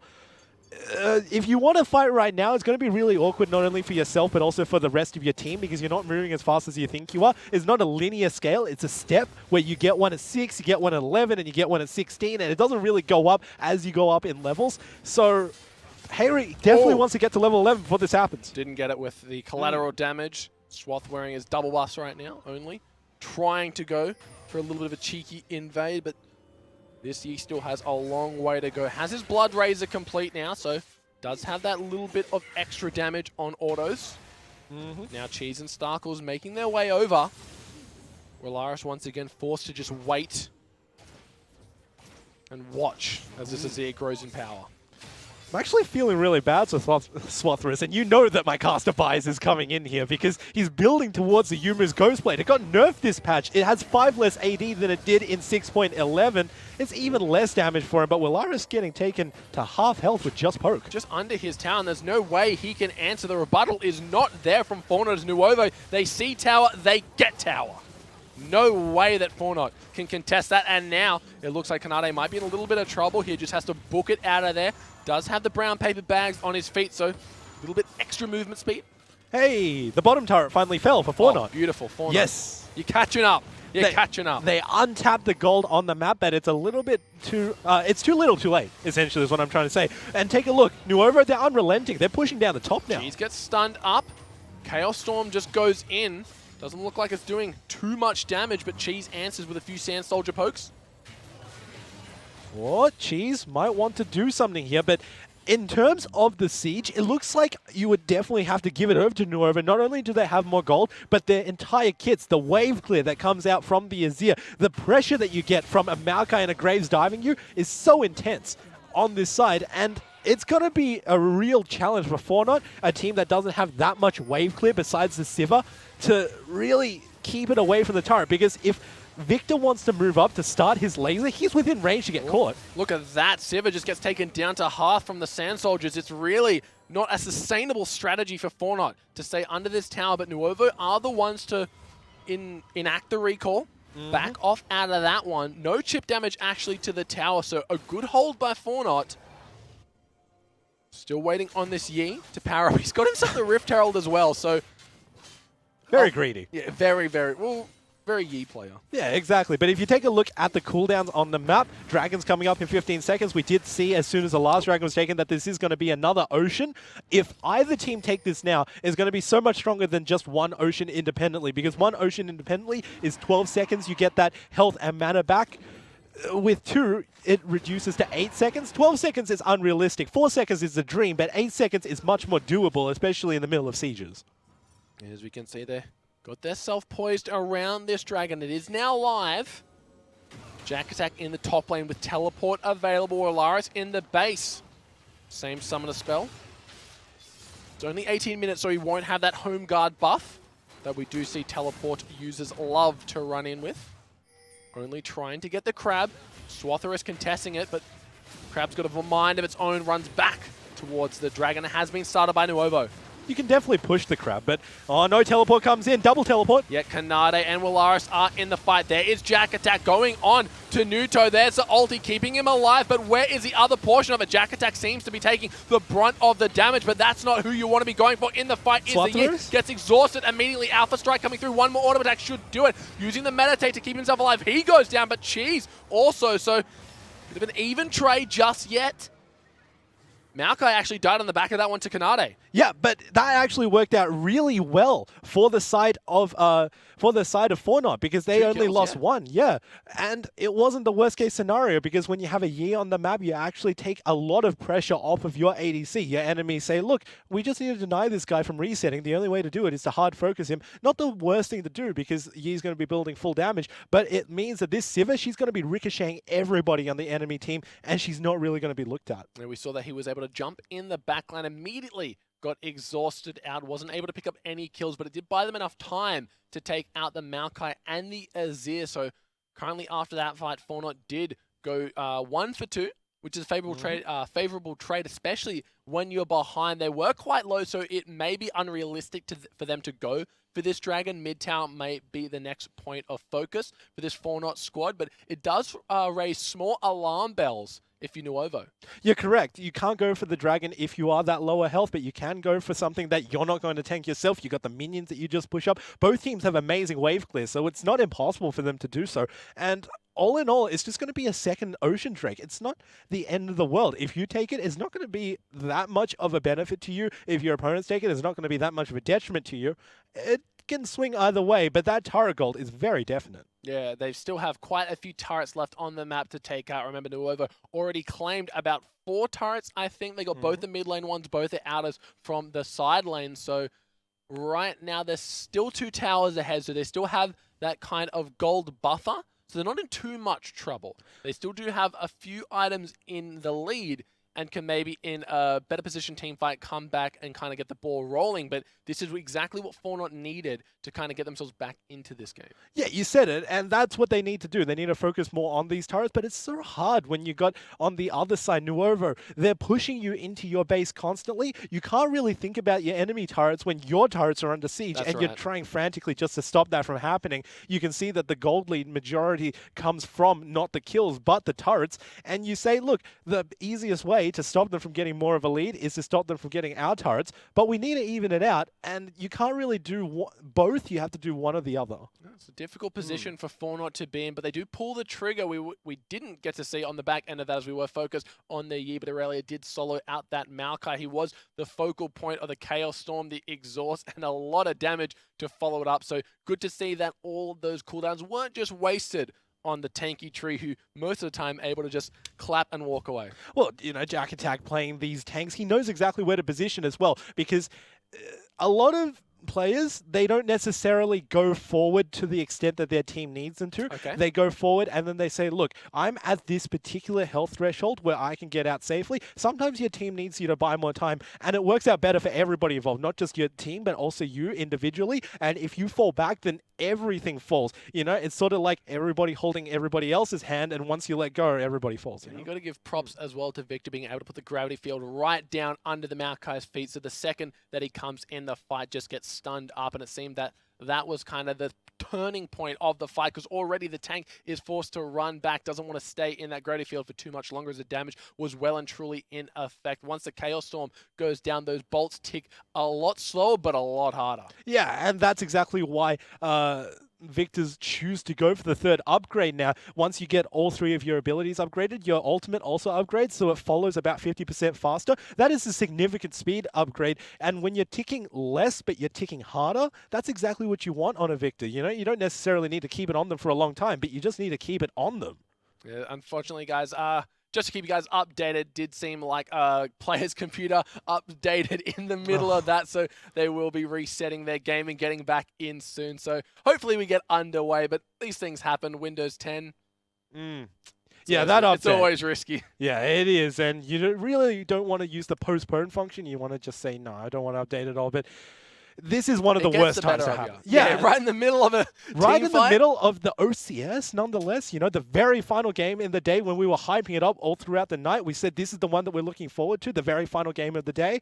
And then it did so well early on. You know, we saw the lane swaps, and unfortunately, Fortnite didn't get that turret. And all of a sudden, heartbreaking. Yeah, we get that pause in the middle. That was an unnecessary blunder. If we just rewind a little bit while we have this kind of downtime, why didn't they get the tower? We saw Aurelia, the tower's on a slither of health. They had about 2 waves of minions, and did she just try and be the ultimate greed and make the lane reset, then realize, oh crap, my minions are all dead. I'm left here with no way to finish this tower? Well, if you want to ask the question, do you want this turret taken? I don't think anybody in the world would say, no, I just want to leave it up there on one hit. Of course they wanted to take the turret. So the question has to fall on, why did the turret not get taken? Where was the wave and why was it not pushed up? All of these questions we can't really see until the end of the game when we look back and we say, oh, okay, it actually looks like she didn't want to reset the wave. She wanted the final minion to be killed before she took it. Yeah. But it swung a little bit too hard and she actually got pushed off the turret enough time for Nuova to swing down to the bottom side with their bot lane and completely push her off. This is why they need Ziggs. Just throw in a satchel charge and it's all good. Haven't really seen any Ziggs. Thought we'd be seeing more since that update, being able to take down towers so easily. No need for AD carries to ever overextend, which is a lot of the times what catches out these siege compositions. The AD carry stays for one last hit on the tower, one last hit on the inhibitor, then all of a sudden the Azir's in their face, Emperor dividing everyone back into the fight, and then it's just all sand soldiers from there on out. Well, if you think about what Ziggs does, he does one of two things, right? Well, he does both of these two things. First of all, he just wave clears like no other. He's got all of these AoE abilities that just in the end help him clear out any wave that's pushing towards him in any lane whatsoever. He's even got that ultimate for long range. I'm clearing out mid, I'm clearing out top as well. Yeah, it's just so hard to push into him. Anivia can do that, and Anivia also zone controls better with a wall. So you can't pick him for that, but if you want to pick him because he's a safe laner, nobody really counters him, pick a Victor, and he just does so much more damage in a team fight. Ziggs does sort of like the middle of these two champions, but he doesn't do either well. Yeah, but he's got a cool turret taking down gimmick. Come on, Preacher, where's your attitude? Yay! Nobody expects this turret to be a one hit, so nobody plans around in a champion select. If you did though, I'd love to see the Ziggs. That's next. It's a fair point. Probably won't be seeing that, as you mentioned. Does get outshined a little bit. Hopefully, guys, where you won't have to listen to us drone on for too much longer. But it has been an excellent day of OCS so far. Unfortunately, these hiccups sometimes are unavoidable, but this game, it's still got the makings of what could be an epic series. Nuovo, they're still the only team undefeated in the OCS so far, and they've been playing impeccably all game long. Of course, that last team fight did look a little bit shaky, but the Azir's still strong. Ezreal's still building up there, so they have all the recipes for a win. Yeah, not only do they have the early game advantage, they completely mitigated the enemy's draft by just out-rotating them. You're not going to meet them in a standard 2v2 lane, and they can't outplay you if they don't see you outright. And in the end, they have a late scaling composition. They've got the Ezreal and they've got the Azir. We've seen that combo. We love that combo. Yeah, they just stand in the back line and the carries are so far back. They've got the tanks inside your team. It's so hard to play against. And they're going to do...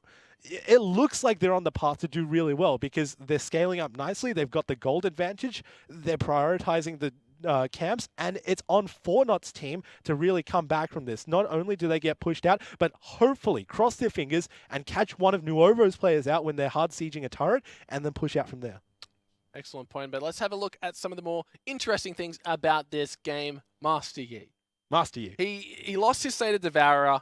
How many items does he need now before he starts popping off? Well, it depends on which build you go. He can go any number. More than one? There's more than one. You got the Ginzu's Rage Blade, which takes forever to scale because first of all you need the Ginzu's, and second of all you need like any other item besides your Blood Razors to really become effective. Yeah, I'm talking about about the Blade of the Ruined King, especially if you can get the double hits on those. Not too bad, but it takes a long time to scale up, and you've got no tank stats while you're doing it.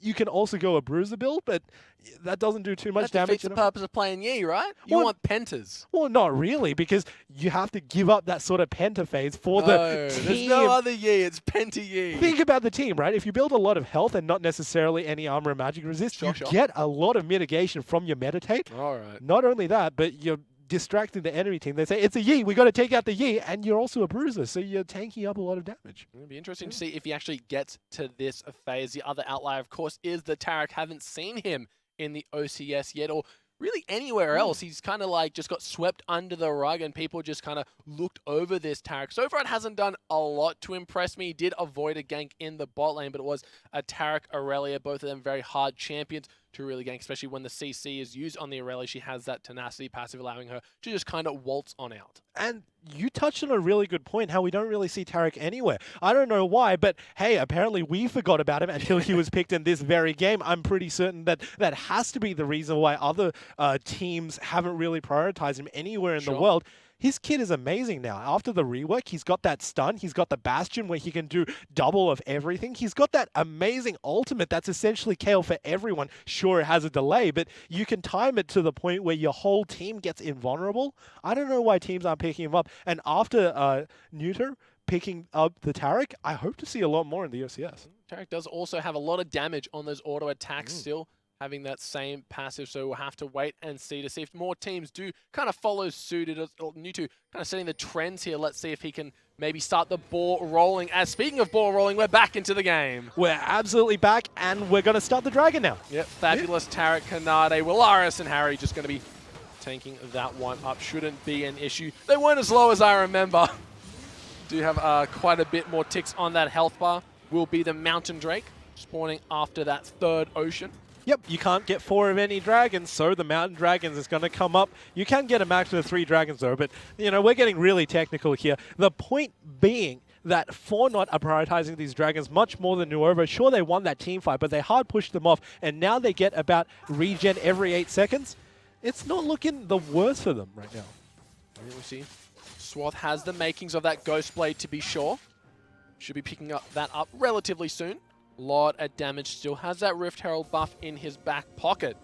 Let's see if he's feeling generous this time. Gives the blue buff over to Willaris, who I'm sure wasn't too happy with losing out on that one. These teams don't really see each other doing these things very Ships close. Passing in the night, it seems. See some on-the-way pings from Willaris, so finally he gets himself that first blue buff of the game. Only took 20 minutes, but Yi donates that one over. Ah, very graceful Yi, very generous. Yeah, well, better late than never, right? Sure. Sure, Yi player. I don't trust you. No more apologies for this year. From here on in, it's just going to be, you know, no bias whatsoever. See the issue on your screen. It is Cheese, unfortunately, was the recipient of that disconnect. He's back now, ready to play, though. Harry just clearing out the ways with Willaris. These teams poised around the mid lane. But Nuovo, they got to keep their ranks tight. Make sure that no flanks from Swatherus or Kanade can come through. Get on that back line because we see what type of havoc a Yi can wreak. And Nuovo were in much more of a lead than they are now. Don't get me wrong, if you take a look at straight gold and gold alone, they still are in the lead. But it is really up to them to keep grouping together like they did in the past. They know which formula worked, and they just need to keep using it, because if they deviate from what was working, then all of a sudden they may be caught out by this squad of Fortnite, and it may just lead to really bad things for them. Nuovo moving into this jungle here, getting a lot of deep wards down, making their way down to this bot side outer turret. Kanade just kind of hiding off in the bush here. 4 members actually. Maokai in the mid, doesn't have the teleport though.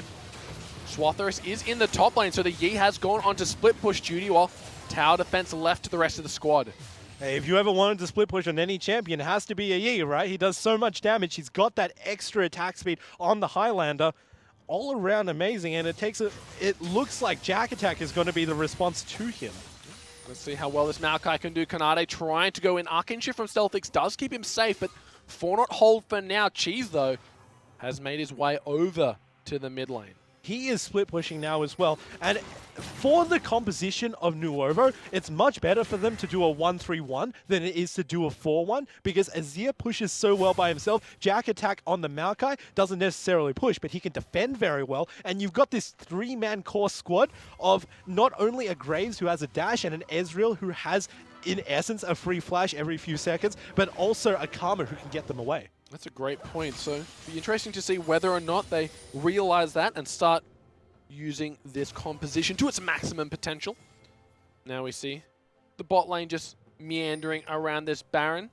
Always ward with a friend. Very dangerous to go yourself.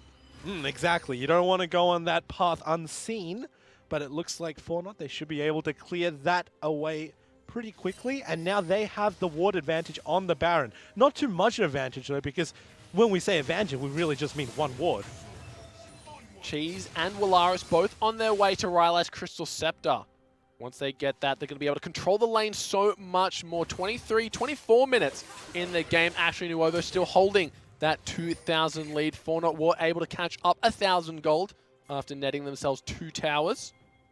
Looking for a few more in that mid lane, though. Yeah, they definitely want to pick this up because after that last team fight that resulted in a dragon being taken for Fornot, all of their members must be on such high morale. They did a bit of a blooper down in the bottom lane at the very start that we talked about, how they didn't take that turret, but now they're back on solid ground and they're just saying, you know what? We can still take this to them because at the end of the day, we've got amazing team fight. We've got 2 frontline champions, not tanks, but certainly frontline champions, and we got a Tarek to keep everyone safe. Swath just once again going onto that split push duty, but Stealthix, he does get stunned up. A few more auto attacks should do it. Flashes out of that one, but there is the Yi flashing in. The Tarek ulti coming down, keeping them safe. And now 2 kills going over to this Fornot squad. Jack attack in the wrong spot only. Does get exhausted. Chaos Storm comes down. The stun is going to land out of Tarek. One more proc should do it. Swath gets that one up. Jack attack did a good job of going for the minion waves, but there is Cheese. Gets the wall, blocks them off. But now Willaris, he's trying to do his best to keep his team alive. The stun does fall short. Cheese and Jack attack in full retreat. And this is so hard for both teams because Nuovo, they're down on men, but Fornot, they're down on health. And if you walk through a choke point with Cheese's turrets, not turrets, but soldiers, then you can just be taken down before you know it. That's exactly right here as Cheese trying to poke them out. Imagine if you had a Rylai's Crystal Scepter during that one, we could be singing a different song, but 3 kills and a 3 kills and a tower, and the gold lead is very, very narrow now. Fornot actually catching up a hell of a lot. They still got a lot of turrets to take, but that may work towards their favor because if you take a look at the mid lane, the turret's still standing on the side of Nuovo, the outer one that is, so that just could be a lot of free money essentially for Fornot to take if they want to prioritize something that's relatively low risk. Looks like in the essence of time, Swath is going to be able to get himself that blue buff. I know we are shaming him right now, as it is a very shameful thing to do. Give blue to your mid laner, but they can't afford that as Willaris has to be in position to contest this dragon. 4,000 health left on it, and it doesn't seem like anyone in position. Pings on the Baron. The Baron call has been made. Fornot, they throw down the gauntlet. They have to walk out. They can't do this. It's not fast enough. They haven't got enough damage, and they haven't got enough tank, and also Nuovo can move there. No, yeah, it wasn't secret either. It did get spotted out. Didn't tick any of the criteria for taking a sneaky Baron. No. Not going to go over to them. An important thing to notice is actually the Mountain Drake that went over to Nuovo, because now they can get the advantage on this Baron if they choose to do so. Even if they just push Fornot's members off, they can take that Baron just that little bit faster though. But Kanade in the bottom lane being a nuisance. Just getting that Aurelia split push. Nice and going. Jack attack forced to answer. No teleports on the side of this Nuovo squad, but Fornot, they've got 2, so they hold that map control advantage for now. See what they do with it.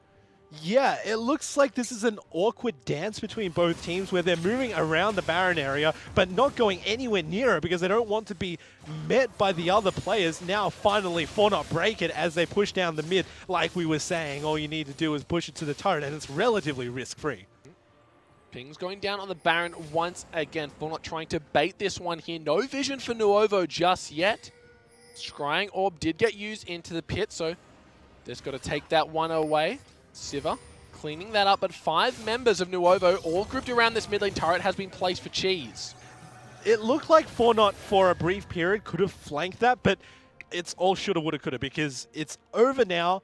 They've got the turret behind them. Cheese put it up very generously for his team. They might want to go and siege this. Once that Sun Disc has been thrown down, it's very hard. There goes the Chaos Storm onto the fight.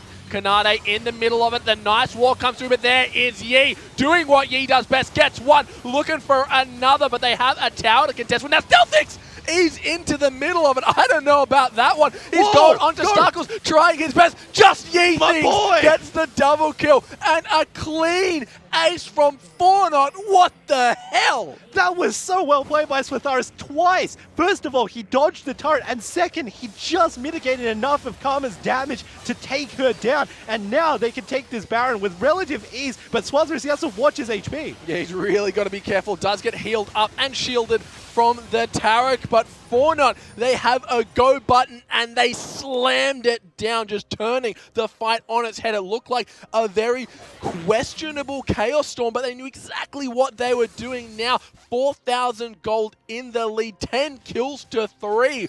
Fornot have taken control. Well, Fornot's objectives in this game is to kill your enemy and then to take down turrets, to take down barons and dragons. And the one way that you can win fights and kill your enemy is by giving Yi his resets. What better way to do that than by having AoE on your team? Not only do you have the ricochets from Sivir, but you also have the blades from Irelia firing out of her ultimate and also Victor's Chaos Storm. So if you throw all of them out, the enemy may be looking at them saying, what? That only half health me, but then Yi dives in straight into the backline and cleans up, gets all of those resets. This is an entertaining game to say the least. We told you it would be, and here we are now, but I never expected or thought or even dared to dream that we would be seeing a Yi and a Taric on the side of Fornot, let alone that having single-handedly wiped out a few of the members. Swatharus's Yi, rather, is very impressing me. Yeah, exactly. He's not playing Nintendo here because he's actually going right onto the enemy team. Now he's playing split push duty once again. If anybody wants to, it is a Yi, but the dynamic is still the same. Where Nuovo, they have a solid 4-1 just like Fornot does. Let's see how well it plays out. Fornot, they still have both their teleports available. Jack Attack does have his. It looks like he's flashing in, got himself onto Kanade. There is a Taric ultimate going down. Yi just going to be taking the tower in the midst of this. Cheese comes in the middle of the fight, knocks 4 of them around, but he gets taken out by the Chaos Storm. Here comes the Yi, doing what he can. He's trying to come back into this one. Stealthic's actually going to get taken down. Sivir, so much damage, and a 5v4. They get taken down. Yi in the back flashes, gets the Alpha Strike, gets the kill, and what is going on? Another ace for Fornot. Swazarus wasn't even needed there. It looked like his team could have won that without him. And now they take this down. They could go for the inhib. Wow, what an impressive showing. Completely winning a 5 versus 4 where Cheese got the perfect flank. He just knocked them all back into the middle of it, but it didn't matter. The Sivir was so strong. Remember, she was able to solo for such a long time. 4-0-10. And what the hell, Preacher? Fornot off the back of 2 beautiful aces end the game and win the series. And that's exactly what they needed. All they needed was that one team fight to win, to go into their favor, and they just took everything off of that because once you dump all of the AoE down, that's the win condition, right? You get Yi resets. How do you do that? By dumping all of your AoE, right? And then that gets you all of the objectives. Eventually, it wins you the game. Look, we started the night off by saying XL5 and Nuovo are clearly a cut above, but this just goes to show you that the Oceanic Challenger Series is now more competitive than it ever has been. And it's also more diverse because we've seen 2 new picks in this day alone. We've seen a lot of diversity within the jungle as well, a lot of Lee Sin and Elise, and now we got Master Yi and Taric. I doubt that they're going to become more meta than usual, but hey, it is diversity. Look, they banned pretty much every jungler. They got rid of the Rek'Sai, they got rid of the Kindred. They had this in mind, the Yi and the Taric, and it worked out wonderfully for them. Yeah, they just wanted to take off all the early game champions. If you can't make an impact early, why not make an impact late? And that's exactly what Yi does, doesn't it? Yes, Azir really struggling to find his footing. He got the perfect engage, but by the time that they had landed from the Emperor's Divide, the Chaos Storm had already ticked twice after 1 death ray. He's gone. Yeah, exactly. It was just Fornot playing to their objectives perfectly. And they lost a lot early, especially in that turret not being taken down. But they buckled down hard and they didn't give in.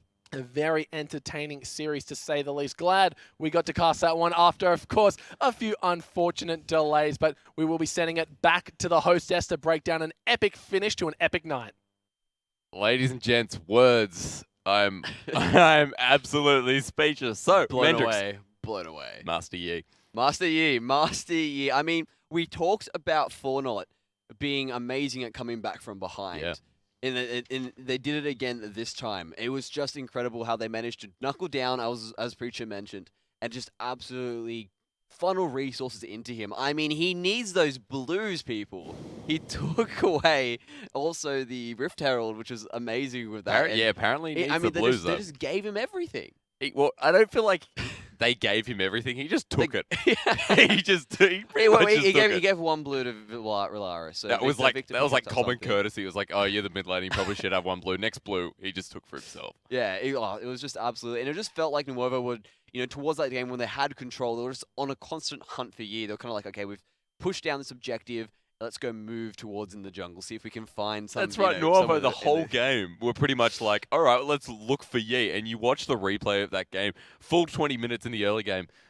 Sorry, maybe towards the mid game especially. They were like, all right, let's catch Yi in the jungle. 5 members strong for Nuovo Gaming. Meanwhile, Yi appears on the top side of the map. And everyone's still searching for him. I mean, I felt like Nuovo Gaming played a pretty good team composition, but this really out of the park pick has just stomped them. And it was just one of those cases where Nuovo are really good at having an amazing team synergy, really good team fight, and it really just threw them off, just having this sort of X factor come into it that was the Yi. Because everyone sort of understood it's like, if this game goes to about, probably 35 minutes, 40 minutes, there's not much you can really do with Yi, because Swatharis is a good play. He can play more than just Yi, but the big thing about it is he knows how to position, he knows how to engage the team fight. Add to the fact that you've got a Sivir empowering him, also a Taric, also making his debut in the OCS as well, like as the new Taric. It's just, they really played that well in terms of team composition, how they wanted to make it work, and they executed it correctly. Because even though they did have that shaky start, they just pulled it all together in the end. See, I like Taric coming into that, because if you're going to play Yi, I mean, why not give him something else that's going to make you so annoyed? Invulnerability going on Swatharis, which in that last team fight, if I can just mention, that was like 4v5, and they still won it. And exactly, it goes to show you that Fortnite didn't actually need Swatharis on the Yi to sort of make an impact. It was one of those cases where they needed to force a team fight, because Yi was just split pushing on the side, and he was just absolutely strong at that point. So they needed to make something happen while he was away, and because they were sort of engaging unfavorably into a team fight, Fortnite were able to capitalize. Next thing you know, you've got Yi coming through. I remember Preacher distinctly shouting "Janitor" as he was coming in to clean up, but he only managed to pick up was the 1 kill, and then from there basically just take the game. So, Yi for Fortnite, and that's how they pick up their win. We're quite speechless here, and I'm sure the caster boys are as well. Ladies and gents, let's have a quick look at the games tonight, because they have been pretty full on. Our first game, Trident Esports, saw Trident destroy Alpha Sydney there and pick up what looked to be they were in really fine form, Mendrix. We saw it together. Sin Academy picked up a win over Exile 5, and one of the firm favourites get knocked down a little bit. Reload Esports lose against Legacy Genesis. And in that last game, which I'm still not finding the words for not take a convincing win over Nuovo Gaming. Mendrix, I have got to say, Yi probably, I'm not going to say ban Yi. I mean, League of Legends is a game about adapting. Like, you adapt to the meta, you adapt to the team's playstyles, you adapt to the random champions that come out of the blue, and if you can't adapt, it's one of those situations where that person takes an advantage from it. And you have to take every little advantage that you can, and Fortnite really took it down. They're like, no worries, we'll play the Yi, we'll throw in that X factor, and they won the game off the back of it, playing it correctly. And look, we're coming into week 4 next week, and I really hope next week's games are as intense as this one, because honestly, look, today we had some really exceptional games. I'm actually quite proud to make a special mention of Trident Esports, who came out of the blue with, I felt like they were overly aggressive. Proactive, I mean, like, very, proactive. Just like took control. My favorite word, aggressive. I have pointed out teams in the past that have been really aggressive, but it's more about like switching on and knowing exactly what the right move is. And it's exactly what you need to do as a professional team. You need to make sure that can we win this? Yes, we can, and then you take it. Because if you don't, the other team will take that opportunity and absolutely take you to the shop. Basically, say no worries. We're just going to sell you away. Like, we're going to take all the gold off you to go to the shop, buy items, and just rinse, repeat over and over again. That's what Trident Esports did in that particular game, and it's just great to see that they're actually starting to come into form and show us that, yeah, you know what, we're still early in the OCS. Let's show them what we can do and show them we are OPL material. Very good point. Ladies and gentlemen, the all-important leaderboard is what we want to see. Look who's at the top there, sharing it with Sin Academy. Actually, sharing it with 6 different teams. I shouldn't say the top. Nuovo Gaming, Sin Academy, Exile 5, Legacy Genesis, Trident, and Fortnite share a 2-1 even lead coming through. Nuovo Gaming and Sin Academy, of course, we did say these look to be the 2 strongest teams. Now, although they are 2-1 like the rest, I'd rightly say that next week we could possibly be seeing them staying up there. XL5 coming through Legacy Genesis. Trident, very well deserved. And Fornot, just as well deserved with the E. Reload and Alpha Sydney unfortunately haven't found a win just yet, but it is not too late. They can still prove themselves, still try and get... Well, look, we need to see a bit more aggression. What did you call it? A bit more proactivity. Proactivity. Thank you very much, Mendrix. And it's still early. I mean, we're just about to get to the halfway mark. These guys can still come back into it. Yeah. So, I mean, do not count them out. There could be a meta shift that favors their team composition, that favors their players. And from that point on, they're back in the game. Absolutely. Ladies and gents, let's have a look at next week's games because we do have another full lineup for you in week 4 of our OCS Split 2. Nuova Gaming will be versing a Trident Esports, who I'm very excited about watching again. Legacy Genesis and Sin Academy, that's going to be a good one as well for you. Alpha Sydney and XL5. Alpha Sydney going to look for their first win, and Fornot and Reload Esports. I mean, we've got another jam-packed week for you. But look, if you get sick of League of Legends, which you don't, no one can get sick of League of Legends, there are always more outlets for you. We know that there is an open ladder being run on the weekends, so if you want to look for more League of Legends activity, you can always sign up. Link is there for you, ladies and gents. Oceanic Open Ladder. Good way to get involved. That's how people get into the OCS and start making a name for themselves. But OPL will be on for you Mondays and Tuesdays as usual with our boys and the girls on the team on the casting desk. And Mendrix, you know, I'll be sitting there watching. Oh, we'll all be sitting there watching. Everyone loves watching all that. My man. Oh. All the content possible. Look, there's so many playstyles that are coming from the OPL, coming into the OCS, and I think the Australian scene is getting so much better. And OCS is a great place to start. So get in the open ladder, get involved, and work your way up. Well, ladies and gentlemen, unfortunately, that is all for us tonight on the OCS team. My name is Jake Asterix Ozzypenko. With me is Nathan Mendrix and Des. I want to thank Rogie and Preacher and all our production team, and we'll see you next week.